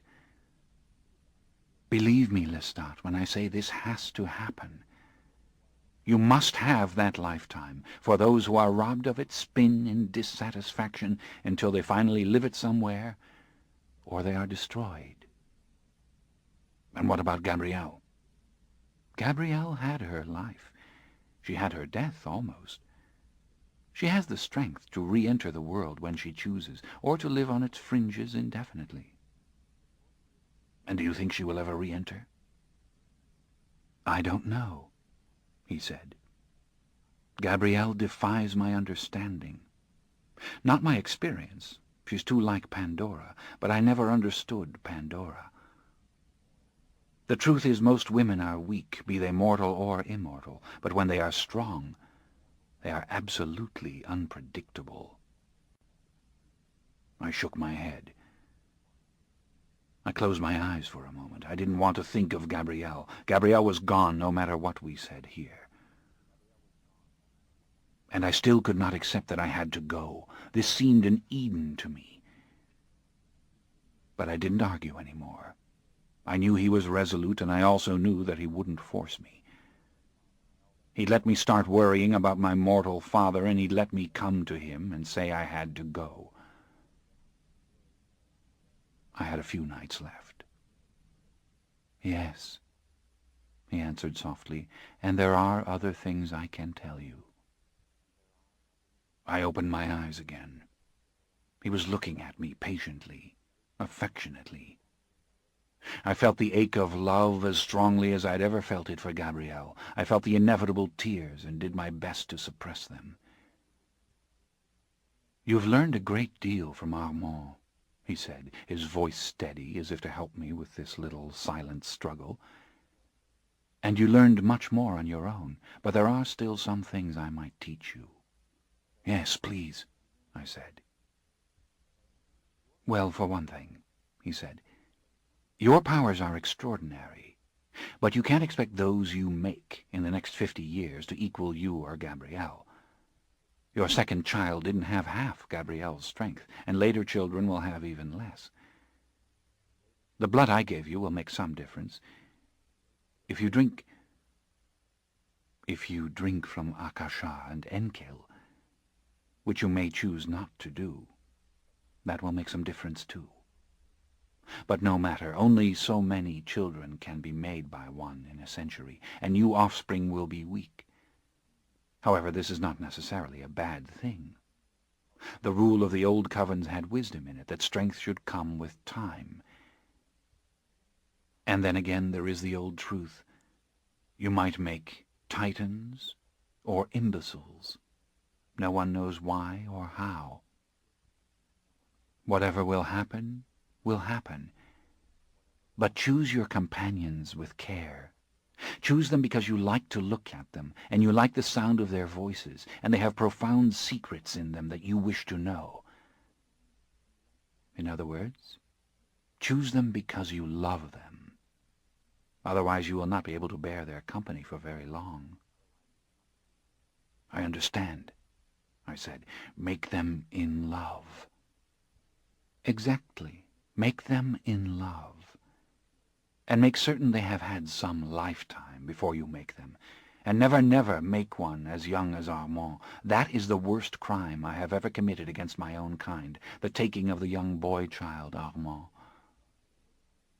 But you didn't know the children of darkness would come when they did and separate him from you. No, but still I should have waited. It was loneliness that drove me to it, and Armand's helplessness that his mortal life was so completely in my hands.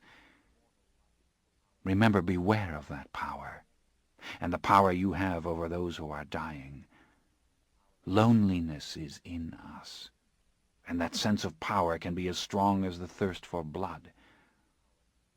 If there were not an Enkill, there might be no Akasha, and if there were not an Akasha, then there would be no Enkill. Yes, and from everything you said it seems Enkill covets Akasha. That Akasha is the one who now and then... Yes, that's true. His face became very somber suddenly, and his eyes had a confidential look in them, as if we were whispering to each other, and fearful another might hear. He waited for a moment as if thinking what to say. Who knows what Akasha might do if there were no Enkill to hold her, he whispered. And why do I pretend that he can't hear this, even when I think it? Why do I whisper? He can destroy me any time that he likes. Maybe Akasha is the only thing keeping him from it. But then what would become of them if he did away with me? Why did they let themselves be burnt by the sun? I asked. How can we know? Perhaps they knew it wouldn't hurt them. It would only hurt and punish those who had done it to them. Perhaps in the state they live in they are slow to realize what is going on outside them, and they did not have time to gather their forces, to wake from their dreams and save themselves. Maybe their movements after it happened, the movements of Akasha I witnessed, were only possible because they had been awakened by the sun. And now they sleep again with their eyes open, and they dream again.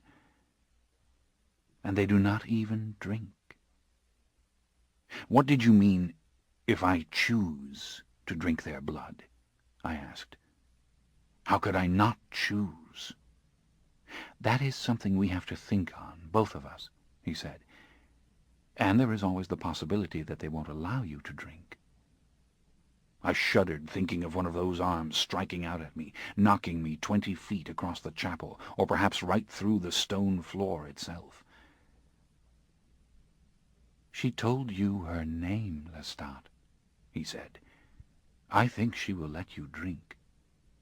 But if you take her blood, then you will be even more resilient than you are now. A few droplets will strengthen you, but if she gives you more than that, a full measure, hardly any force on earth can destroy you after that. You have to be certain you want it. Why wouldn't I want it? I said. Do you want to be burnt to a cinder and live on in agony? Do you want to be slashed with knives 1,000 times over, or shot through and through with guns, and yet live on? A shredded husk that cannot fend for itself? Believe me, Lestat, that can be a terrible thing. You could suffer the sun, even, and live through it, burnt beyond recognition. But won't I heal faster? Not necessarily. Not without another infusion of her blood in the wounded state. Time, with its constant measure of human victims, or the blood of old ones, these are the restoratives. But you may wish you had died. Think on this. Take your time. What would you do if you were I? I would drink from those who must be kept, of course. I would drink to be stronger, more nearly immortal. I would beseech Akasha on my knees to allow it, and then I would go into her arms. But it's easy to say these things. She has never struck out at me. She has never forbidden me, and I know that I want to live forever. I would endure the fire again. I would endure the sun, and all manner of suffering in order to go on. You may not be so sure that eternity is what you want. I want it, I said. I could pretend to think about it, pretend to be clever and wise as I weigh it, but what the hell? I wouldn't fool you, would I? You knew what I would say. He smiled. Then before you leave, we will go into the chapel and we will ask her, humbly, and we will see what she says. And for now, more answers? I asked. He gestured for me to ask.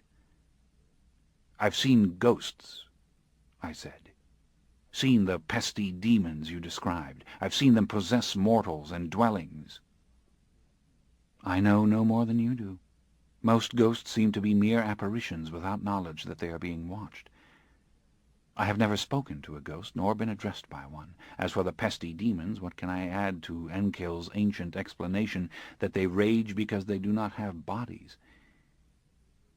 But there are other immortals that are more interesting. What are they? There are at least 2 in Europe who do not and have never drunk blood. They can walk in the daylight as well as in the dark, and they have bodies, and they are very strong. They look exactly like men. There was one in ancient Egypt, known as Ramses the Damned to the Egyptian court, though he was hardly damned as far as I can tell. His name was taken off all the royal monuments after he vanished. You know the Egyptians used to do that, obliterate the name as they sought to kill the being, and I don't know what happened to him. The old scrolls didn't tell. Armand spoke of him, I said. Armand told of legends that Ramses was an ancient vampire. He is not. But I didn't believe what I read of him till I'd seen the others with my own eyes, and again I have not communicated with them. I have only seen them, and they were terrified of me and fled. I fear them because they walk in the sun, and they are powerful and bloodless, and who knows what they might do. But you may live centuries and never see them. But how old are they? How long has it been? They are very old. Probably as old as I am, I can't tell. They live as wealthy, powerful men. And possibly there are more of them. They may have some way of propagating themselves, I'm not sure. Pandora said once that there was a woman, too. But then Pandora and I couldn't agree upon anything about them. Pandora said they had been what we were, and they were ancient and had ceased to drink as the mother and the father have ceased to drink. I don't think they were ever what we are.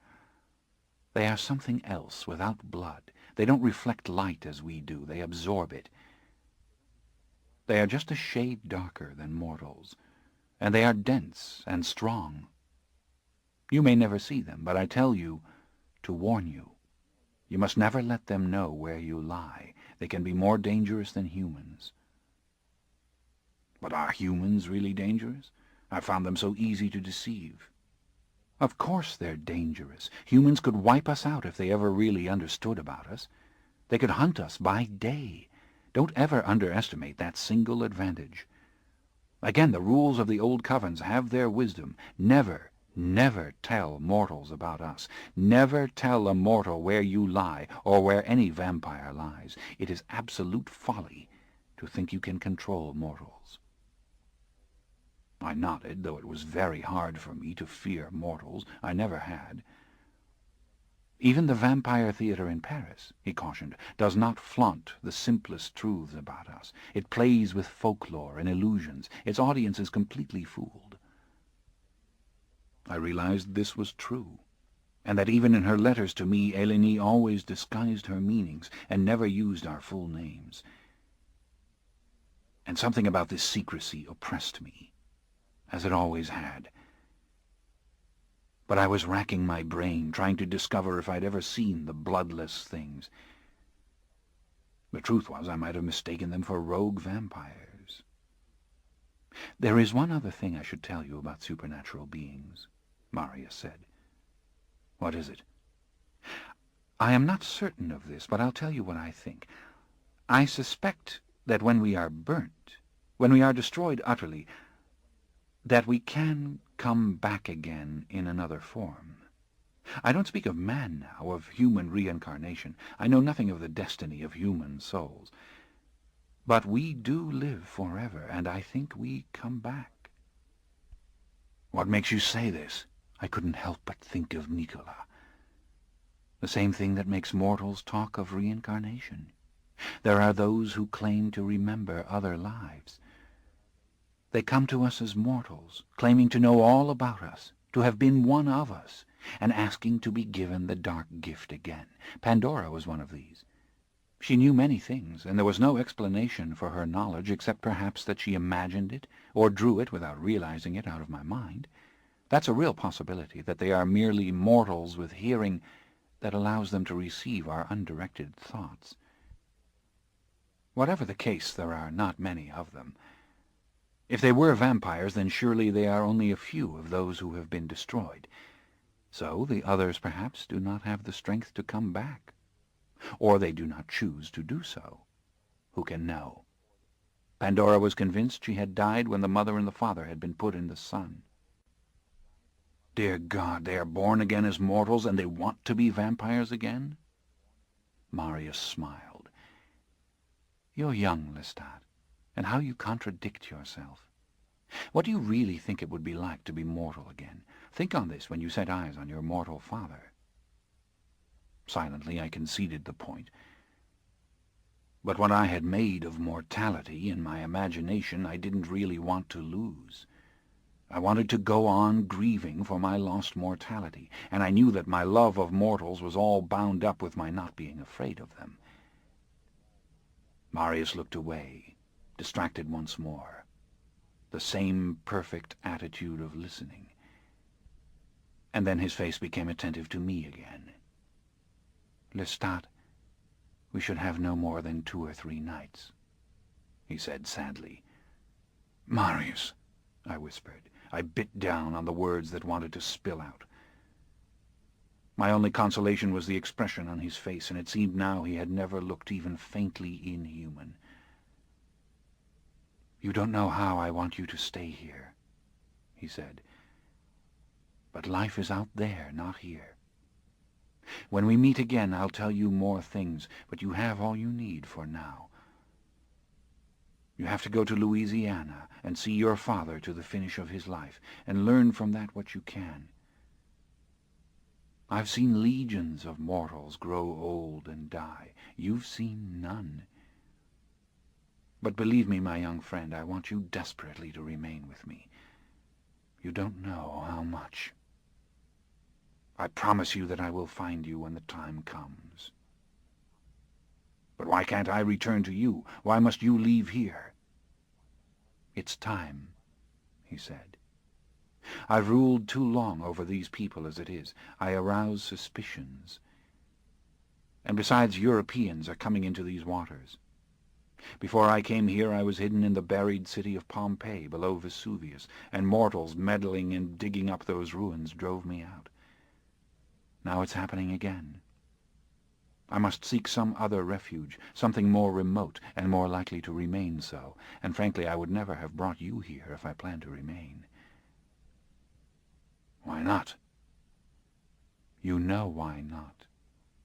I can't have you or anyone else know the location of those who must be kept. And that brings us now to something very important. The promises I must have from you. Anything, I said. But what could you possibly want that I could give? Simply this.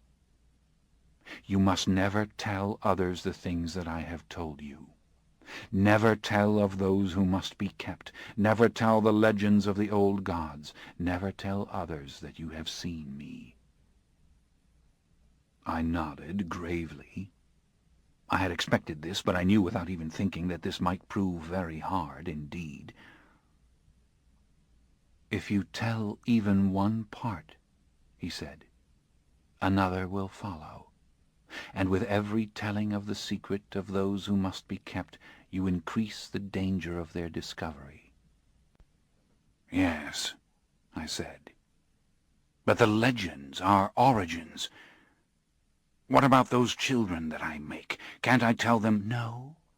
As I told you, tell part and you will end up telling all.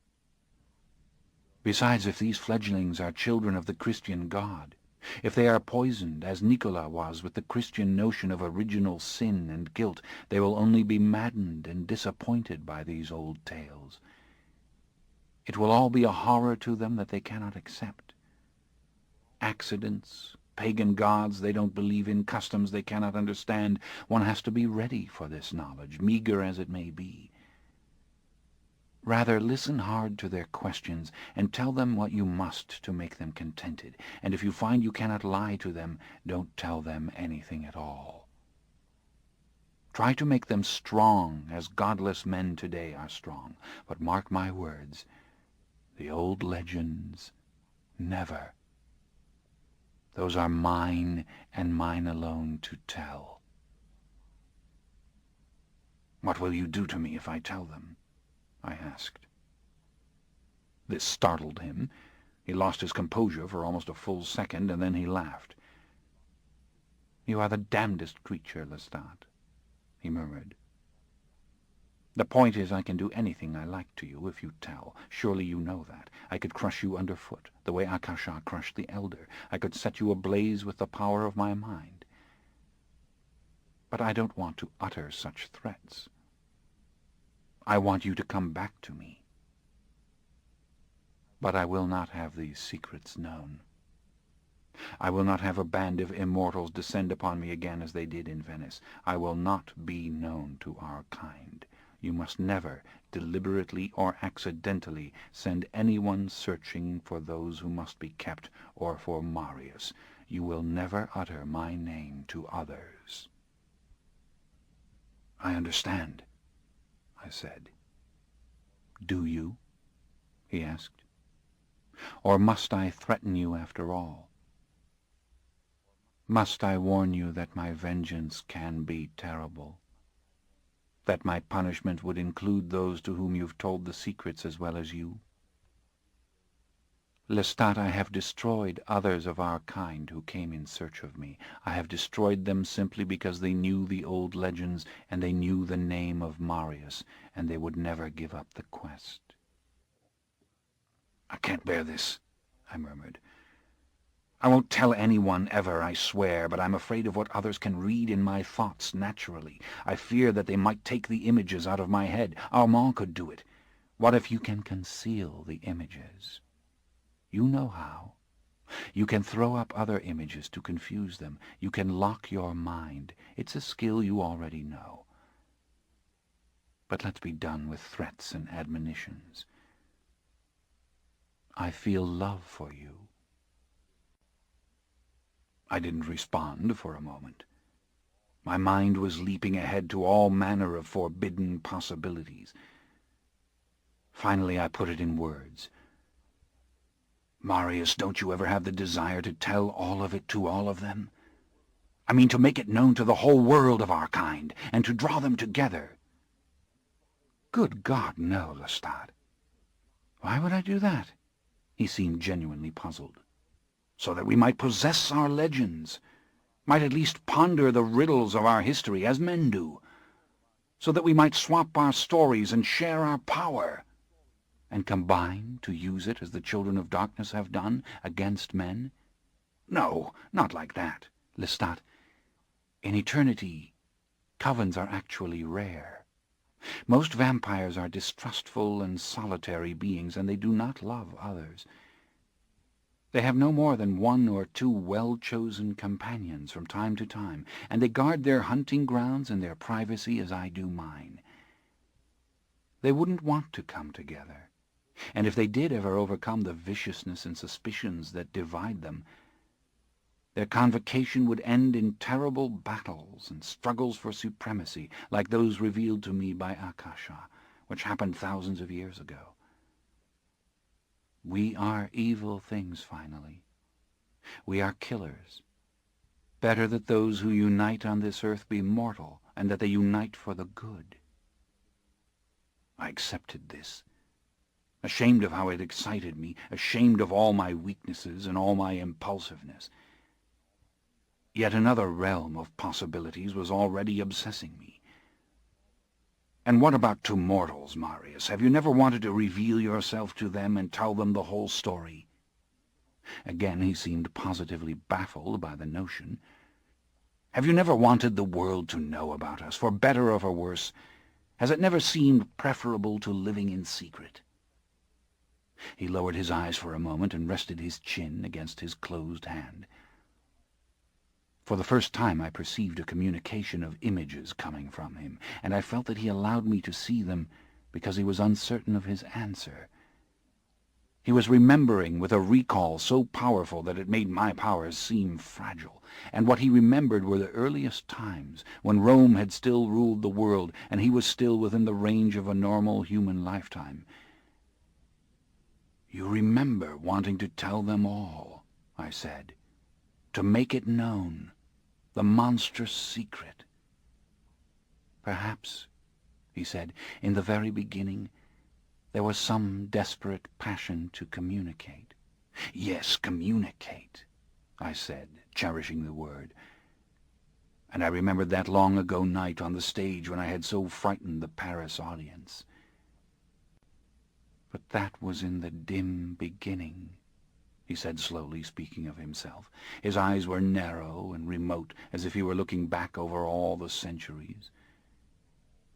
"It would be folly. It would be madness. Were humanity ever really convinced, it would destroy us. I don't want to be destroyed. Such dangers and calamities are not interesting to me." I didn't answer.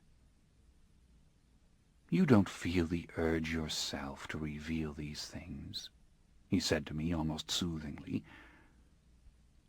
"But I do," I thought. I felt his fingers on the back of my hand.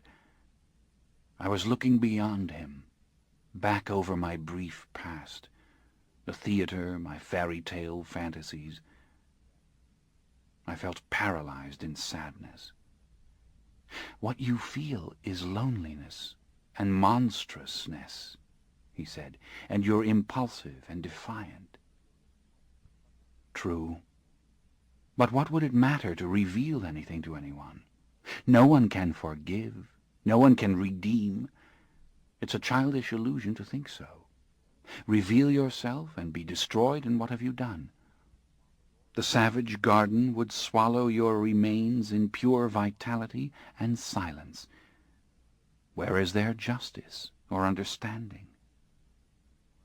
I nodded. I felt his hand close on mine. He rose slowly to his feet, and I stood up, reluctantly but compliantly.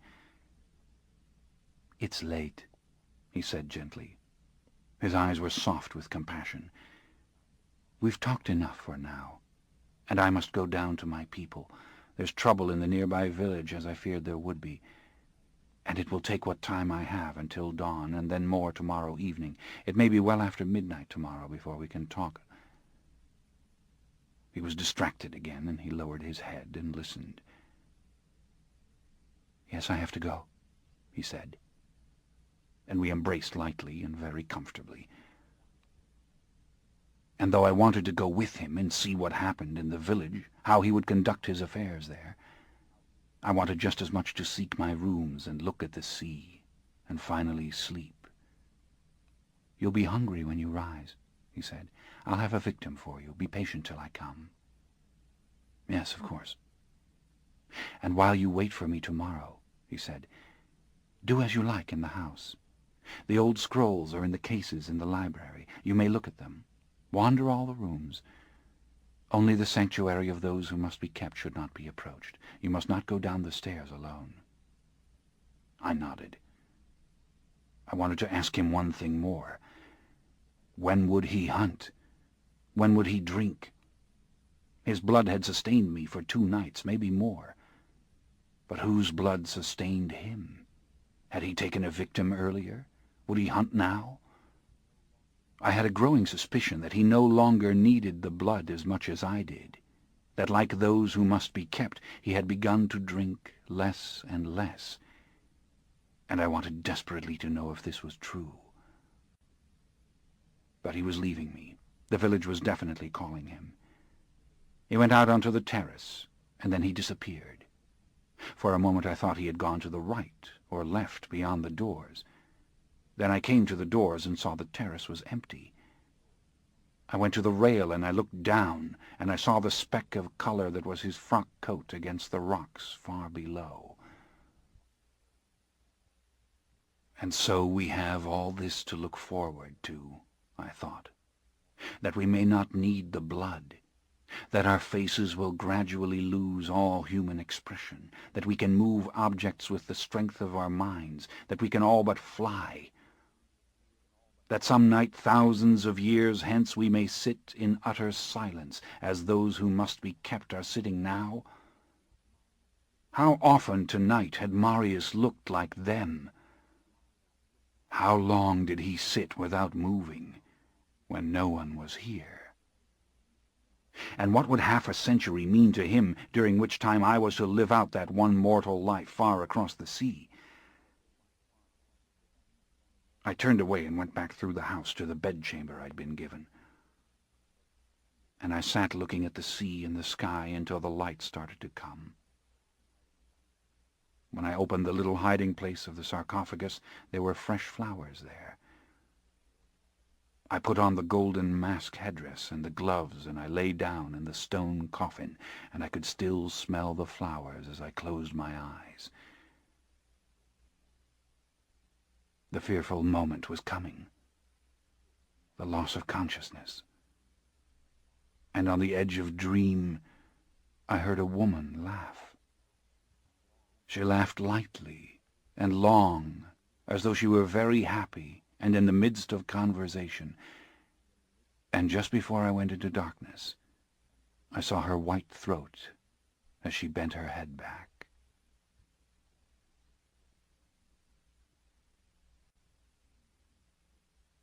Chapter 15. When I opened my eyes, I had an idea. It came full-blown to me, and it immediately obsessed me, so that I was scarcely conscious of the thirst I felt, of the sting in my veins. Vanity, I whispered. But it had an alluring beauty to it, the idea. No. Forget about it. Marius said to stay away from the sanctuary, and besides he will be back at midnight, and then you can present the idea to him, and he can... What? Sadly shake his head.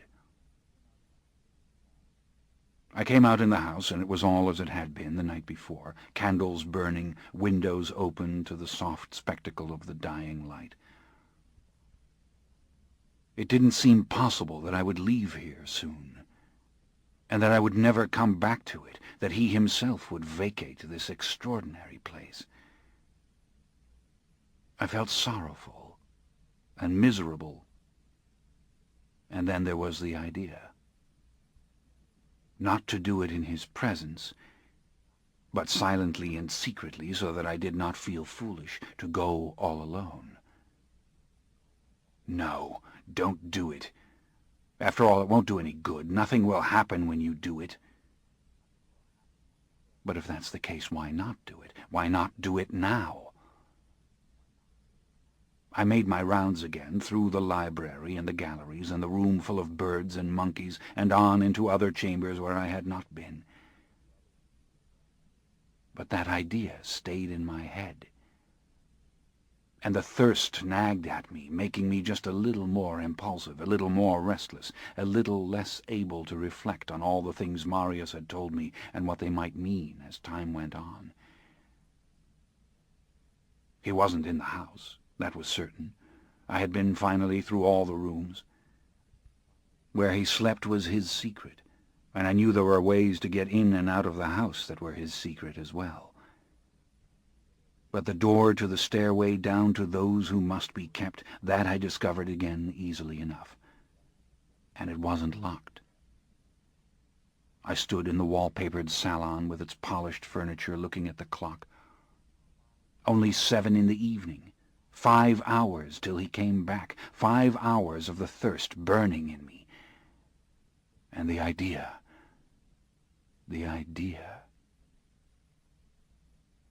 I didn't really decide to do it. I just turned my back on the clock and started walking back to my room. I knew that hundreds of others before me must have had such ideas, and how well he had described the pride he felt when he thought he could rouse them, that he might make them move. No. I just want to do it. Even if nothing happens, which is exactly how it will go. I just want to go down there alone and do it. It has something to do with Nicky, maybe. I don't know. I went into my chamber, and in the incandescent light rising from the sea, I unlocked the violin case, and I looked at the Stradivarius violin.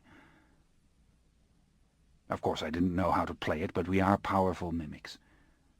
As Marius said, we have superior concentration and superior skills, and I had seen Nicky do it so often. I tightened the bow now and rubbed the horsehair with the little piece of resin as I had seen him do. Only 2 nights ago I couldn't have borne the idea of touching this thing. Hearing it would have been pure pain. Now I took it out of its case, and I carried it through the house, the way I'd carried it to Nicky through the wings of the theatre of the vampires, and not even thinking of vanity, I rushed faster and faster towards the door to the secret stairs. It was as if they were drawing me to them, as if I had no will. Marius didn't matter now. Nothing much mattered, except to be going down the narrow, damp stone steps faster and faster, past the windows full of sea spray and early evening light.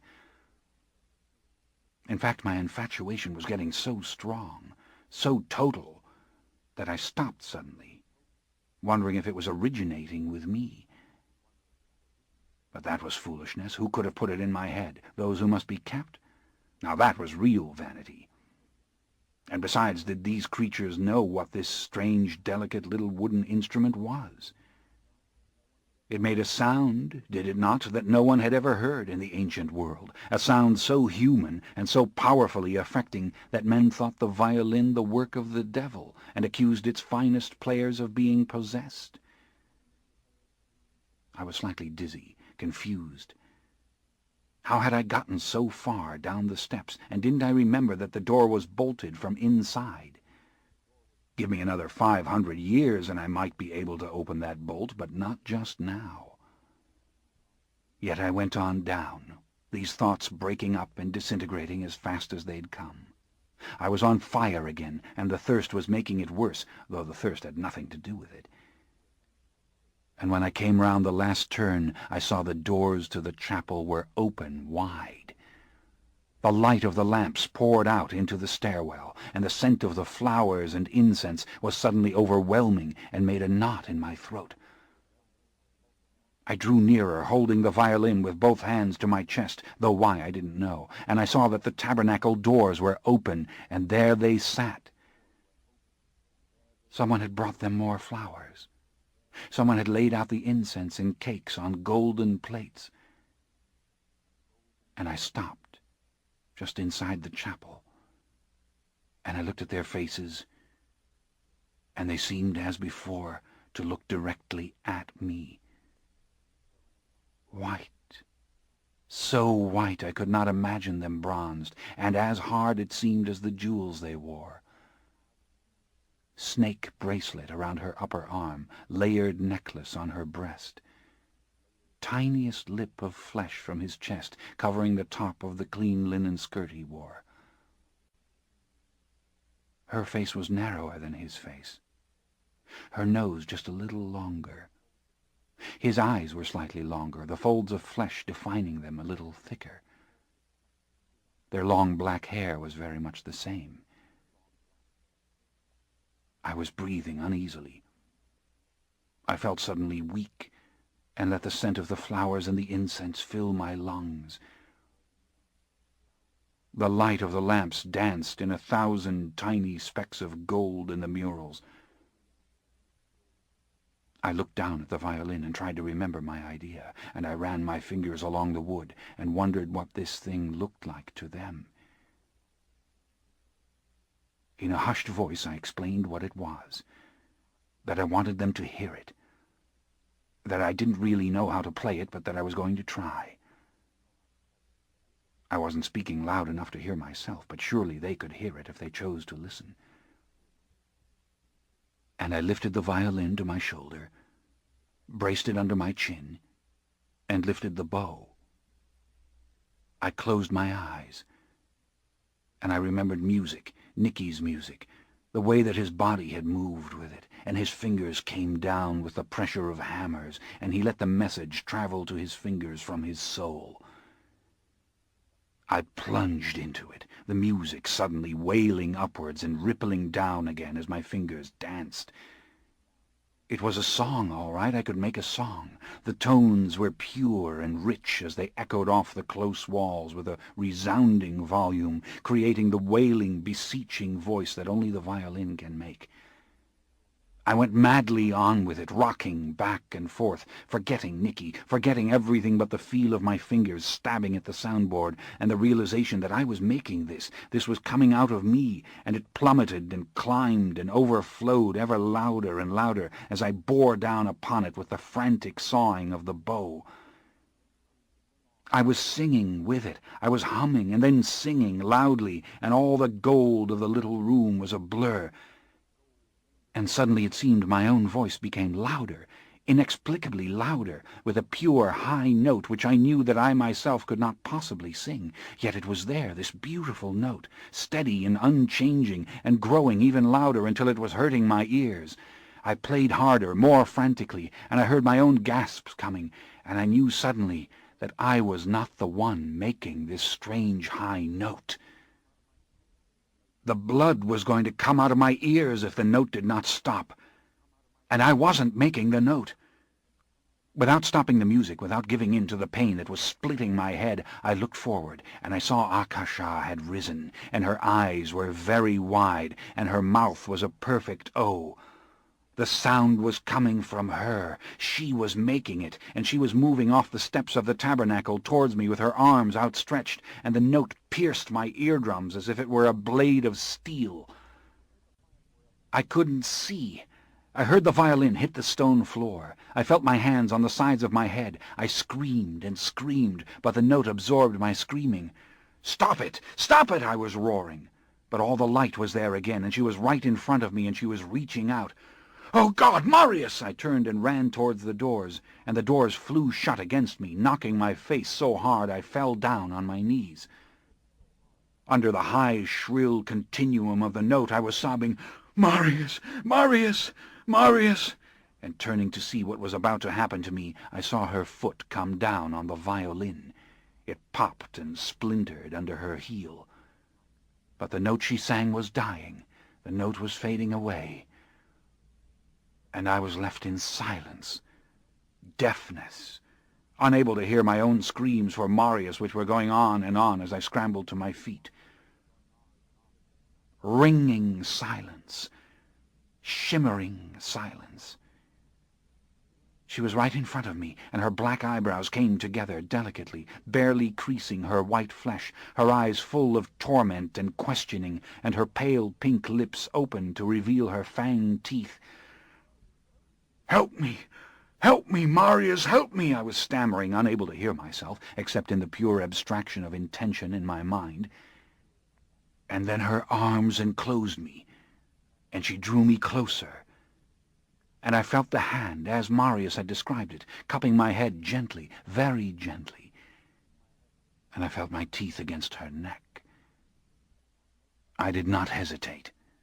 I did not think about the limbs that were locked around me, that could crush the life out of me in a second. I felt my fangs break through the skin as if through a glacial crust, and the blood came steaming into my mouth. Oh, yes. Yes. Oh, yes. I had thrown my arm over her left shoulder. I was clinging to her, my living statue, and it didn't matter that she was harder than marble. That was the way it was supposed to be. It was perfect. My mother, My lover, my powerful one, and the blood was penetrating every pulsing particle of me with the threads of its burning web. But her lips were against my throat. She was kissing me, kissing the artery through which her own blood so violently flowed. Her lips were opening on it, and as I drew upon her blood with all my strength, sucking and feeling that gush again and again before it spread itself out into me, I felt the unmistakable sensation of her fangs going into my neck. Out of every zinging vessel my blood was suddenly drawn into her, even as hers was being drawn into me. I saw it, the shimmering circuit. And more divinely I felt it, because nothing else existed but our mouths locked to each other's throats and the relentless pounding path of the blood. There were no dreams, there were no visions, there was just this, gorgeous and deafening and heated, and nothing mattered, absolutely nothing, except that this never stop. The world of all things that had weight and filled space and interrupted the flow of light was gone. And yet some horrid noise intruded, something ugly, like the sound of stone cracking, like the sound of stone dragged across the floor. Marius coming. No, Marius, don't come. Go back. Don't touch. Don't separate us. But it wasn't Marius. This awful sound, this intrusion, this sudden disruption of everything, this thing grabbing hold of my hair and tearing me off her so the blood spurted out of my mouth. It was Enkil, and his powerful hands were clamped on the sides of my head. The blood gushed down my chin. I saw her stricken face. I saw her reach out for him. Her eyes blazed with common anger, her glistening white limbs animate as she grabbed at the hands that held my head. I heard her voice rising out of her, screaming, shrieking, louder than the note she had sung, the blood drooling from the end of her mouth. The sound took sight as well as sound with it. The darkness swirled, broken into millions of tiny specks. My skull was going to crack. He was forcing me down on my knees. He was bent over me, and suddenly I saw his face completely, and it was as impassive as ever, only the stress of the muscles in his arms evincing true life. And even through the obliterating sound of her scream, I knew the door behind me quaked with Marius's pounding, his shouts almost as loud as her cries. The blood was coming out of my ears from her screams. I was moving my lips. The vice of stone clamped to my head suddenly let go. I felt myself hit the floor. I was sprawled out flat, and I felt the cold pressure of his foot on my chest. He would crush my heart in a second, and she, her screams growing ever louder, ever more piercing, was on his back with her arm locked around his neck. I saw her knotted eyebrows, her flying black hair. But it was Marius I heard through the door talking to him, cutting through the white sound of her screams. "Kill him, Enkil, and I will take her away from you forever, and she will help me to do it, I swear." Sudden silence. Deafness again. The warmth of blood trickling down the sides of my neck. She stepped aside, and she looked straight forward, and the doors flew open, smacking the side of the narrow stone passage, and Marius was suddenly standing above me, with his hands on Enkil's shoulders, and Enkil seemed unable to move. The foot slid down, bruising my stomach, and then it was gone.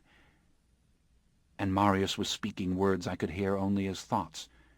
"Get out, Lestat. Run." I struggled to sit up, and I saw him driving them both slowly back towards the tabernacle, and I saw them both staring not forward but at him, Akasha clutching Enkil's arm, and I saw their faces blank again.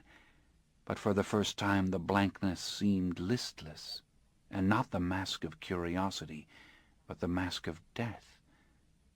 "Lestat, run!" he said again without turning, and I obeyed.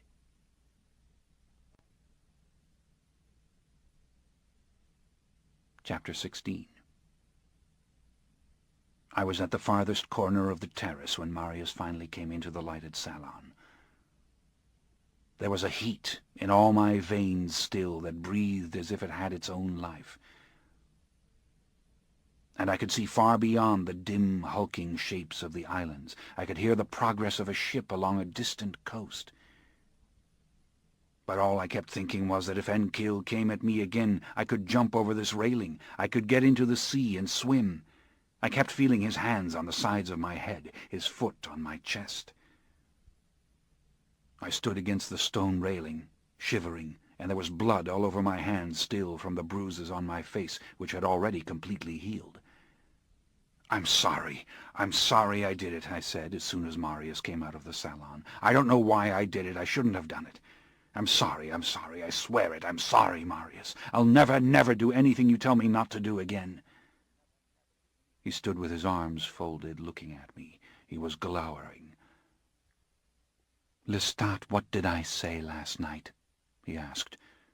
You are the damnedest creature.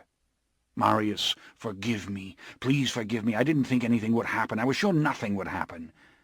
He gestured for me to be quiet, for us to go down onto the rocks together. And he slipped over the railing and went first. I came behind him, vaguely delighted with the ease of it, but too dazed still to care about things like that. Her presence was all over me like a fragrance, only she had had no fragrance except that of the incense and the flowers that must have somehow managed to permeate her hard white skin.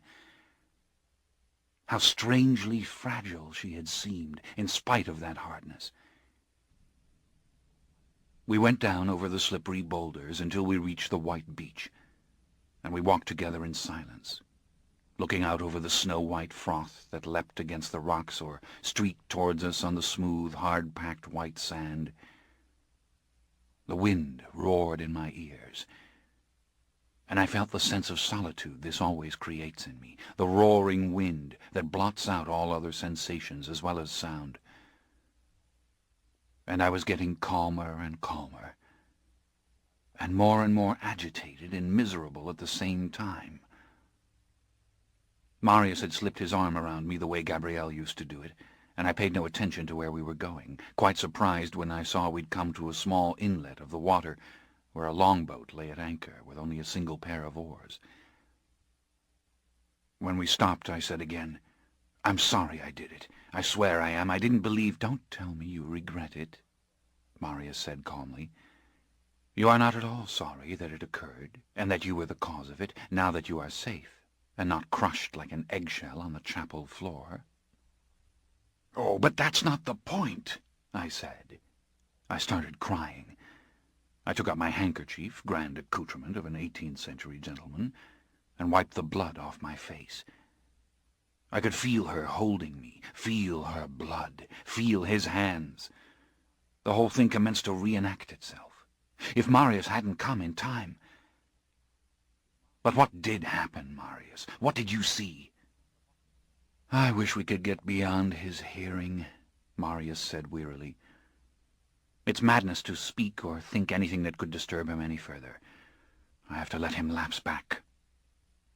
And now he seemed truly furious, and he turned his back on me. But how could I not think about it? I wished I could open my head and pull the thoughts out of it. They were rocketing through me like her blood. In her body was locked a mind still, an appetite, a blazing spiritual core whose heat had moved through me like liquid lightning, and without question Enkil had a death hold upon her. I loathed him. I wanted to destroy him, and my brain seized upon all sorts of mad notions that somehow he could be destroyed without endangering us as long as she remained. But that made little sense. Hadn't the demons entered first into him? But what if that wasn't so? Stop it, young one, Marius flashed. I went to crying again. I felt of my neck where she had touched it, and licked my lips and tasted her blood again. I looked at the scattered stars above, and even these benign and eternal things seemed menacing and senseless, and I felt a scream swelling dangerously in my throat. The effects of her blood were waning already. The first clear vision was clouded, and my limbs were once again my limbs. They might be stronger, yes, but the magic was dying. The magic had left only something stronger than memory of the circuit of the blood through us both. "Marius, what happened?" I said, shouting over the wind. "Don't be angry with me. Don't turn away from me. I can't—" "Shh, Lestat," he said. He came back and took me by the arm. "Don't worry about my anger," he said. "It's unimportant, and it is not directed at you. Give me a little more time to collect myself." "But did you see what happened between her and me?" He was looking out to sea. The water looked perfectly black, and the foam perfectly white. "Yes, I saw," he said. "I took the violin, and I wanted to play it for them. I was thinking—" "Yes, I know, of course, that music would affect them, especially that music, that strange, unnatural-sounding music. You know how a violin—" "Yes, Marius, she gave me— and she took—" "I know." "And he keeps her there. He keeps her prisoner." "Lestat, I beg you," he was smiling wearily, sadly. "Imprison him, Marius, the way that they did, and let her go." "You dream, my child," he said. "You dream." He turned and he left me, gesturing for me to leave him alone. He went down to the wet beach and let the water lap at him as he walked back and forth. I tried to get calm again. It seemed unreal to me that I had ever been any place but this island, that the world of mortals was out there, that the strange tragedy and menace of those who must be kept was unknown beyond these wet and shining cliffs. Finally Marius made his way back. "Listen to me," he said. "Straight west is an island that is not under my protection, and there is an old Greek city on the northern tip of it, where the seamen's taverns stay open all night. Go there now in the boat. Hunt, and forget what has happened here. Assess the new powers you might have from her, but try not to think of her or him. Above all, try not to plot against him. Before dawn, come back to the house. It won't be difficult. You'll find a dozen open doors and windows. Do as I say, now, for me." I bowed my head. It was the one thing under heaven that could distract me, that could wipe out any noble or enervating thoughts.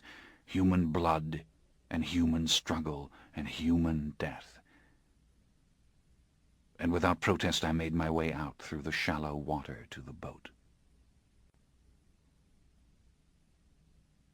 In the early hours I looked at my reflection in a fragment of metallic mirror pinned to the wall of a seaman's filthy bedroom in a little inn. I saw myself in my brocade coat and white lace, and my face warm from killing, and the dead man sprawled behind me across the table. He still held the knife with which he'd tried to cut my throat. And there was the bottle of wine with the drug in it, which I'd kept refusing with his playful protestations until he'd lost his temper and tried the last resort. His companion lay dead on the bed.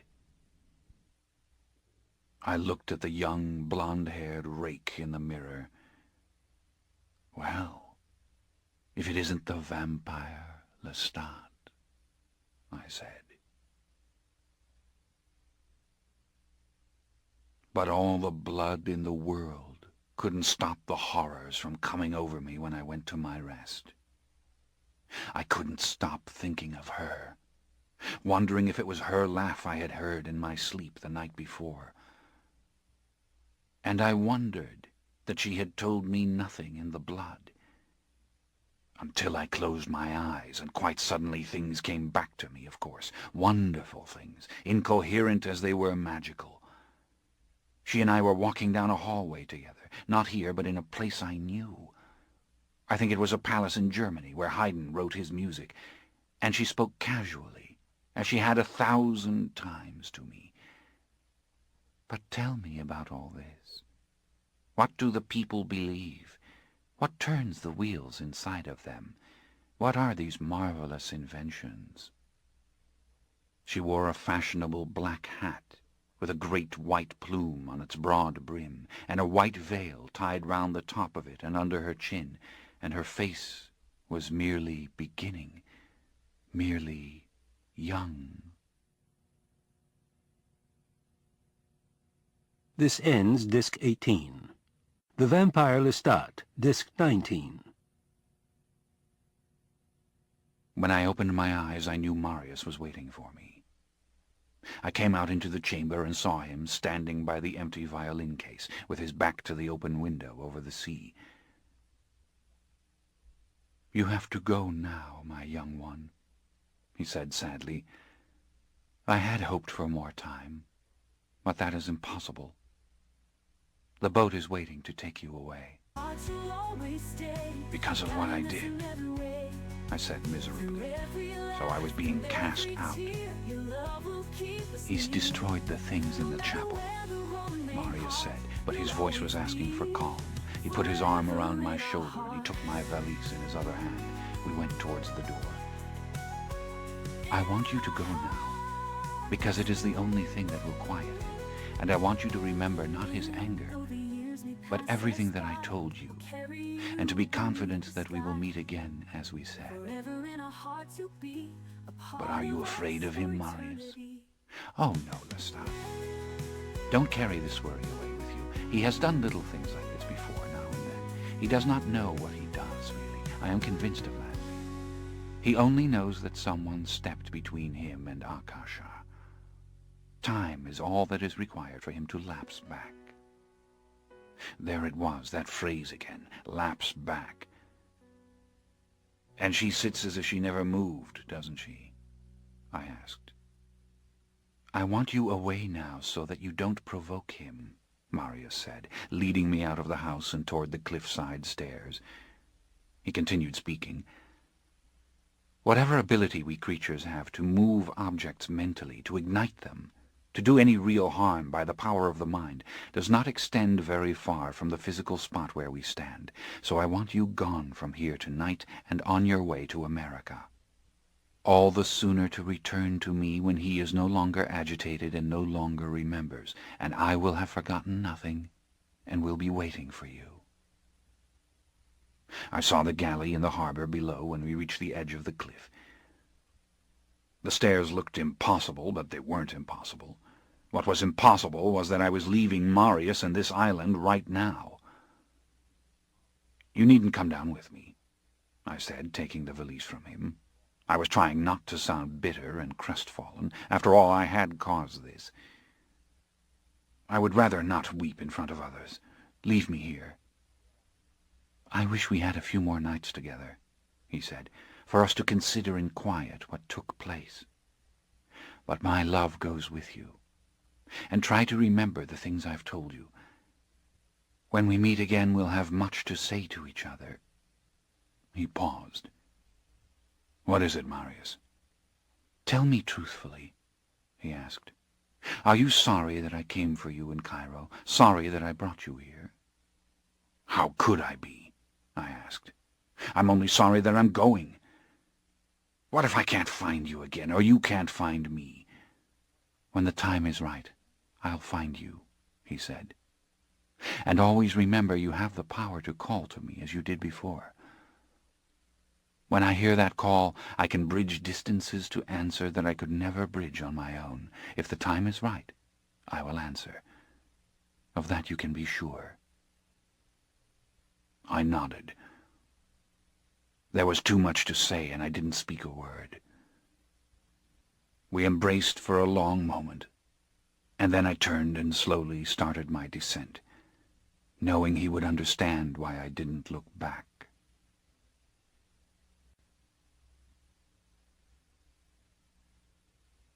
Chapter 17.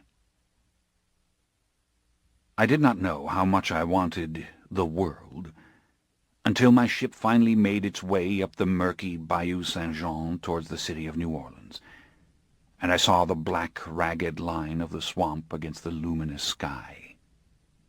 The fact that none of our kind had ever penetrated this wilderness excited me and humbled me at the same time.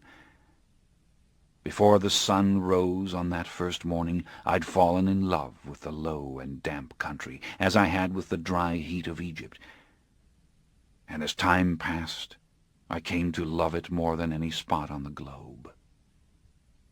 Here the scents were so strong you smelled the raw green of the leaves as well as the pink and yellow blossoms.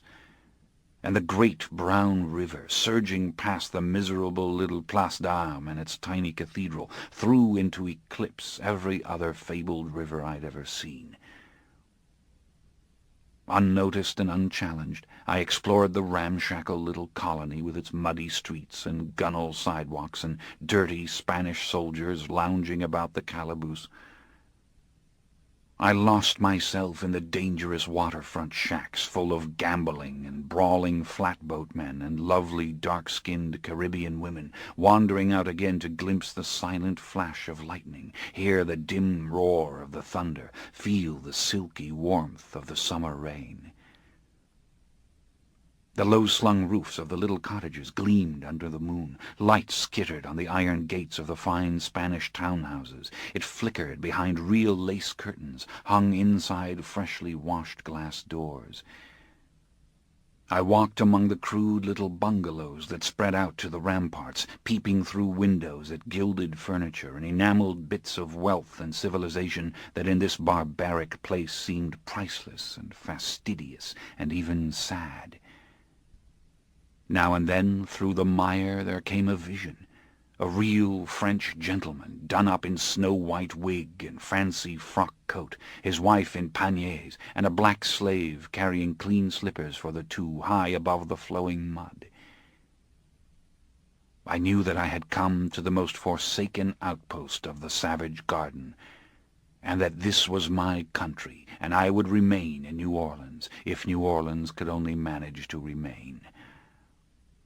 Whatever I suffered should be lessened in this lawless place. Whatever I craved should give me more pleasure once I had it in my grasp. And there were moments on that first night in this fetid little paradise when I prayed that in spite of all my secret power, I was somehow kin to every mortal man. Maybe I was not the exotic outcast that I imagined, but merely the dim magnification of every human soul. Old truths and ancient magic, revolution and invention, all conspire to distract us from the passion that in one way or another defeats us all.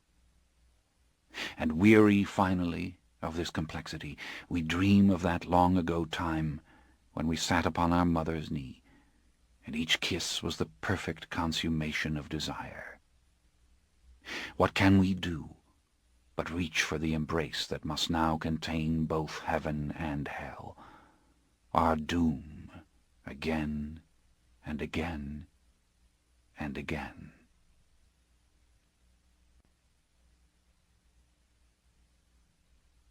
Epilogue. Interview with the Vampire. Chapter 1. And so I came to the end of the early education and adventures of the vampire Lestat, the tale that I set out to tell. You have the account of old-world magic and mystery which I have chosen, despite all prohibitions and injunctions, to pass on.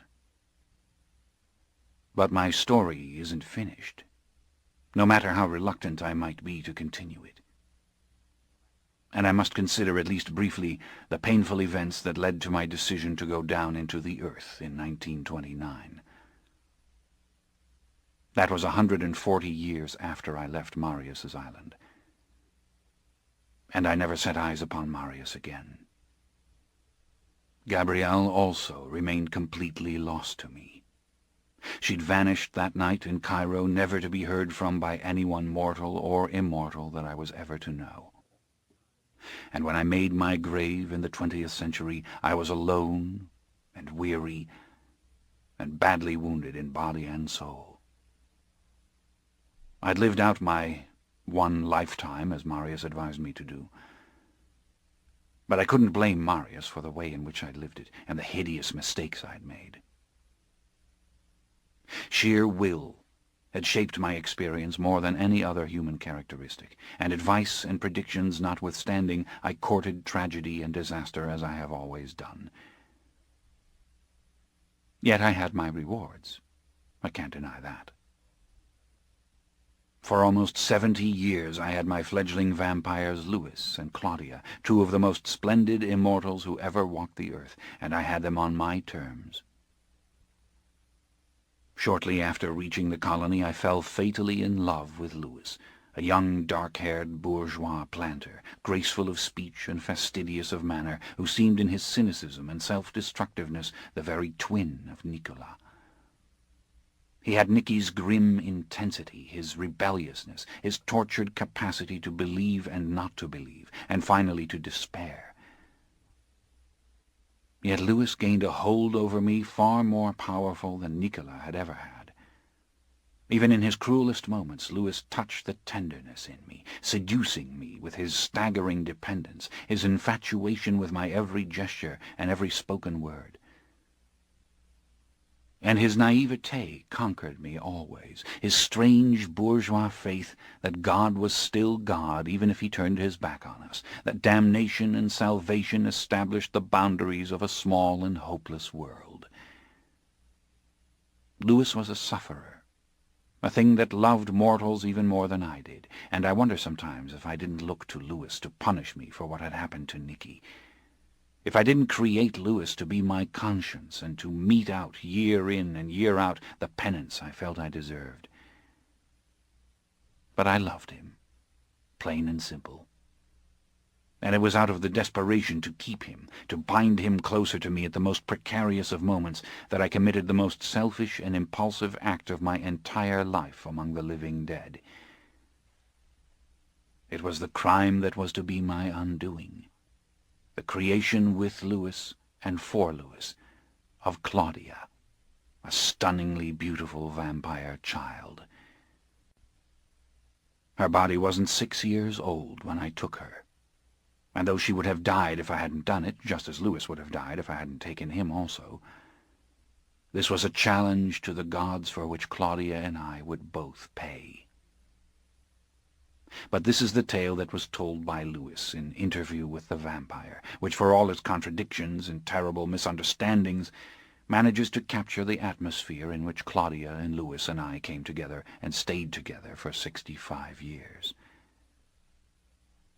During that time we were nonpareils of our species, a silk and velvet-clad trio of deadly hunters, glorying in our secret and in the swelling city of New Orleans that harbored us in luxury and supplied us endlessly with fresh victims. And though Louis did not know it when he wrote his chronicle, 65 years is a phenomenal time for any bond in our world. As for the lies he told, the mistakes he made, well, I forgive him his excess of imagination, his bitterness, and his vanity, which was, after all, never very great.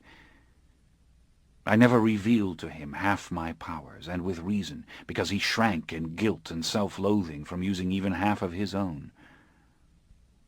Even his unusual beauty and unfailing charm were something of a secret to him. When you read his statement that I made him a vampire because I coveted his plantation house, you can write that off to modesty more easily than stupidity, I suppose. As for his belief that I was a peasant, well, that was understandable. He was, after all, a discriminating and inhibited child of the middle class, aspiring, as all the colonial planters did, to be a genuine aristocrat, though he had never met one. And I came from a long line of feudal lords who licked their fingers and threw the bones over their shoulders to the dogs as they dined. When he says I played with innocent strangers, befriending them and then killing them, how was he to know that I hunted almost exclusively among the gamblers, the thieves, and the killers, being more faithful to my unspoken vow to kill the evildoer than even I had hoped I would be? The young Frenier, for example, a planter whom Louis romanticizes hopelessly in his text, was in fact a wanton killer and a cheater at cards, on the verge of signing over his family's plantation for debt when I struck him down.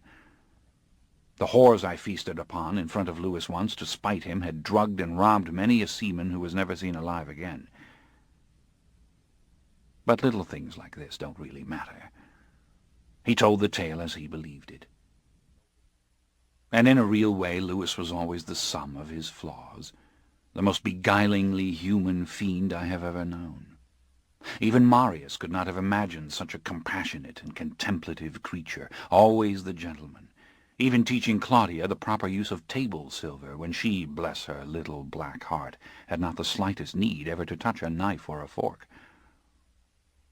His blindness to the motives or the suffering of others was as much a part of his charm as his soft, unkempt black hair, or the eternally troubled expression in his green eyes. And why should I bother to tell of the times he came to me in wretched anxiety, begging me never to leave him, of the times we walked together and talked together, acted Shakespeare together for Claudia's amusement, or went arm in arm to hunt the river-front taverns, or to waltz with the dark-skinned beauties of the celebrated quadroon balls? Read between the lines. I betrayed him when I created him. That is the significant thing. Just as I betrayed Claudia. And I forgive the nonsense he wrote because he told the truth about the eerie contentment he and Claudia and I shared, and had no right to share, in those long 19th century decades when the peacock colors of the ancient regime died out, and the lovely music of Mozart and Haydn gave way to the bombast of Beethoven, which could sound at times too remarkably like the clang of my imaginary hell's bells. I had what I wanted, but I had always wanted. I had them. And I could now and then forget Gabrielle, and forget Nicky, and even forget Marius, and the blank, staring face of Akasha, or the icy touch of her hand, or the heat of her blood. But I had always wanted many things. What accounted for the duration of the life he described in Interview with the Vampire? Why did we last so long? All during the 19th century, vampires were discovered by the literary writers of Europe.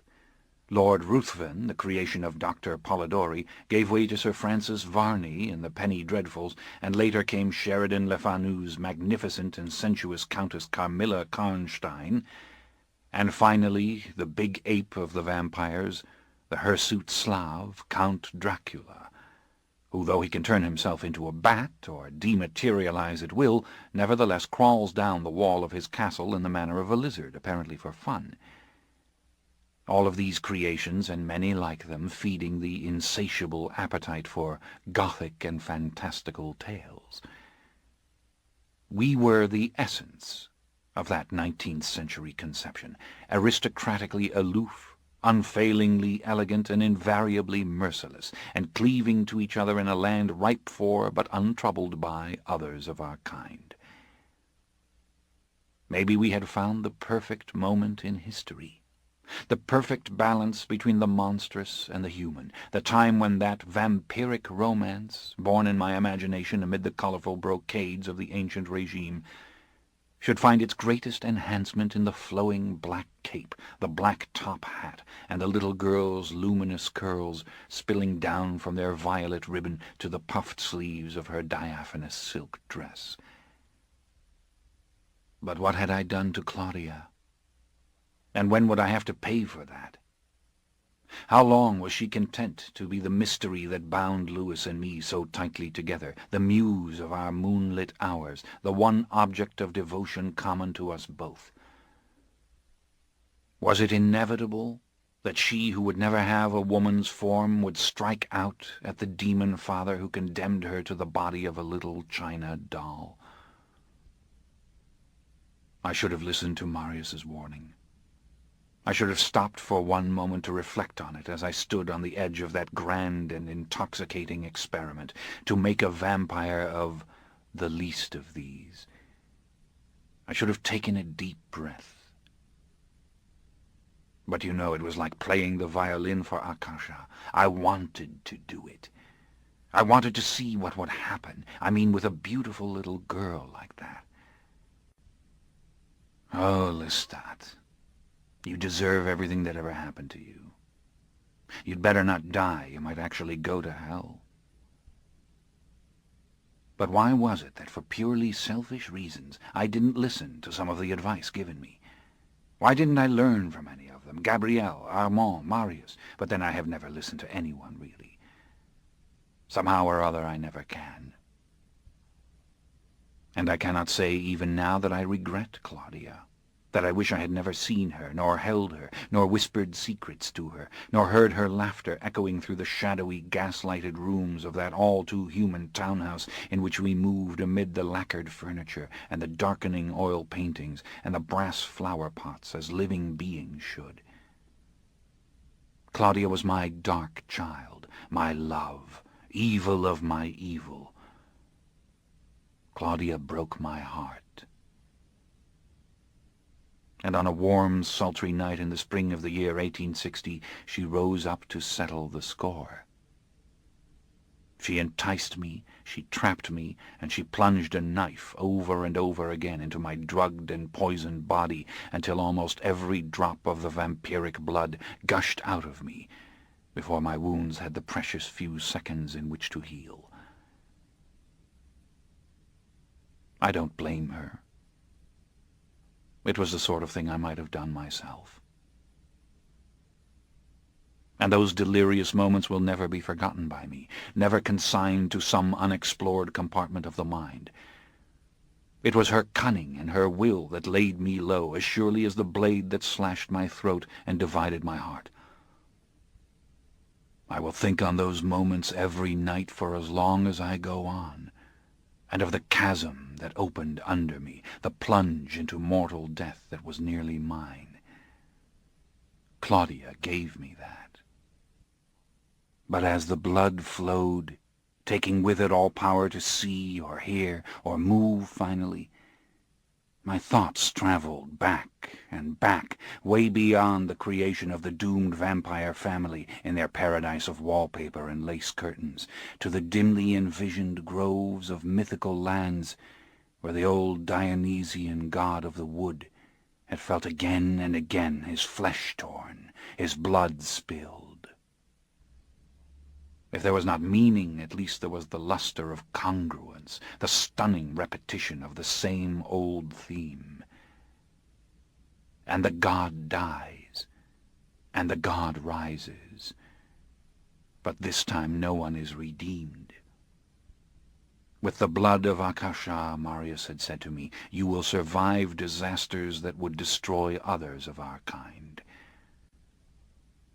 Later, abandoned in the stench and darkness of the swamp, I felt the thirst define my proportions. I felt the thirst propel me. I felt my jaws open in the rank water, and my fangs seek the warm-blooded things that could put my feet on the long road back. And 3 nights later, when again I had been beaten and my children left me once and for all in the blazing inferno of our townhouse, it was the blood of the old ones, Magnus and Marius and Akasha, that sustained me as I crawled away from the flames. But without more of that healing blood, without a fresh infusion, I was left at the mercy of time to heal my wounds. And what Lewis could not describe in his story is what happened to me after. How for years I hunted on the edge of the human herd, a hideous and crippled monster who could strike down only the very young or infirm. In constant danger from my victims, I became the very antithesis of the romantic demon, bringing terror rather than rapture, resembling nothing so much as the old revenants of Les Innocents in their filth and rags. The wounds I'd suffered affected my very spirit, my capacity to reason. And what I saw in the mirror every time I dared look further shriveled my soul. Yet not once, in all this time, did I call out to Marius. Did I try to reach him over the miles? I could not beg for his healing blood. Better suffer purgatory for a century than Marius's condemnation. Better suffer the worst loneliness, the worst anguish, than discover that he knew everything I'd done and had long ago turned his back on me.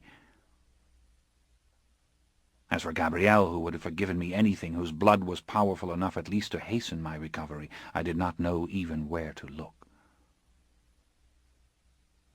When I had recovered sufficiently to make the long voyage to Europe, I turned to the only one that I could turn to, Armand.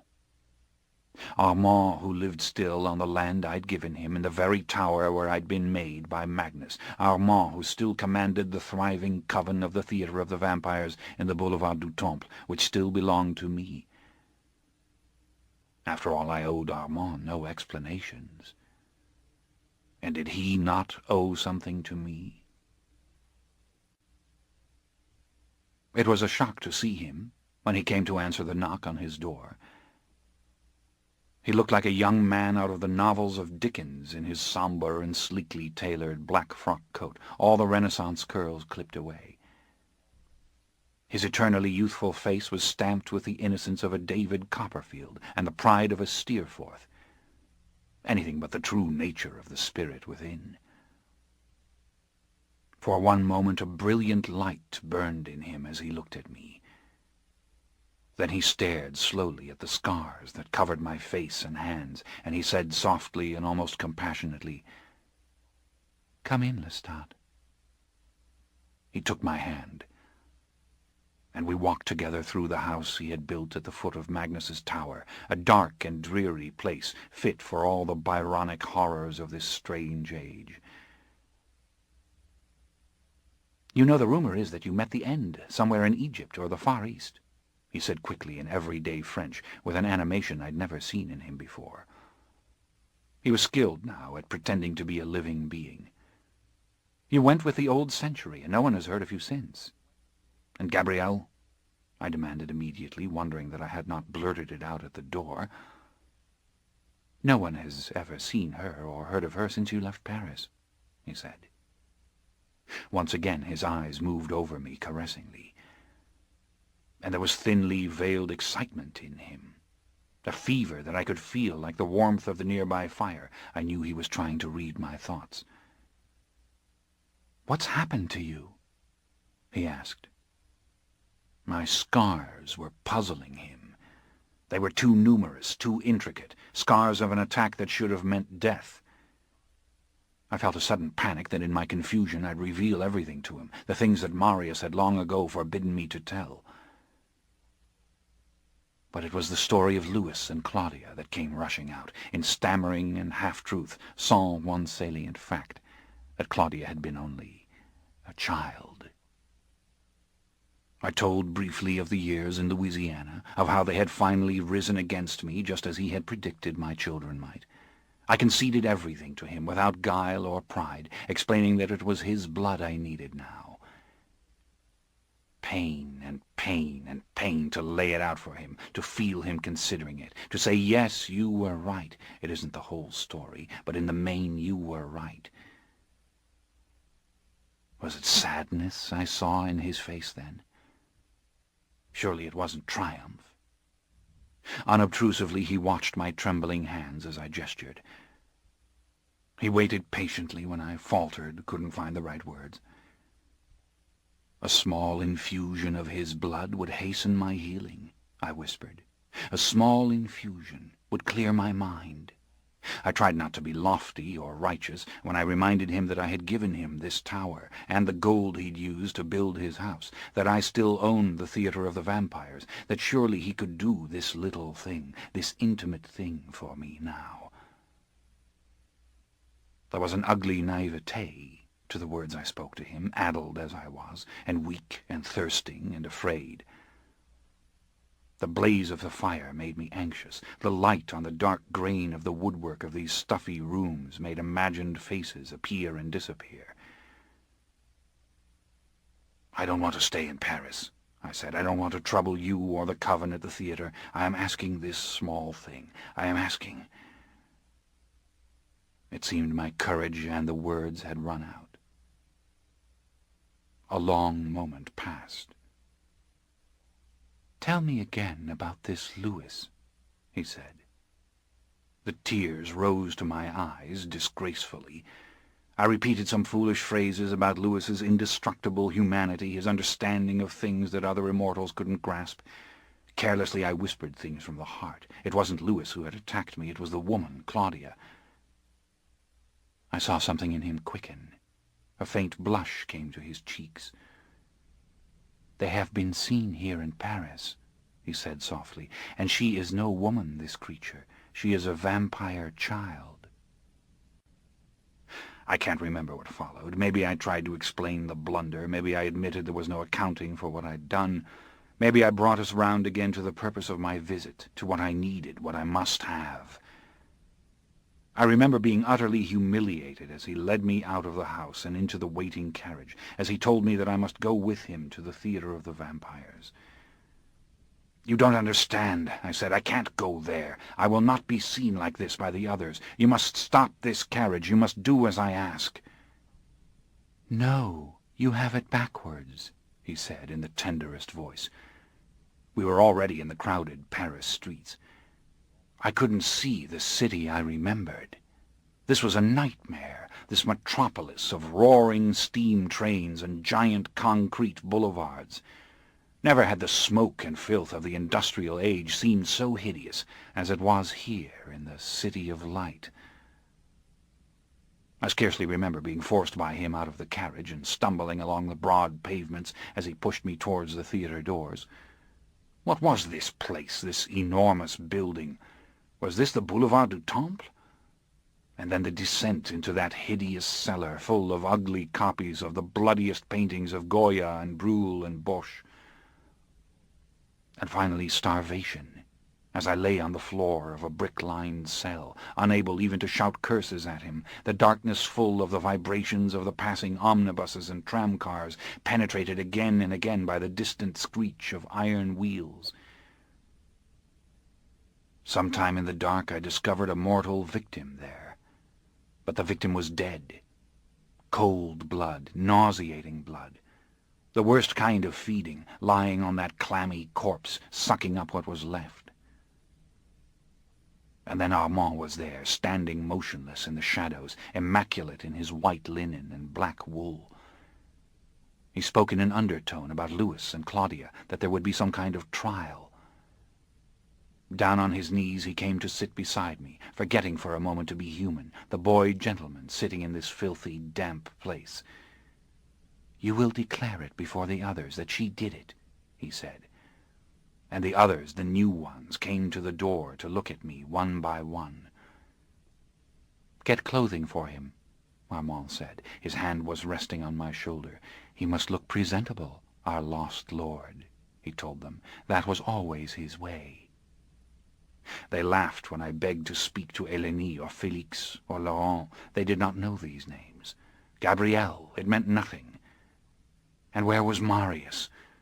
How many countries, rivers, mountains lay between us? Could he hear and see these things? High above in the theatre, a mortal audience, herded like sheep into a corral, thundered on the wooden staircases, the wooden floors. I dreamed of getting away from here, getting back to Louisiana, letting time do its inevitable work. I dreamed of the earth again, its cool depths which I'd known so briefly in Cairo. I dreamed of Louis and Claudia, and that we were together. Claudia had grown miraculously into a beautiful woman, and she said, laughing, "You see, this is what I came to Europe to discover, how to do this." And I feared that I was never to be allowed out of here, that I was to be entombed as those starving ones had been under Les Innocents, that I had made a fatal mistake. I was stuttering and crying and trying to talk to Armand, and then I realized Armand was not even there. If he had come, he had gone as quickly. I was having delusions. And the victim, the warm victim. "Give it to me, I beg you," and Armand saying, "You will say what I have told you to say." It was a mob tribunal of monsters, white-faced demons shouting accusations, Louis pleading desperately, Claudia staring at me, mute, and my saying, yes, she was the one who did it, yes, and then cursing Armand as he shoved me back into the shadows, his innocent face radiant as ever. "But you have done well, Lestat. You have done well." What had I done? borne testimony against them that they had broken the old rules, they'd risen against the Coven Master. What did they know of the old rules? I was screaming for Lewis, and then I was drinking blood in the darkness, living blood from another victim, and it wasn't the healing blood, it was just blood. We were in the carriage again, and it was raining. We were riding through the country, and then we went up and up through the old tower to the roof. I had Claudia's bloody yellow dress in my hands. I had seen her in a narrow, wet place where she had been burnt by the sun. "Scatter the ashes," I had said. Yet no one moved to do it. The torn, bloody yellow dress lay on the cellar floor. Now I held it in my hands. "They will scatter the ashes, won't they?" I said. "Didn't you want justice?" Armand asked, his black wool cape close around him in the wind, his face dark with the power of the recent kill. What did it have to do with justice? Why did I hold this thing, this little dress? I looked out from Magnus's battlements, and I saw the city had come to get me. It had reached out its long arms to embrace the tower, and the air stank of factory smoke. Armand stood still at the stone railing watching me, and he seemed suddenly as young as Claudia had seemed. "And make sure they have had some lifetime before you make them, and never, never make one as young as Armand." In death she said nothing. She had looked at those around her as if they were giants jabbering in an alien tongue. Armand's eyes were red. "Lewis, where is he?" I asked. "They didn't kill him. I saw him. He went out into the rain." "They have gone after him," he answered. "He is already destroyed." Liar, with the face of a choir boy. "Stop them! You have to, if there's still time." He shook his head. "Why can't you stop them? Why did you do it, the trial, all of it? What do you care what they did to me?" "It's finished." Under the roar of the winds came the scream of a steam whistle. Losing the train of thought, losing it, not wanting to go back. "Lewis, come back!" "And you don't mean to help me, do you?" Despair. He leaned forward, and his face transformed itself as it had done years and years ago, as if his rage were melting it from within. "You, who destroyed all of us, you who took everything, whatever made you think that I would help you?" He came closer, the face all but collapsed upon itself. "You who put us on the lurid posters in the Boulevard du Temple, you who made us the subject of cheap stories and drawing-room talk. But I didn't. You know I swear, it wasn't me. You who carried our secrets into the limelight, the fashionable one, the marquis in the white gloves, the fiend in the velvet cape. You're mad to blame it all on me. You have no right," I insisted, but my voice was faltering so badly I couldn't understand my own words. And his voice shot out of him like the tongue of a snake. "We had our Eden under that ancient cemetery," he hissed. "We had our faith and our purpose. And it was you who drove us out of it with a flaming sword. What do we have now? Answer me. Nothing but the love of each other, and what can that mean to creatures like us?" "No, it's not true. It was all happening already. You don't understand anything. You never did." But he wasn't listening to me. And it didn't matter whether or not he was listening. He was drawing closer, and in a dark flash his hand went out, and my head went back, and I saw the sky and the city of Paris upside down. I was falling through the air. And I went down and down past the windows of the tower until the stone walkway rose up to catch me, and every bone in my body broke within its thin case of preternatural skin. But these encounters were over soon enough. Frightened, aggrieved, shouting curses, the intruder would depart, leaving me in blessed silence. I'd slip a little deeper away from things, just lying there in the dark. I wasn't even reading much anymore. And when I did read, I read the Black Mask magazine. I read the stories of the ugly, nihilistic men of the 20th century, the grey-clad crooks and the bank robbers and the detectives, and I tried to remember things. But I was so weak. I was so tired. And then early one evening, Armand came. I thought at first it was a delusion. He was standing so still in the ruined parlour, looking younger than ever with his short auburn cap of 20th century hair and narrow little suit of dark cloth. It had to be an illusion, this figure coming into the parlour and looking down at me as I lay on my back on the floor by the broken French window, reading Sam Spade by the light of the moon. Except for one thing. If I were going to conjure up an imaginary visitor, it certainly wouldn't have been Armand. I glanced at him, and some vague shame passed over me, that I was so ugly, that I was no more than a skeleton with bulging eyes lying there. Then I went back to reading about the Maltese falcon, my lips moving to speak Sam Spade's lines. When I looked up again, Armand was still there. It might have been the same night or the next night, for all I knew. He was talking about Louis.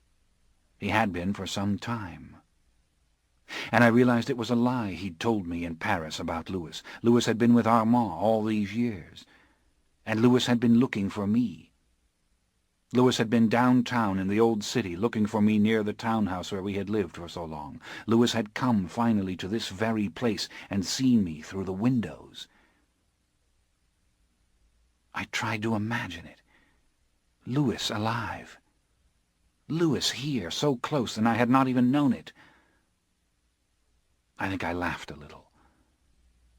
I couldn't keep it clear in my mind that Louis wasn't burnt up. But it was really wonderful that Louis still lived. It was wonderful that there existed still that handsome face, that poignant expression, that tender and faintly imploring voice, my beautiful Louis surviving, instead of dead and gone with Claudia and Nick. But then maybe he was dead. Why should I believe Armand?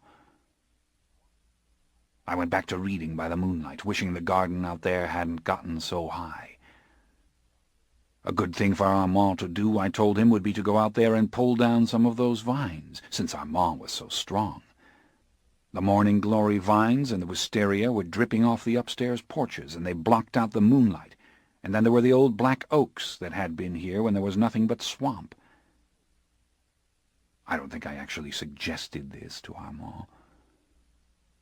And I only vaguely remember Armand letting me know that Louis was leaving him, and he, Armand, did not want to go on. Hollow, he sounded. Dry. Yet he gathered the moonlight to him as he stood there, and his voice still had its old resonance, its pure undertone of pain. Poor Armand. And you told me Louis was dead.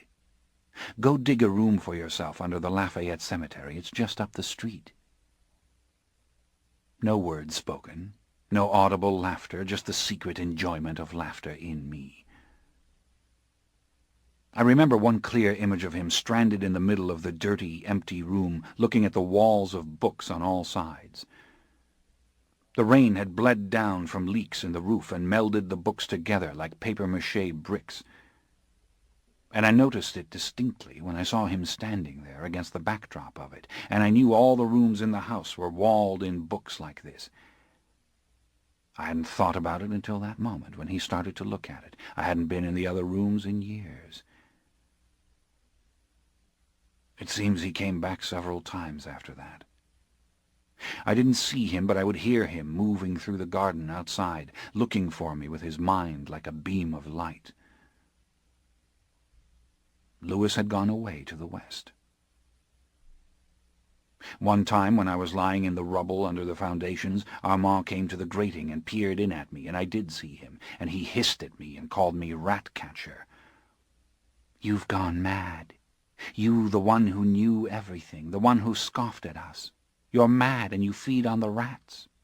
You know, in France in the old days, what they called your kind, you country lords, they called you hare-catchers, because you hunted the hare so you wouldn't starve. And now, what are you in this house? A ragged haunt, a rat-catcher. You're mad as the ancient ones who cease to talk sense and jabber at the wind, and yet you hunt the rats as you were born to do. Again I laughed. I laughed and laughed. I remembered the wolves, and I laughed. "You always make me laugh," I told him. "I would have laughed at you under that cemetery in Paris, except it didn't seem the kind thing to do. And even when you cursed me and blamed me for all the stories about us, that was funny, too. If you hadn't been about to throw me off the tower, I would have laughed. You always make me laugh." Delicious it was, the hatred between us, or so I thought.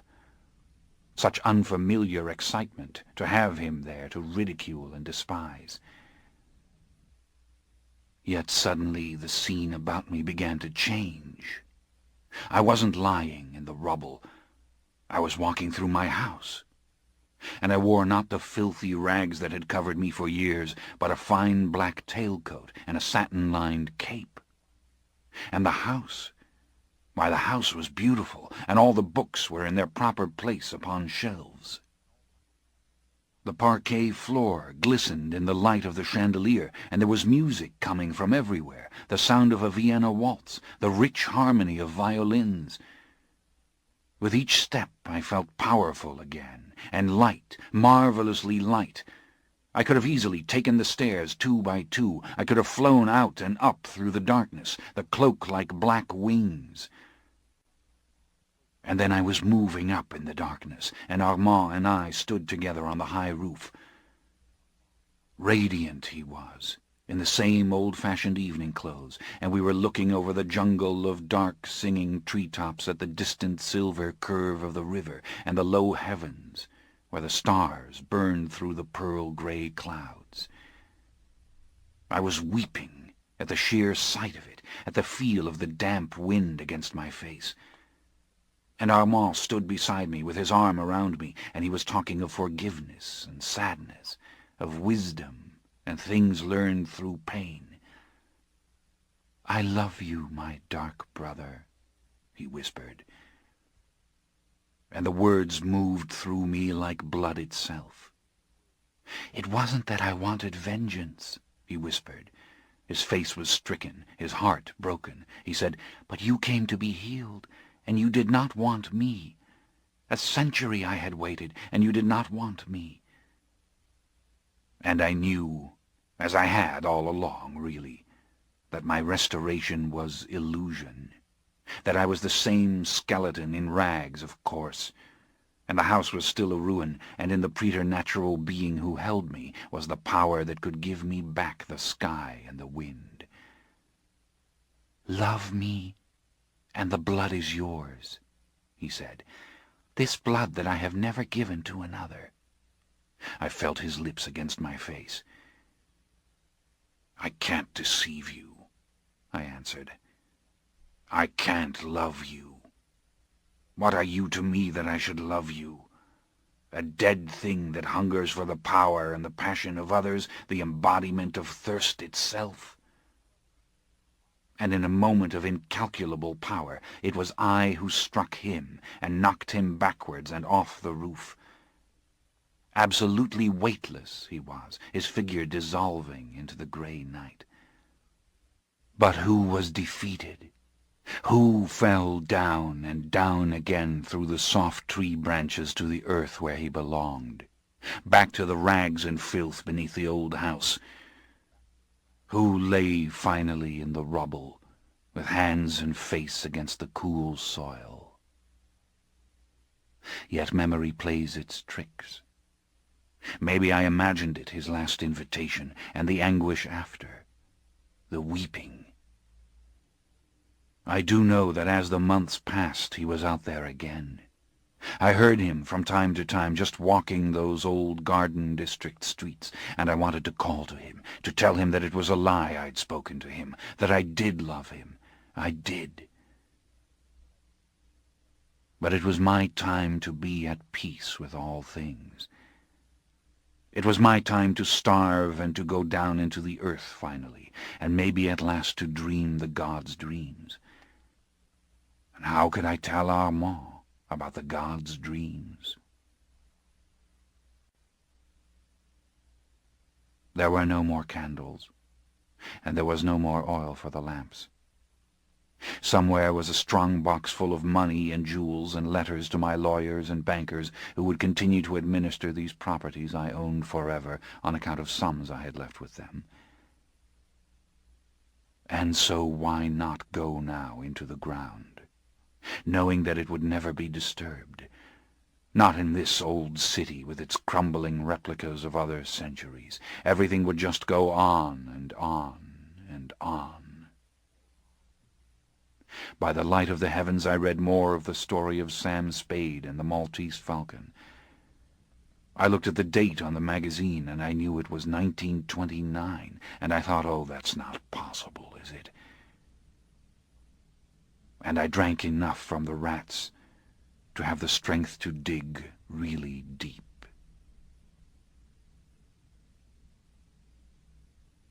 The earth was holding me. Living things slithered through its thick and moist clods against my dried flesh.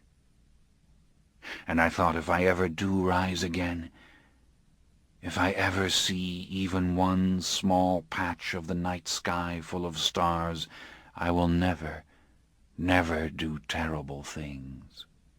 I will never slay innocents. Even when I hunted the weak, it was the hopeless and the dying I took. I swear it was. I will never, never work the dark trick again. I will just, you know, be the continual awareness for no purpose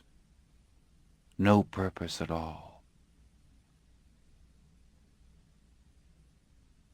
Thirst, pain, as clear as light.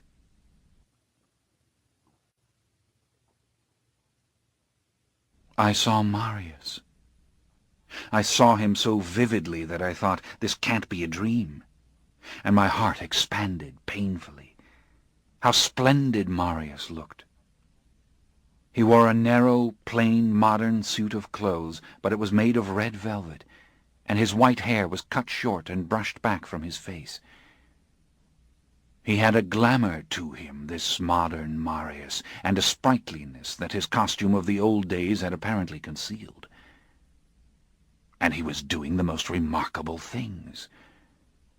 He had before him a black camera upon 3 spider legs, and this he cranked with his right hand as he made motion pictures of mortals in a studio full of incandescent light. How my heart was swelling to see this, the way that he spoke to these mortal beings, told them how they must hold one another, dance, move about. Painted scenery behind them, yes, and outside the windows of his studio were high brick buildings and the noise of motor coaches in the streets. No, this isn't a dream, I told myself. It is happening. He is there. And if only I try, I can see the city beyond the windows, know where he is. If only I try, I can hear the language that he speaks to the young players. Marius, I said, but the earth around me devoured the sound. The scene changed. Marius rode in the great cage of an elevator down into a cellar. Metal doors screeched and clanked, and into the vast sanctum of those who must be kept he went, and how different it all was. No more the Egyptian paintings, the perfume of flowers, the glitter of gold. The high walls were covered with the dappled colors of the Impressionists, building out of myriad fragments of vibrant 20th century world. Airplanes flew over sunlit cities, towers rose beyond the arch of steel bridges, iron ships drove through silver seas. A universe it was, dissolving the walls on which it was rendered, surrounding the motionless and unchanged figures of Akasha and Enkil. Marius moved about the chapel. He moved past dark, tangled sculptures, telephone devices, typewriting machines upon wooden stands. He set before those who must be kept a large and stately gramophone. Delicately he put the tiny needle to its task upon the revolving record. A thin and rasping Vienna waltz poured forth from the metal horn. I laughed to see it, this sweet invention, set before them like an offering. Was the waltz like incense rising in the air? But Marius had not completed his tasks. A white screen he had unrolled down the wall, and now from a high platform behind the seated god and goddess he projected moving pictures of mortals onto the white screen. Those who must be kept stared mute at the flickering images, statues in a museum, the electric light glaring on their white skin. And then the most marvelous thing happened. The jittery little figures in the motion picture began to talk. Above the grind of the gramophone waltz they actually talked. And as I watched, frozen in excitement, frozen in joy to see it all, a great sadness suddenly engulfed me, a great, crushing realization. It was just a dream, this, because the truth was, the little figures in the moving pictures couldn't possibly talk. The chamber and all its little wonders lost its substance, went dim. Ah, horrid imperfection! Horrid little giveaway that had made it all up. And out of real bits and pieces, too, the silent movies I'd seen myself at the little theater called the Happy Hour, the gramophones I'd heard around me from 100 houses in the dark. And the Vienna waltz, taken from the spell Armand had worked upon me, too heartbreaking to think of that. Why hadn't I been just a little more clever in fooling myself, kept the film silent as it should have been, and I might have gone on believing it was a true vision after all. But here was the final proof of my invention, this audacious and self-serving fancy. Akasha, my beloved, was speaking to me. Akasha stood in the door of the chamber, gazing down the length of the underground corridor to the elevator by which Marius had returned to the world above. Her black hair hung thickly and heavily about her white shoulders. She raised her cold white hand to beckon. Her mouth was red. "Lestat," she whispered. "Come." Her thoughts flowed out of her soundlessly, in the words of the old queen vampire who had spoken them to me under Les Innocents years and years before. "From my stone pillow I have dreamed dreams of the mortal world above. I have heard its voices, its new music, as lullabies, as I lie in my grave. I have envisioned its fantastical discoveries. I have known its courage in the timeless sanctum of my thoughts. And though it shuts me out with its dazzling forms, I long for one with the strength to roam it fearlessly, to ride the devil's road through its heart." "Lestat," she whispered again, her marble face tragically animate. "Come." "Oh, my darling," I said, tasting the bitter earth between my lips. "If only I could." Lestat de Liancourt, in the year of his resurrection, 1984. Dionysus in San Francisco, 1985. Chapter 1. The week before our record album went on sale, they reached out, for the first time, to threaten us over the telephone wires. Secrecy regarding the rock band called the Vampire Lestat had been expensive but almost impenetrable. Even the book publishers of my autobiography had cooperated in full. And during the long months of recording and film-making, I hadn't seen a single one of them in New Orleans, nor heard them roaming about.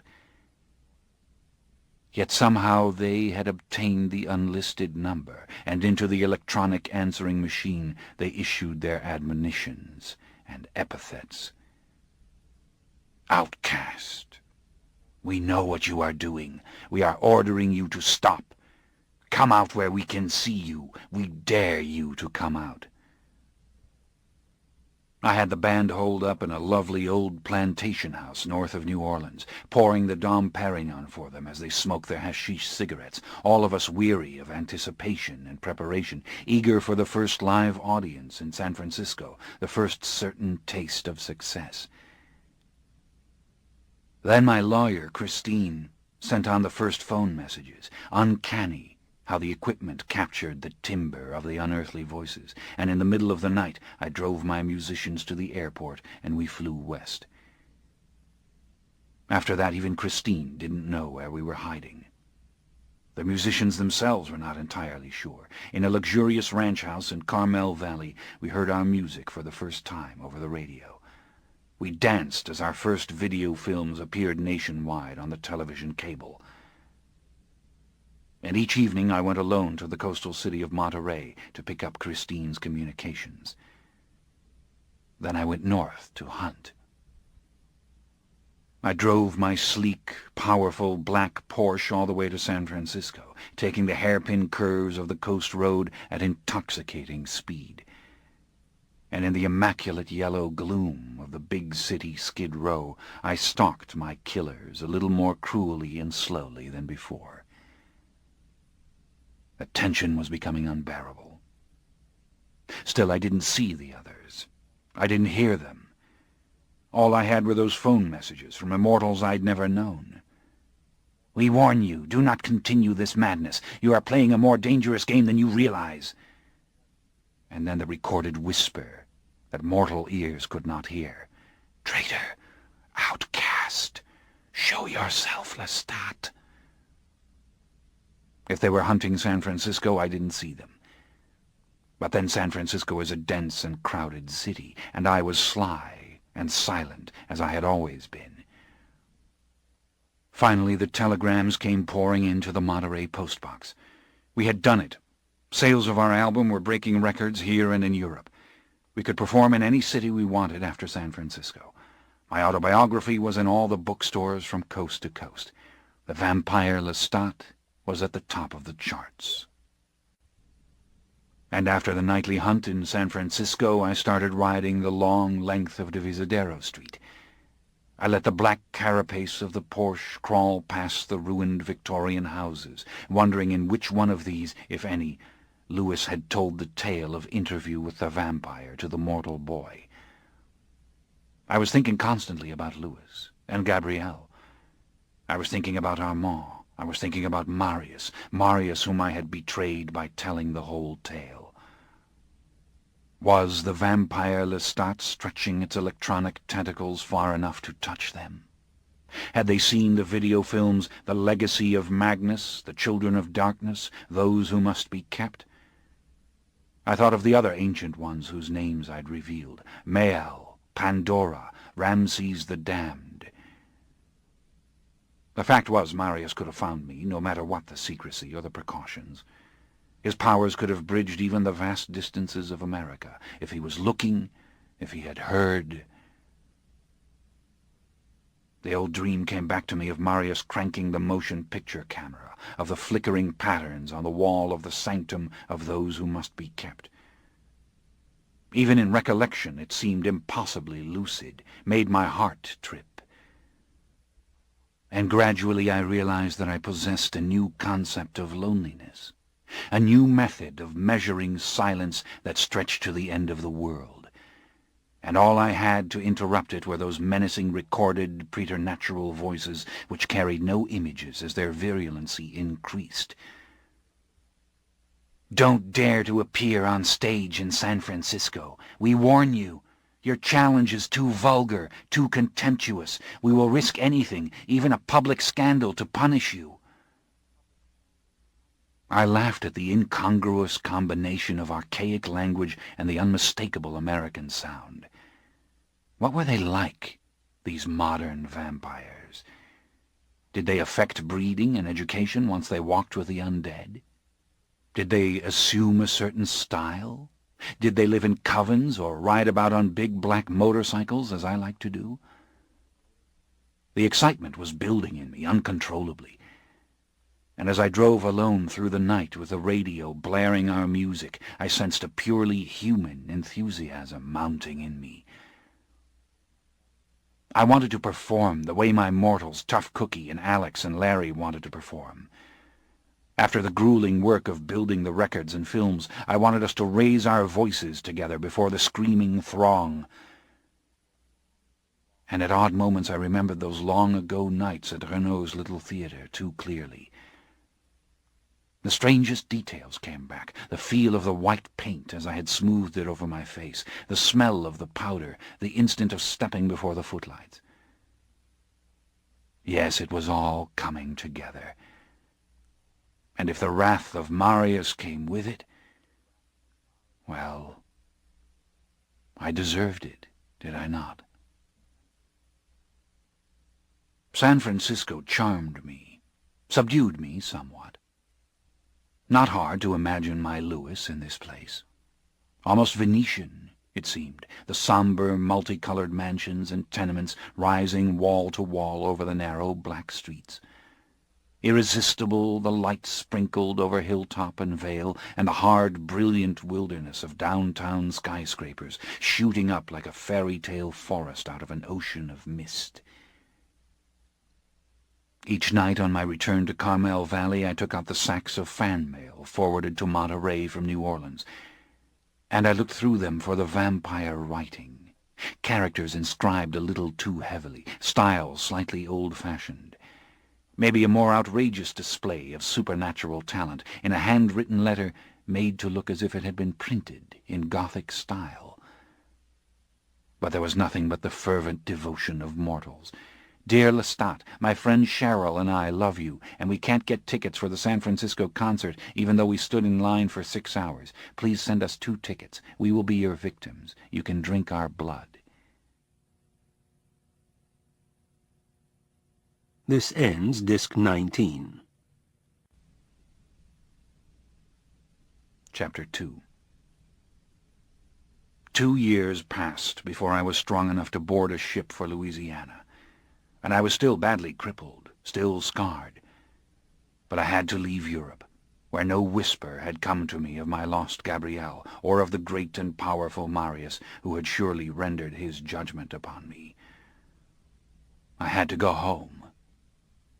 And home was New Orleans, where the warmth was, where the flowers never stopped blooming, where I still owned, through my never-ending supply of coin of the realm, a dozen empty old mansions with rotting white columns and sagging porches round which I could roam. And I spent the last years of the 1800s in complete seclusion in the old garden district, a block from the Lafayette Cemetery, in the finest of my houses, slumbering beneath towering oaks. I read by candle or oil lamp all the books I could procure. I might as well have been Gabrielle, trapped in her castle bedroom, save there was no furniture here. And the stacks of books reached to the ceiling, in one room after another, as I went on to the next. Now and then I mustered enough stamina to break into a library or an old bookstore for new volumes, but less and less I went out. I wrote off for periodicals. I hoarded candles and bottles and tin cans of oil. I do not remember when it became the 20th century, only that everything was uglier and darker, and the beauty I'd known in the old 18th century days seemed more than ever some kind of fanciful idea. The bourgeois ran the world now upon dreary principles and with a distrust of the sensuality and the excess that the ancient regime had so loved. But my vision and thoughts were getting ever more clouded. I no longer hunted humans, and a vampire cannot thrive without human blood, human death. I survived by luring the garden animals of the old neighborhood, the pampered dogs and cats. And when they couldn't be got easily, well, then there was always the vermin that I could call to me like the Pied Piper, fat, long-tailed gray rats. One night I forced myself to make the long trek through the quiet streets to a shabby little theatre called the Happy Hour near the waterfront slums. I wanted to see the new silent moving pictures. I was wrapped in a greatcoat with a muffler hiding my gaunt face. I wore gloves to hide my skeletal hands. The sight of the daytime sky, even in this imperfect film, terrified me. But it seemed the dreary tones of black and white were perfect for a colorless age. I did not think about other immortals. Yet now and then a vampire would appear, some orphaned fledgling who had stumbled on my lair, or a wanderer come in search of the legendary Lestat, begging for secrets, power. Horrid, these intrusions. Even the timbre of the supernatural voice shattered my nerves, drove me into the farthest corner. Yet no matter how great the pain, I scanned each new mind for knowledge of my Gabrielle. I never discovered any. Nothing to do after that but ignore the poor human victims the fiend would bring in the vain hope of restoring me. The Vampire Lestat, Disc 20. 3 o'clock in the morning on the night before the San Francisco concert. The cool green paradise of Carmel Valley was asleep. I was dozing in the giant den before the glass wall that faced the mountains. I was dreaming off and on of Marius. Marius said in my dream, "Why did you risk my vengeance?" And I said, "You turned your back on me." "That is not the reason," he said. "You act on impulse. You want to throw all the pieces in the air." "I want to affect things, to make something happen," I said. In the dream I shouted, and I felt suddenly the presence of the Carmel Valley house around me. Just a dream, a thin, mortal dream. Yet something else, a sudden transmission, like a vagrant radio wave intruding upon the wrong frequency, a voice saying, "Danger, danger to us all." For one split second the vision of snow, ice, wind howling. Something shattered on a stone floor, broken glass. "Lestat! Danger!" I awoke. I was not lying on the couch any longer. I was standing and looking towards the glass doors. I could hear nothing, see nothing but the dim outline of the hills, the black shape of the helicopter hovering over its square of concrete like a giant fly. With my soul I listened. I listened so hard I was sweating. Yet no more of the transmission, no images. And then the gradual awareness that there was a creature outside in the darkness, that I was hearing tiny physical sounds. Someone out there walking in the stillness. No human scent. One of them was out there. One of them had penetrated the secrecy and was approaching beyond the distant skeletal silhouette of the helicopter, through the open field of high grass. Again I listened. No, not a shimmer to reinforce the message of danger. In fact, the mind of the being was locked to me. I was getting only the inevitable signals of a creature passing through space. The rambling low-roofed house slumbered around me. A giant aquarium, it seemed, with its barren white walls and the blue flickering light of the silent television set. Tough Cookie and Alex in each other's arms on the rug before the empty fireplace. Larry asleep in the cell-like bedroom with the carnally indefatigable groupie called Salamander, whom they had picked up in New Orleans before we came west. Sleeping bodyguards in the other low-ceilinged modern chambers, and in the bunkhouse beyond the great blue oyster-shell swimming pool. And out there, under the clear black sky, this creature coming, moving towards us from the highway on foot. This thing that I sensed now was completely alone. Beat of a supernatural heart in the thin darkness. Yes, I can hear it very distinctly. The hills were like ghosts in the distance, the yellow blossoms of the acacias gleaming white under the stars. Not afraid of anything, it seemed. just coming, and the thoughts absolutely impenetrable. That could mean one of the old ones, the very skilled ones, except the skilled ones would never crush the grass underfoot. This thing moved almost like a human. This vampire had been made by me. My heart was skipping. I glanced at the tiny lights of the alarm box, half concealed by the gathered drapery in the corner, promise of sirens if anything mortal or immortal tried to penetrate this house. On the edge of the white concrete he appeared. Tall, slender figure, short, dark hair. And then he paused as if he could see me in the electric blue haze behind the glass veil. Yes, he saw me, and he moved towards me, towards the light. Agile, traveling just a little too lightly for a mortal.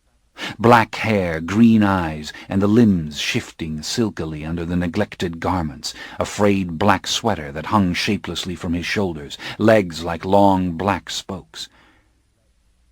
I felt the lump come up in my throat. I was trembling.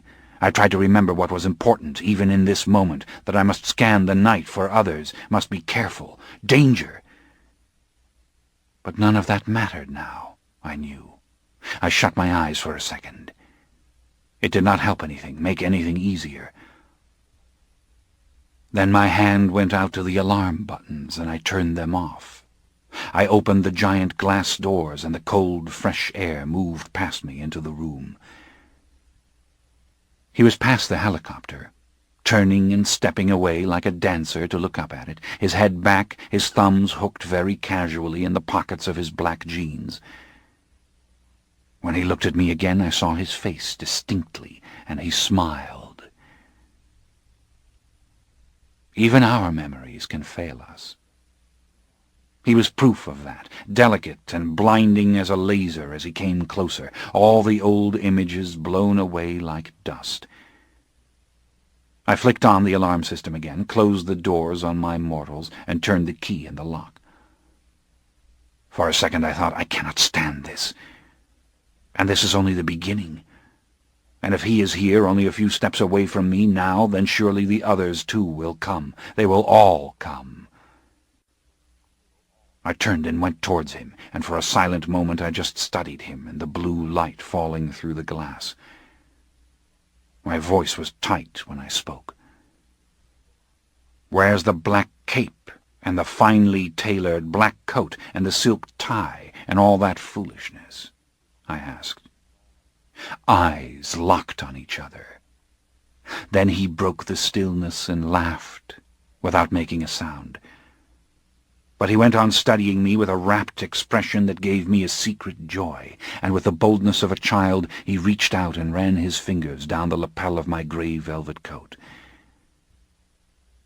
"Can't always be the living legend," he said. The voice was like a whisper that wasn't a whisper, and I could hear his French accent so clearly, though I had never been able to hear my own. I could scarcely bear the sound of the syllables, the complete familiarity of it.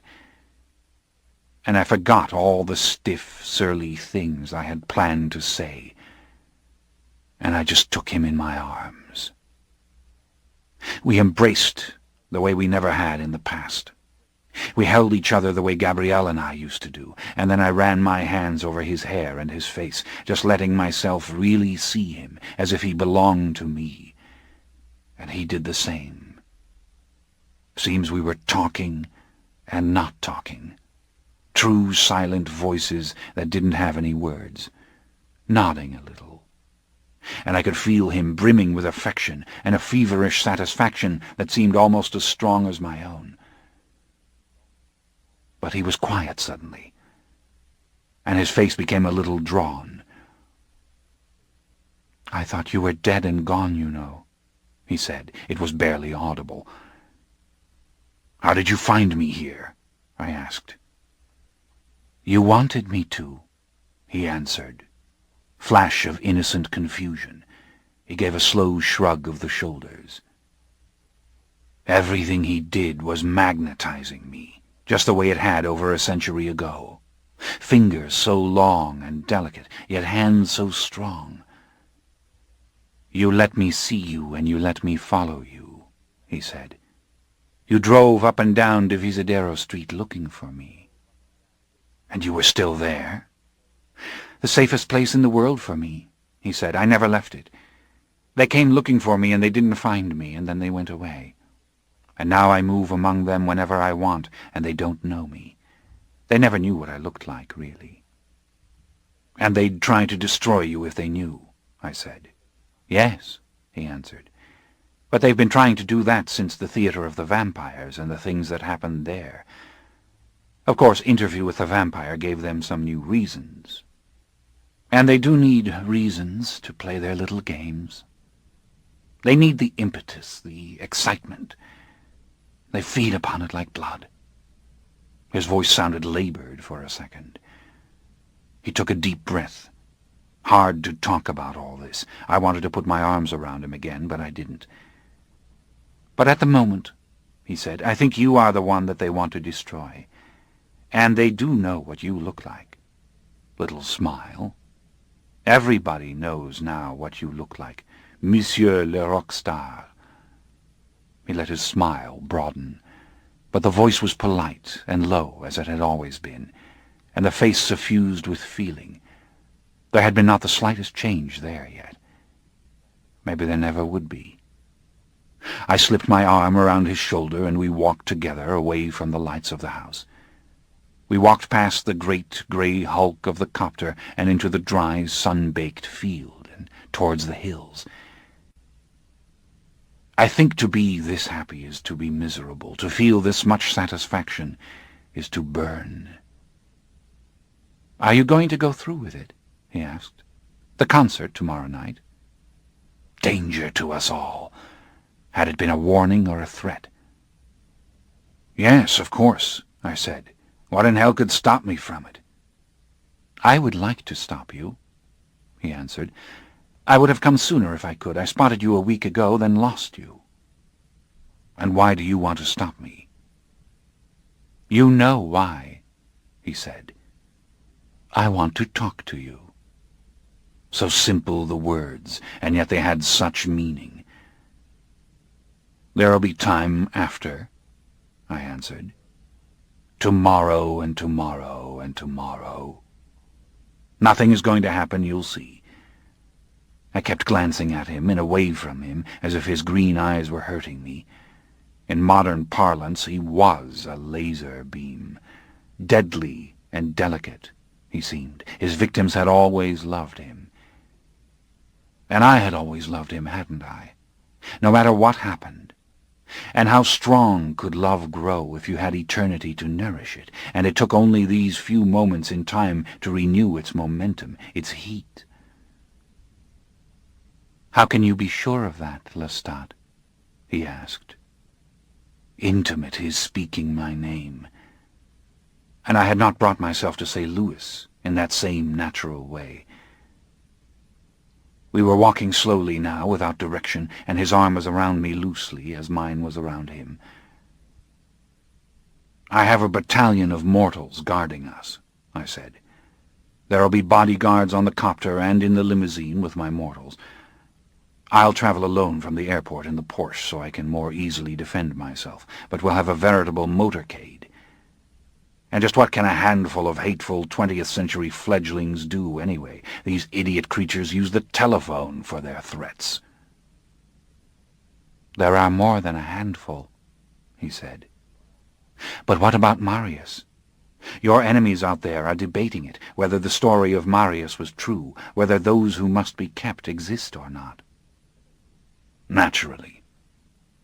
And you, did you believe it?" "Yes, as soon as I read it," he said. And there passed between us a moment of silence, in which perhaps we were both remembering the questing immortal of long ago who had asked me over and over, where did it begin? Too much pain to be re-invoked. It was like taking pictures from the attic, cleaning away the dust and finding the colors still vibrant. And the pictures should have been portraits of dead ancestors, and they were pictures of us. I made some little nervous mortal gesture, raked my hair back off my forehead, tried to feel the cool of the breeze. "What makes you so confident," he asked, "that Marius won't end this experiment as soon as you step on the stage tomorrow night?" "Do you think any of the old ones would do that?" I answered. He reflected for a long moment, slipping deep into his thoughts the way he used to do, so deep it was as if he forgot I was there. And it seemed that old rooms took shape around him. Gaslight gave off its unsteady illumination. There came the sounds and scents of a former time from outside streets. We two in that New Orleans parlor, coal fire in the grate beneath the marble mantel, everything growing older except us. And he stood now, a modern child, in sagging sweater and worn denim, gazing off towards the deserted hills. Disheveled, eyes sparked with an inner fire, hair mussed. He roused himself slowly, as if coming back to life. "No. I think if the old ones trouble themselves with it at all, they will be too interested to do that." "Are you interested?"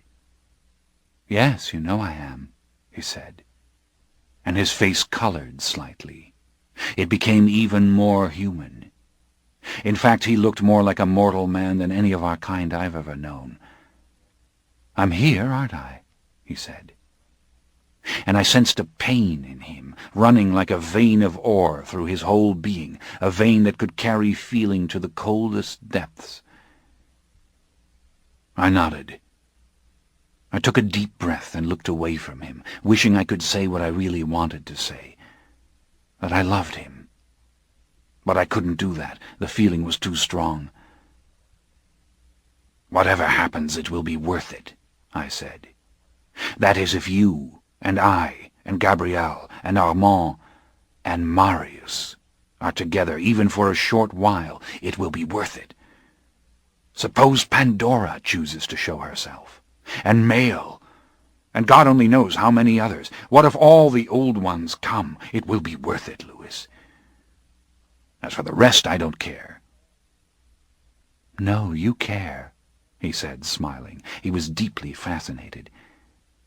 "You're just confident that it's going to be exciting, and that whatever the battle, you'll win." I bowed my head. I laughed. I slipped my hands into the pockets of my pants, the way mortal men did in this day and age, and I walked on through the grass.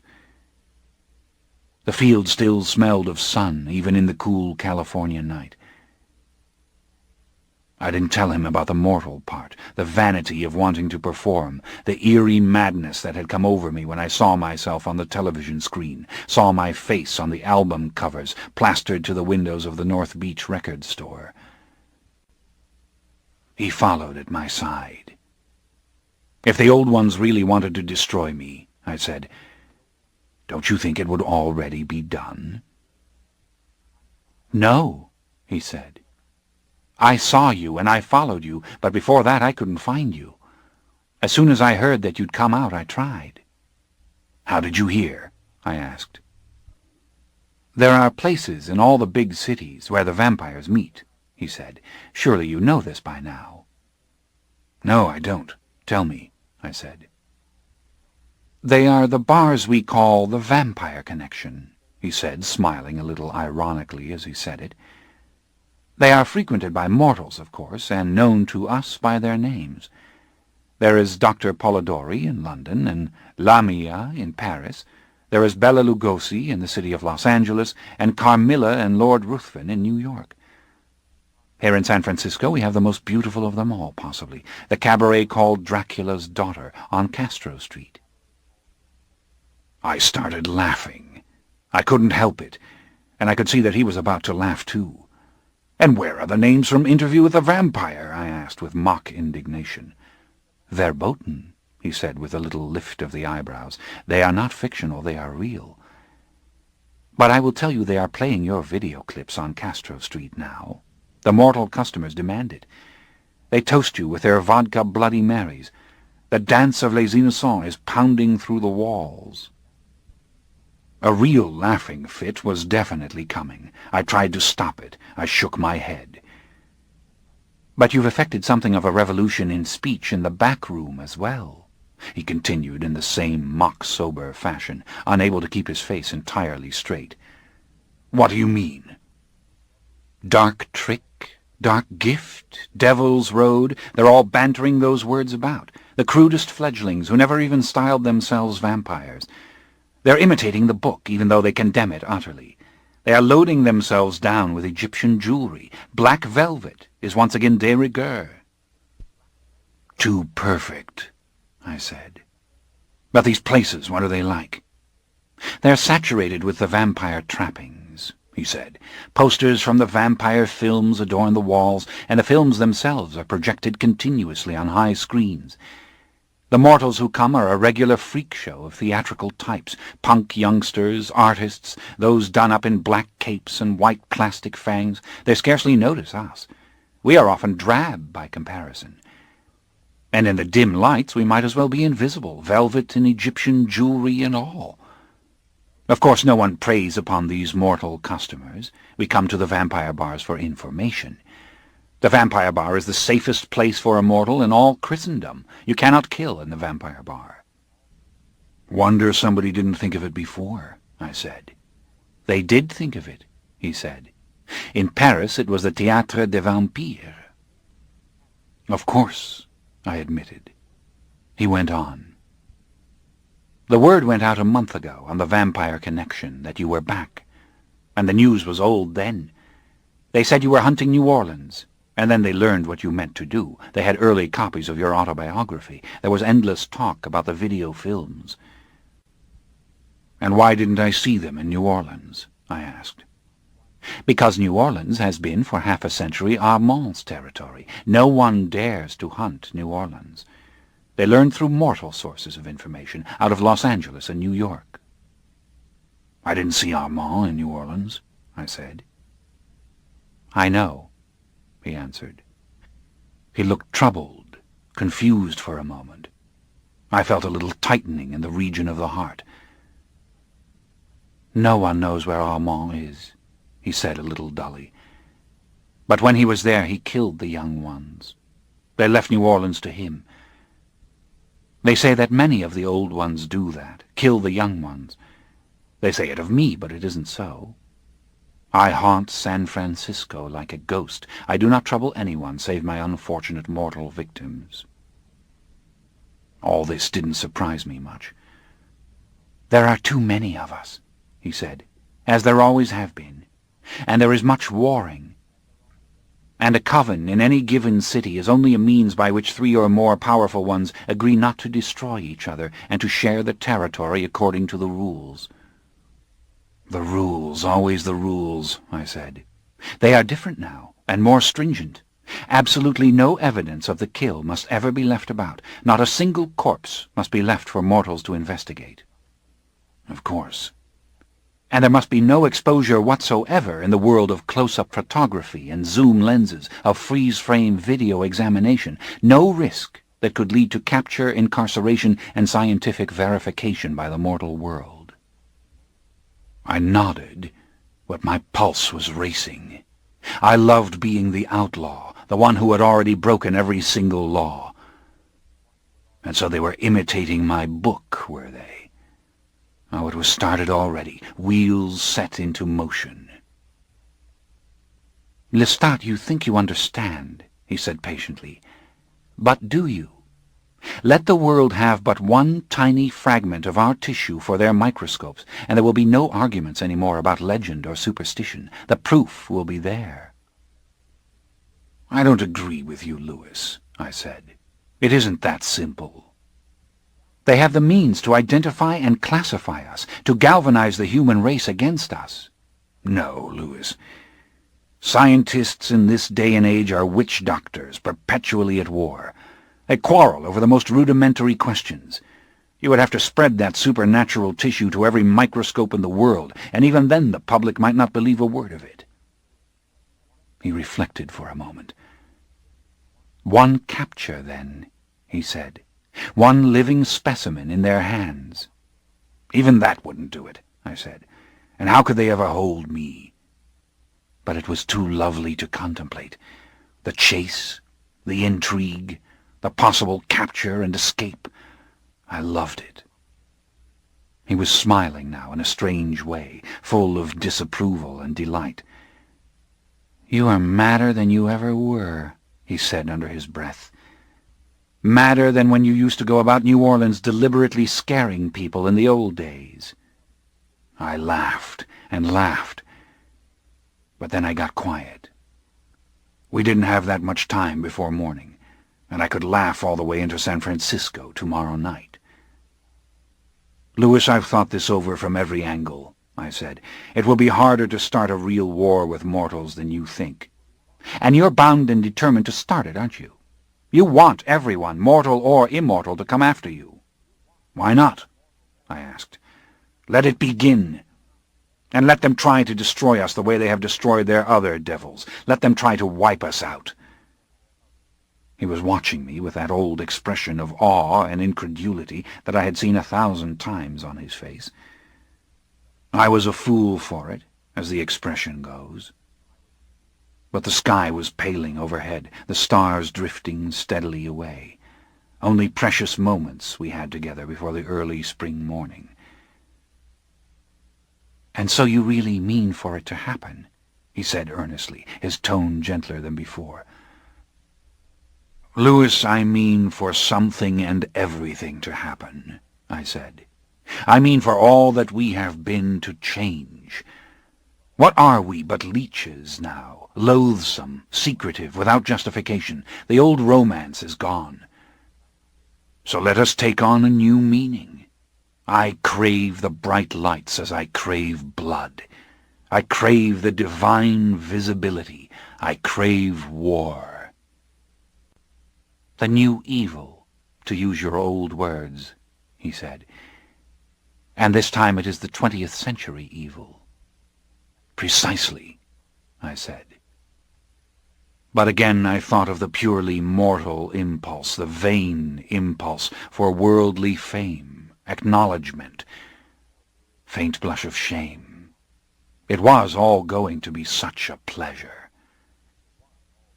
"But why, Lestat?" he asked a little suspiciously. "Why the danger, the risk? After all, you have done it. You have come back. You're stronger than ever. You have the old fire as if it had never been lost, and you know how precious this is, this will simply to go on. Why risk it immediately?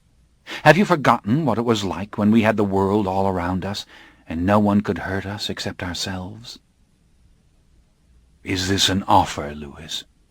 Have you come back to me, as lovers say?" His eyes darkened, and he looked away from me. "I'm not mocking you, Louis," I said. "You've come back to me, Lestat," he said evenly, looking at me again. "When I heard the first whispers of you at Dracula's daughter, I felt something that I thought was gone forever." He paused. But I knew what he was talking about. He had already said it, and I had understood it centuries ago when I felt Armand's despair after the death of the old coven. Excitement, the desire to continue, these things were priceless to us. All the more reason for the rock concert, the continuation, the war itself. "Lestat, don't go on the stage tomorrow night," he said. "Let the films and the book do what you want, but protect yourself. Let us come together and let us talk together. Let us have each other in this century the way we never did in the past. And I do mean all of us." "Very tempting, beautiful one," I said. There were times in the last century when I would have given almost anything to hear those words. "And we will come together, and we will talk, all of us, and we will have each other. It will be splendid, better than it ever was before. But I am going on the stage. I am going to be Lelio again, the way I never was in Paris. I will be the vampire Lestat for all to see, a symbol, an outcast, a freak of nature, something loved, something despised, all of those things. I tell you I can't give it up. I can't miss it. and quite frankly I am not the least afraid. I braced myself for a coldness or a sadness to come over him, and I hated the approaching sun as much as I ever had in the past. He turned his back to it. The illumination was hurting him a little, but his face was as full of warm expression as before. "Very well, then," he said. "I would like to go into San Francisco with you. I would like that very much. Will you take me with you?" I couldn't immediately answer. Again, the sheer excitement was excruciating, and the love I felt for him was positively humiliating. "Of course I'll take you with me," I said. We looked at each other for a tense moment. He had to leave now. The morning had come for him. "One thing, Louis," I said. "Yes?" "Those clothes. Impossible. I mean, tomorrow night, as they say in the 20th century, you will lose that sweater and those pants." The morning was too empty after he had gone. I stood still for a while, thinking of that message, danger. I scanned the distant mountains, the never-ending fields. Threat. Warning. What did it matter?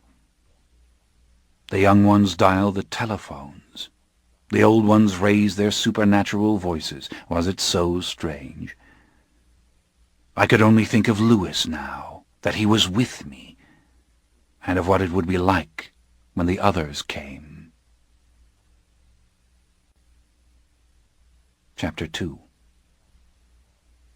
The vast, sprawling parking lots of the San Francisco Cow Palace were overflowing with frenzied mortals as our motorcade pushed through the gates, my musicians in the limousine ahead, Louis in the leather-lined Porsche beside me. Crisp and shining in the black-caped costume of the band, he looked as if he'd stepped out of the pages of his own story, his green eyes passing a little fearfully over the screaming youngsters and motorcycle guards who kept them back and away from us. The hall had been sold out for a month. The disappointed fans wanted the music broadcast outside so they could hear it.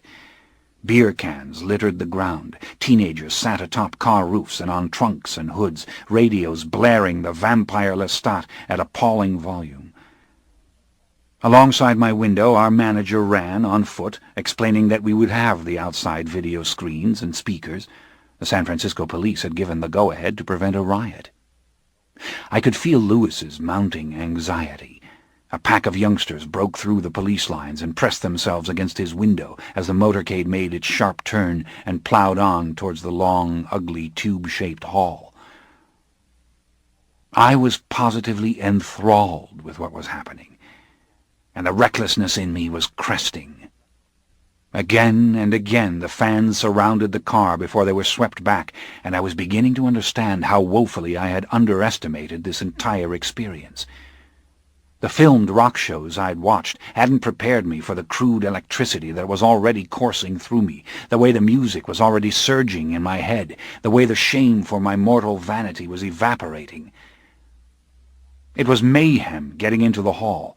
Through a crush of guards we ran into the heavily secured backstage area, Tough Cookie holding tight to me, Alex pushing Larry ahead of him.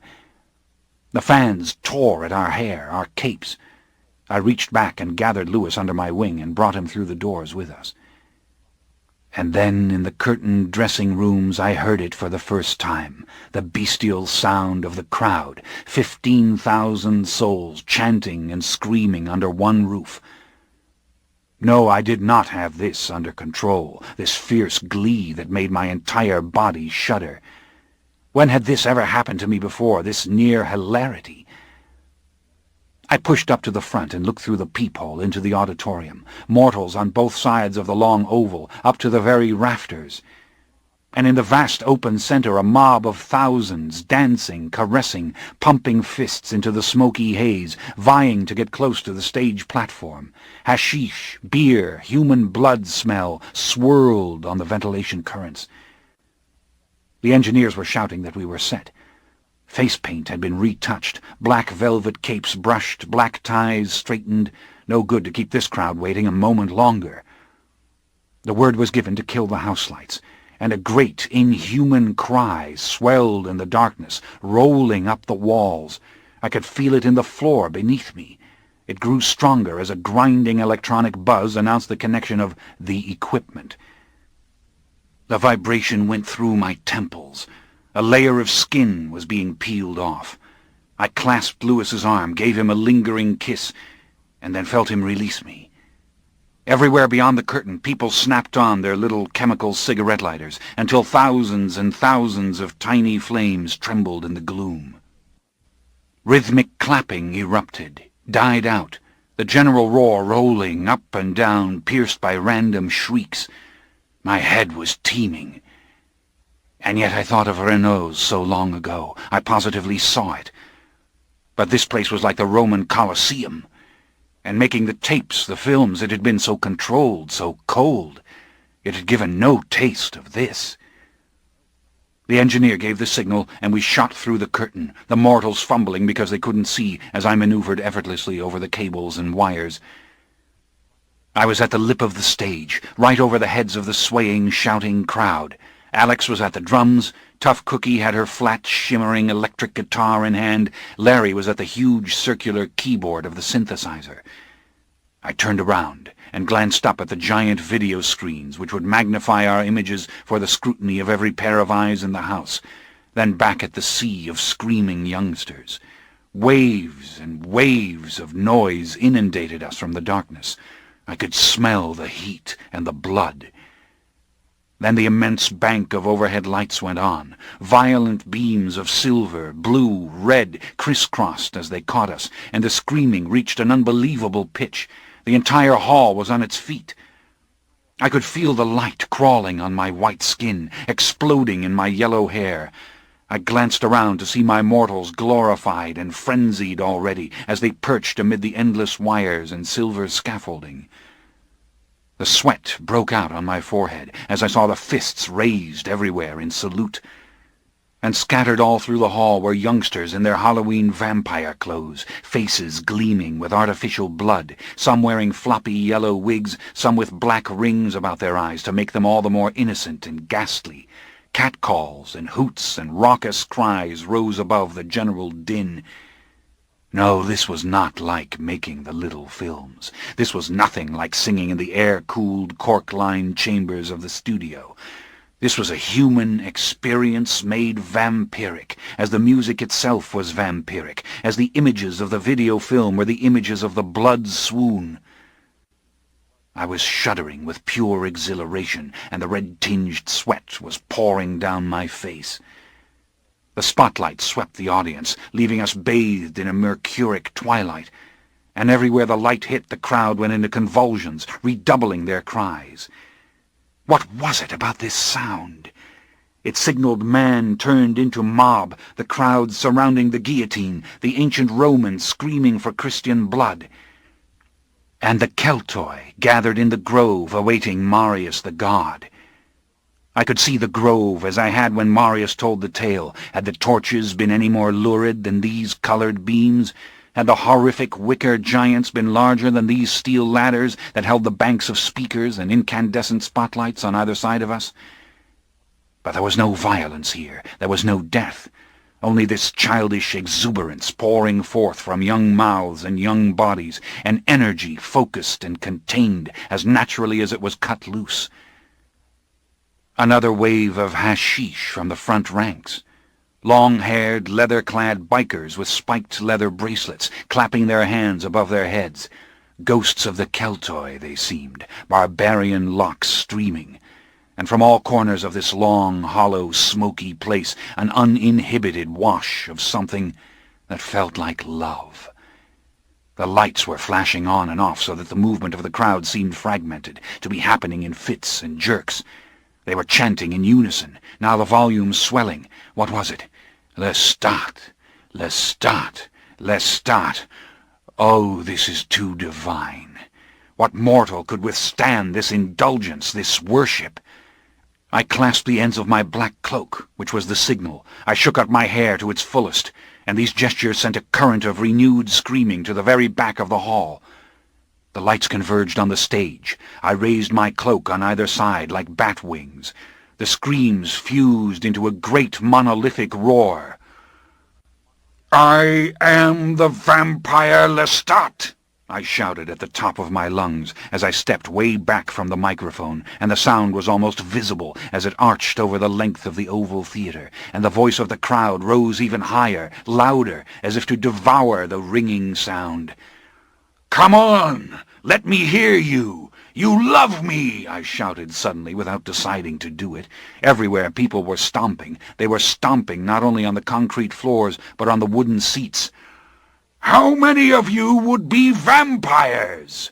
The roar became a thunder. Several people were trying to scramble up onto the front of the stage, the bodyguards pulling them off. One of the big, dark, shaggy-haired bikers was jumping straight up and down, a beer can in each hand. The lights went brighter like the glare of an explosion, and there rose from the speakers and equipment behind me the full-throated engine of a locomotive at stultifying volume, as if the train were racing onto the stage. Every other sound in the auditorium was swallowed by it. In blaring silence the crowd danced and bobbed before me. Then came the piercing, twanging fury of the electrical guitar. The drums boomed into a marching cadence, and the grinding locomotive sound of the synthesizer crested, then broke into a bubbling cauldron of noise in time with the march. It was time to begin the chant in the minor key, its puerile lyrics leaping over the accompaniment. "I am the vampire Lestat. You are here for the grand sabbat, but I pity you your lot." I grabbed the microphone from the stand and ran to one side of the stage and then to the other, the cape flaring out behind me. "You can't resist the lords of night. They have no mercy on your plight. In your fear they take delight." They were reaching out for my ankles, throwing kisses, girls lifted by their male companions to touch my cape as it swirled over their heads. "Yet in love we will take you, and in rapture we'll break you, and in death we'll release you. No one can say you were not warned." Tough Cookie, strumming furiously, danced up beside me, gyrating wildly, the music peaking in a shrill glissando, drums and cymbals crashing, the bubbling cauldron of the synthesizer rising again. I felt the music come up into my bones. Not even at the old Roman sabbat had it taken hold of me like this. I pitched myself into the dance, swinging my hips elastically, then pumping them as the two of us moved towards the edge of the stage. We were performing the free and erotic contortions of Punchinello and Harlequin and all the old commedia players, improvising now as they had done, the instruments cutting loose from the thin melody, then finding it again, as we urged each other on with our dancing, nothing rehearsed, everything within character, everything utterly new. The guards shoved people back roughly as they tried to join us, yet we danced over the edge of the platform as if taunting them, whipping our hair around our faces, turning round to see ourselves above in an impossible hallucination on the giant screens. The sound travelled up through my body as I turned back to the crowd. It travelled like a steel ball, finding one pocket after another in my hips, my shoulders, until I knew I was rising off the floor in a great slow leap, and then descending silently again, the black cape flaring, my mouth open to reveal the fanged teeth. Euphoria, deafening applause. And everywhere I saw pale, mortal throats bared, boys and girls shoving their collars down and stretching their necks, and some had made red lipstick marks like wounds on their necks, and they were gesturing to me to come and take them, inviting me and begging me, and some of the girls were crying. The blood scent was thick as the smoke in the air, flesh and flesh and flesh. And yet everywhere the canny innocence, the unfathomable trust that it was art, nothing but art. No one would be hurt. It was safe, this splendid hysteria. When I screamed, they thought it was the sound system. When I leapt, they thought it was a trick. And why not, when magic was blaring at them from all sides, and they could forsake our flesh and blood for the great glowing giants on the screens above us? Marius, I wish you could behold this. Gabrielle, where are you? The lyrics poured out, sung by the whole band again in unison, Tough Cookie's lovely soprano soaring over the others before she wrung her head round and round in a circle, her hair flopping down to touch the boards in front of her feet, her guitar jerking lasciviously like a giant phallus, thousands and thousands stamping and clapping in unison. "I am telling you I am a vampire!" I screamed suddenly. "Ecstasy! Delirium! I am evil! Evil!" "Yes, yes, yes, yes, yes, yes, yes!" I threw out my arms, my hands curved upwards. "I want to drink up your souls!" The big woolly-haired biker in the black leather jacket backed up, knocking over those behind him, and leapt on the stage next to me, fists over his head. The bodyguards went to tackle him, but I had him, locking him to my chest, lifting him off his feet in one arm, and closing my mouth on his neck, teeth just touching him, just touching that geyser of blood, ready to spew straight upwards. But they had torn him loose, thrown him back like a fish into the sea. Tough Cookie was beside me, the light skittering on her black satin pants, her whirling cape, her arm out to steady me, even as I tried to slip free. Now I knew all that had been left out of the pages I had read about the rock singers, this mad marriage of the primitive and the scientific, this religious frenzy. We were in the ancient grove, all right. We were all with the gods. And we were blowing out the fuses on the first song, and rolling into the next as the crowd picked up the rhythm, shouting the lyrics they knew from the albums and the clips. Tough Cookie and I sang, stomping in time with it. "Children of darkness, meet the children of light. Children of man, fight the children of night." And again they cheered and bellowed and wailed, unmindful of the words. Could the old Keltoi have cut loose with lustier ululations on the verge of massacre? But again there was no massacre, there was no burnt offering. Passion rolled towards the images of evil, not evil. Passion embraced the image of death, not death. I could feel it like the scalding illumination on the pores of my skin, in the roots of my hair, Tough Cookie's amplified scream carrying the next stanza, my eyes sweeping the farthest nooks and crannies, the amphitheater become a great wailing soul. Deliver me from this. Deliver me from loving it. Deliver me from forgetting everything else and sacrificing all purpose, all resolve to it. I want you, my babies. I want your blood, innocent blood. I want your adoration at the moment when I sink my teeth. Yes, this is beyond all temptation. But in this moment of precious stillness and shame, I saw them for the first time. The real ones out there. Tiny white faces tossed like masks on the waves of shapeless mortal faces, distinct as Magnus's face had been in that long-ago little boulevard hall. And I knew that back beyond the curtains Louis also saw them. But all I saw in them, all I felt emanating from them, was wonder and fear. "All you real vampires out there," I shouted, "reveal yourselves!" And they remained changeless, as the painted and costumed mortals about them went wild. For 3 solid hours we danced, we sang, we beat the hell out of the metallic instruments, the whiskey splashing back and forth among Alex and Larry and Tough Cookie, the crowd surging towards us over and over until the phalanx of police had doubled and the lights had been raised. Wooden seats were breaking in the high corners of the auditorium, cans rolled on the concrete floors. The real ones never ventured a step closer. Some vanished. That's how it was. Unbroken screaming, like 15,000 drunks on the town, right up to the final moments when it was the ballad from the last clip, Age of Innocence. And then the music softening, the drums rolling out and the guitar dying, and the synthesizer throwing up the lovely translucent notes of an electric harpsichord, notes so light yet profuse that it was as if the air were showered with gold.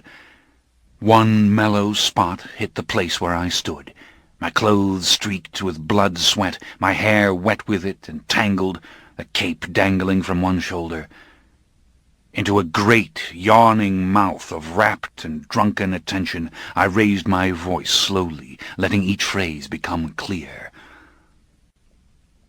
This is the age of innocence, true innocence. All your demons are visible. All your demons are material.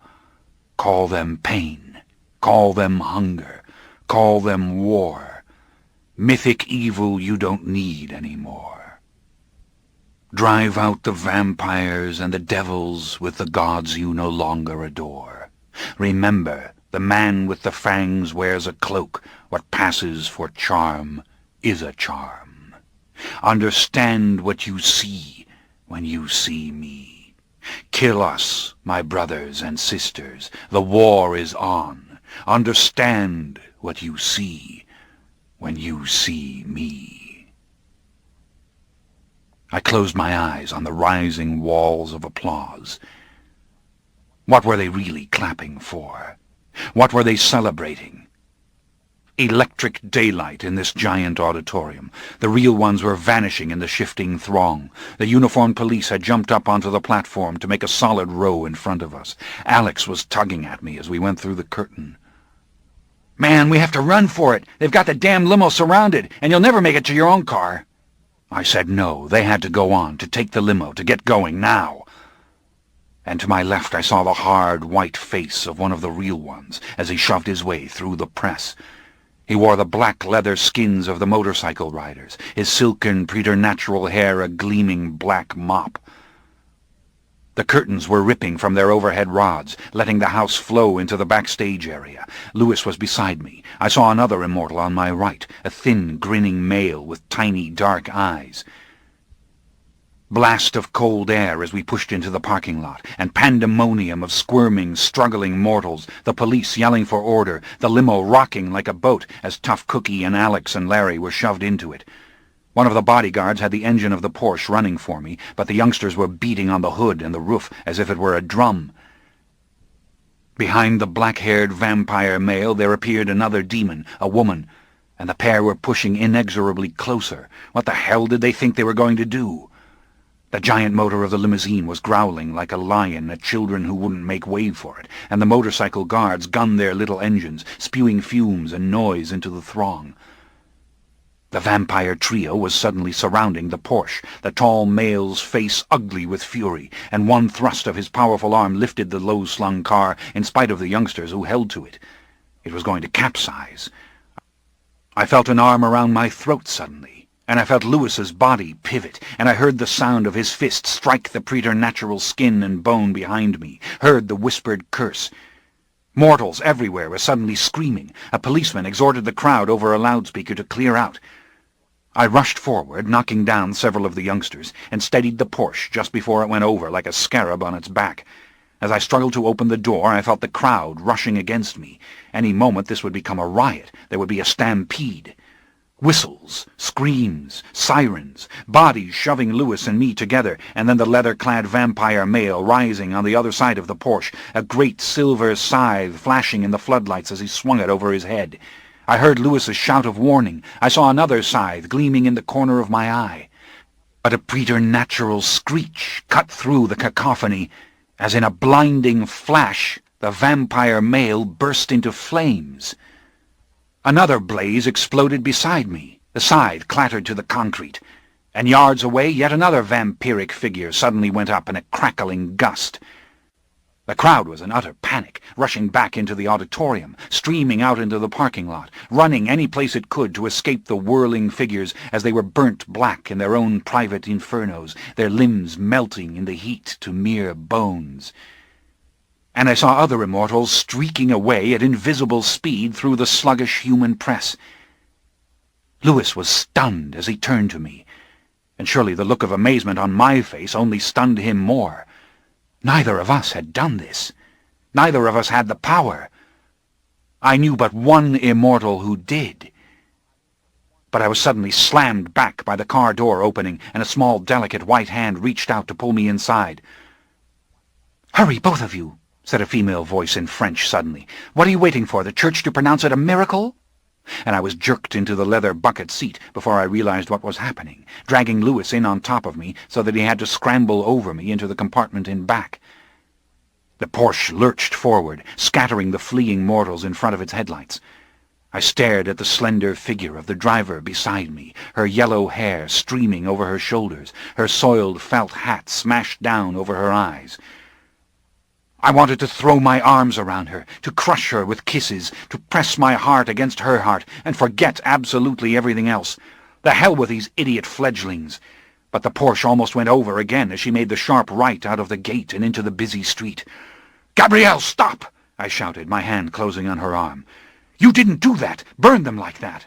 "Of course not," she said in sharp French steel, barely glancing at me. She looked irresistible, as with 2 fingers she twisted the wheel again, swinging us into yet another 90-degree turn. We were headed for the freeway. "Then you're driving us away from Marius," I said. "Stop!" "So let him blow up the van that's following us," she cried. "Then I'll stop." She had the gas pedal floored, her eyes fixed on the road in front of her, her hands locked to the leather-clad wheel.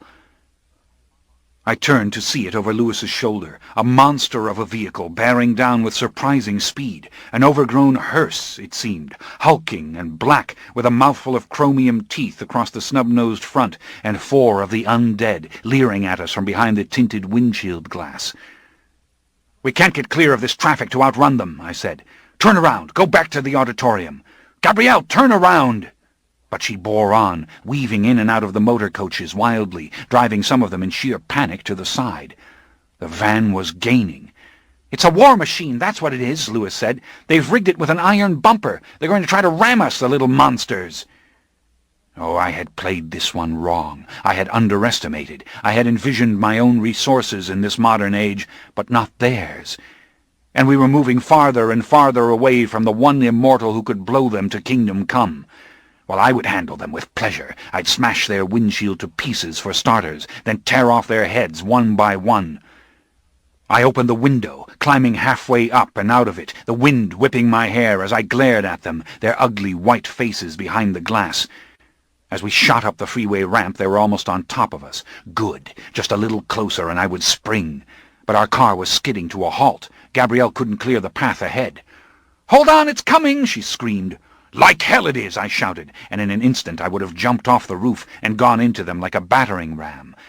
But I didn't have that instant. They had struck us full force, and my body flew up in the air, diving over the side of the freeway as the Porsche shot out in front of me, sailing into space. I saw Gabrielle break through the side door before the car hit the ground, and she and I were both rolling over on the grassy slope as the car capsized and exploded with a deafening roar. "Louis!" I shouted. I scrambled towards the blaze. I would have gone right into it after him, but the glass of the back portal splintered as he came through it. He hit the embankment just as I reached him, and with my cape I beat at his smoking garments, Gabrielle ripping off her jacket to do the same. The van had stopped at the freeway railing high above. The creatures were dropping over the edge like big white insects and landing on their feet on the slope, and I was ready for them. But again, as the first one skidded down towards us, scythe raised, there came that ghastly preternatural scream again, and the blinding combustion, the creature's face a black mask in a riot of orange flame, the body convulsed in a horrid dance. The others turned and ran under the freeway. I started after them, but Gabrielle had her arms around me and wouldn't let me go. Her strength maddened and amazed me. "Stop, damn it!" she said. "Louis, help me!" "Let me loose," I said furiously. "I want one of them, just one of them. I can get the hindmost in the pack." But she wouldn't release me, and I certainly wasn't going to fight her, and Louis had joined with her in her angry and desperate entreaties. "Lestat, don't go after them," he said, his polite manner strained to the fullest. "We've had quite enough. We must leave here now." "All right," I said, giving it up resentfully. Besides, it was too late. The burnt one had expired in smoke and sputtering flames, and the others were gone into silence and darkness without a trace. The night around us was suddenly empty, except for the thunder of the freeway traffic high above, and there we were, the three of us, standing together in the lurid glare of the blazing car. Lewis wiped the soot from his face wearily, his stiff white shirt front smudged, his long velvet opera cape burnt and torn. And there was Gabrielle, the waif, just as she'd been so long ago, the dusty, ragged boy in frayed khaki jungle jacket and pants, the squashed brown felt hat askew on her lovely head. Out of the cacophony of city noises we heard the thin whine of sirens approaching. Yet we stood motionless, the three of us, waiting, glancing to one another, and I knew we were all scanning for Marius. Surely it was Marius. It had to be. And he was with us, not against us, and he would answer us now. I said his name aloud, softly. I peered into the dark under the freeway, and out over the endless army of little houses that crowded the surrounding slopes. But all I could hear were the sirens growing louder, and the murmur of human voices as mortals began the long climb from the boulevard below. I saw fear in Gabrielle's face. I reached out for her, went towards her, in spite of all the hideous confusion, the mortals coming nearer and nearer, the vehicles stopped on the freeway above. Her embrace was sudden, warm, but she gestured for me to hurry. "We're in danger, all of us," she whispered. "Terrible danger. Come."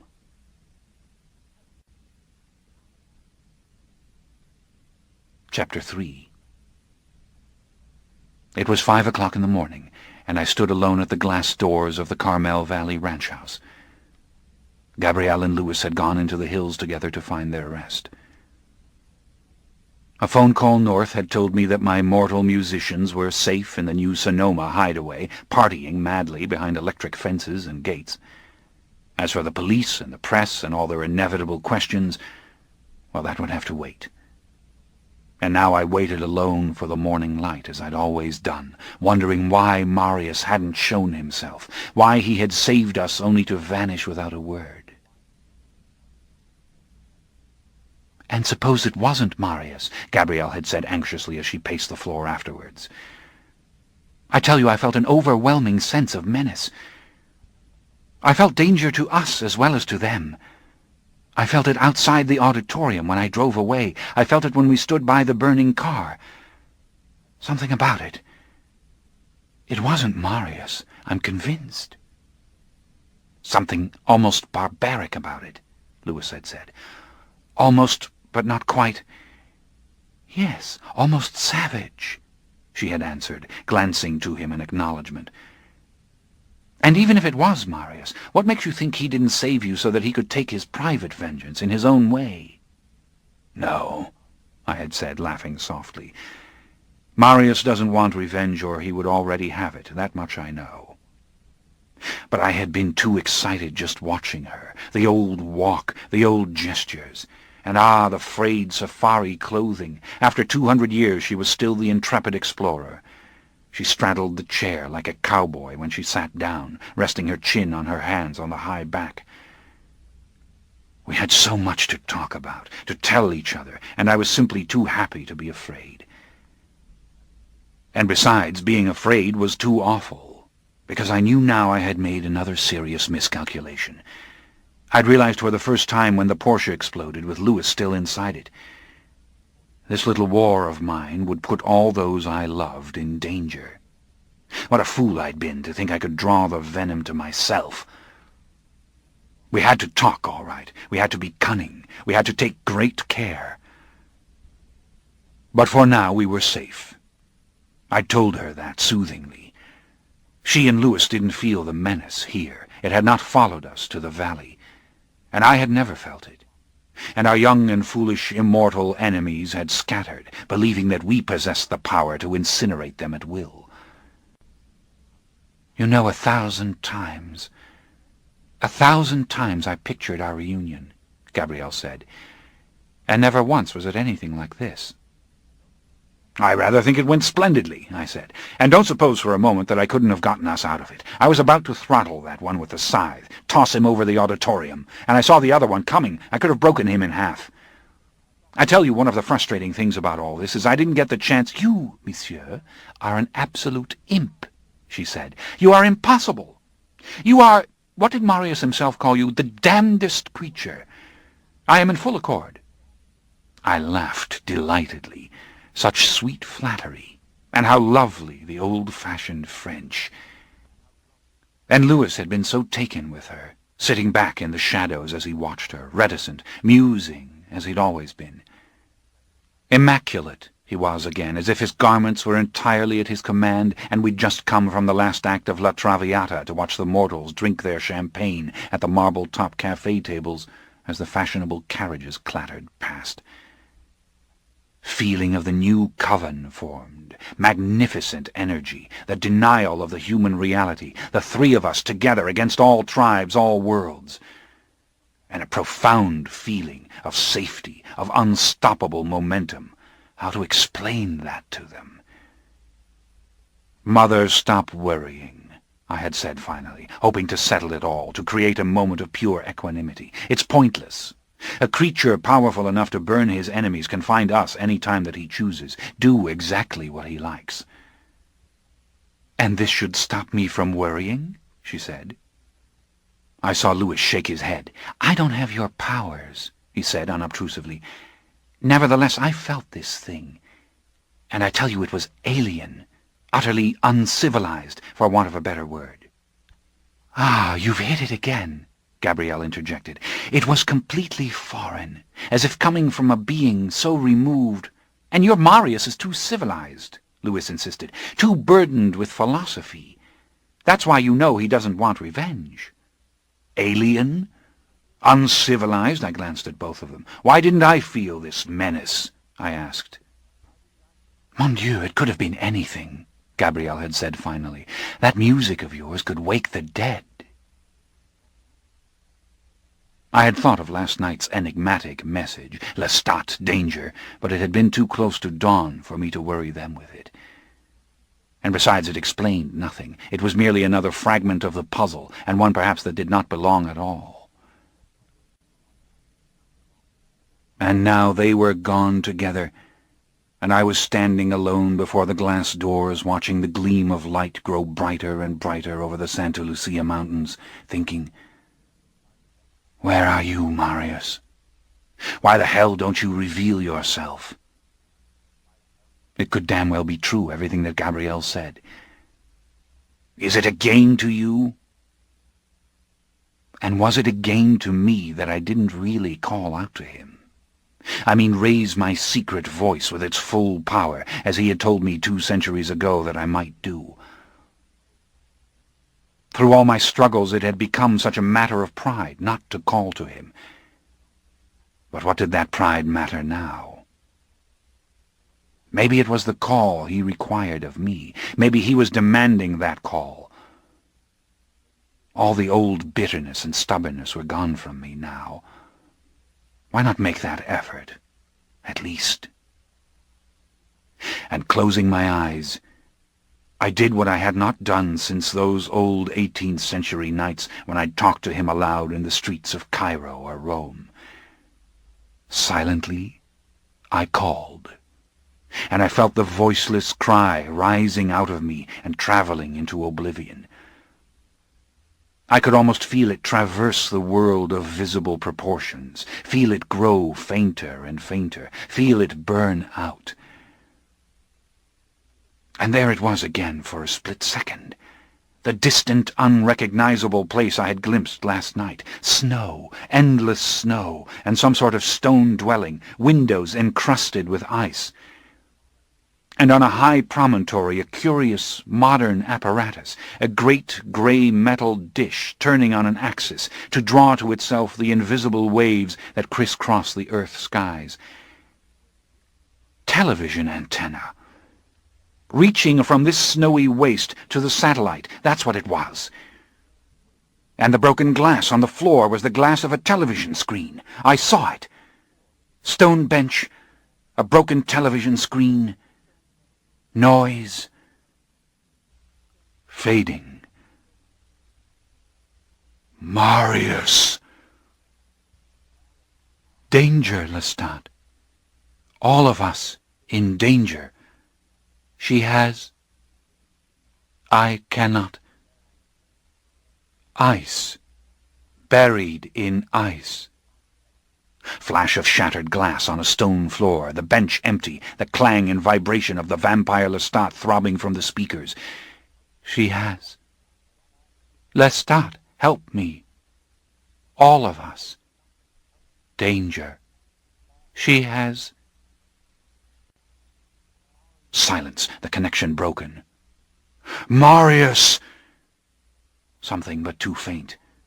For all its intensity, simply too faint. Marius!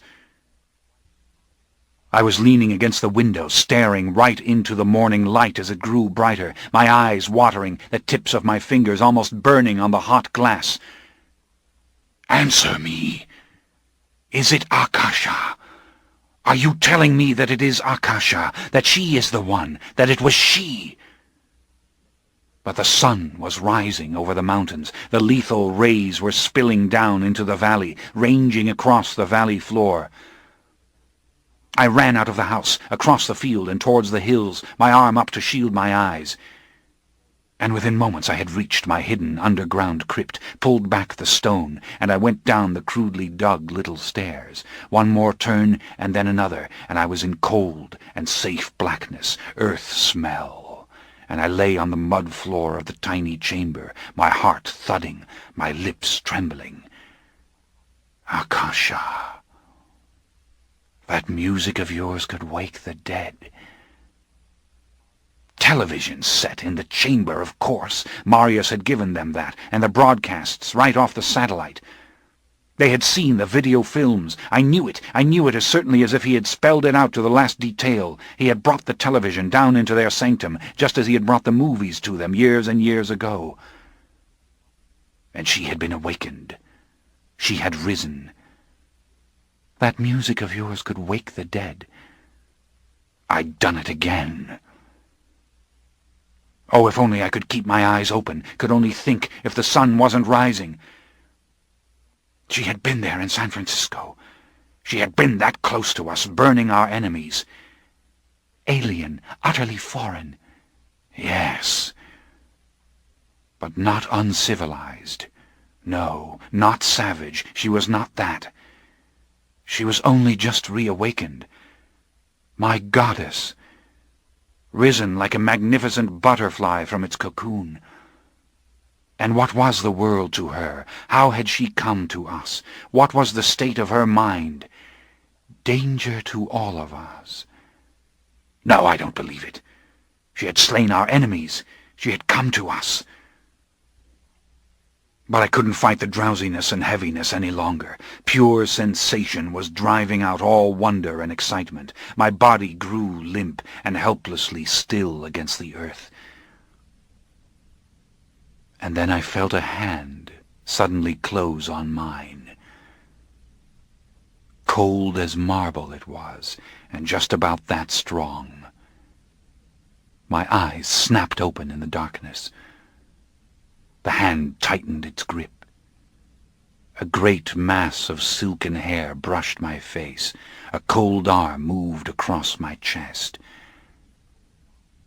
Oh, please, my darling. My beautiful one, please, I wanted to say, but my eyes were closing. My lips wouldn't move. I was losing consciousness. The sun had risen above.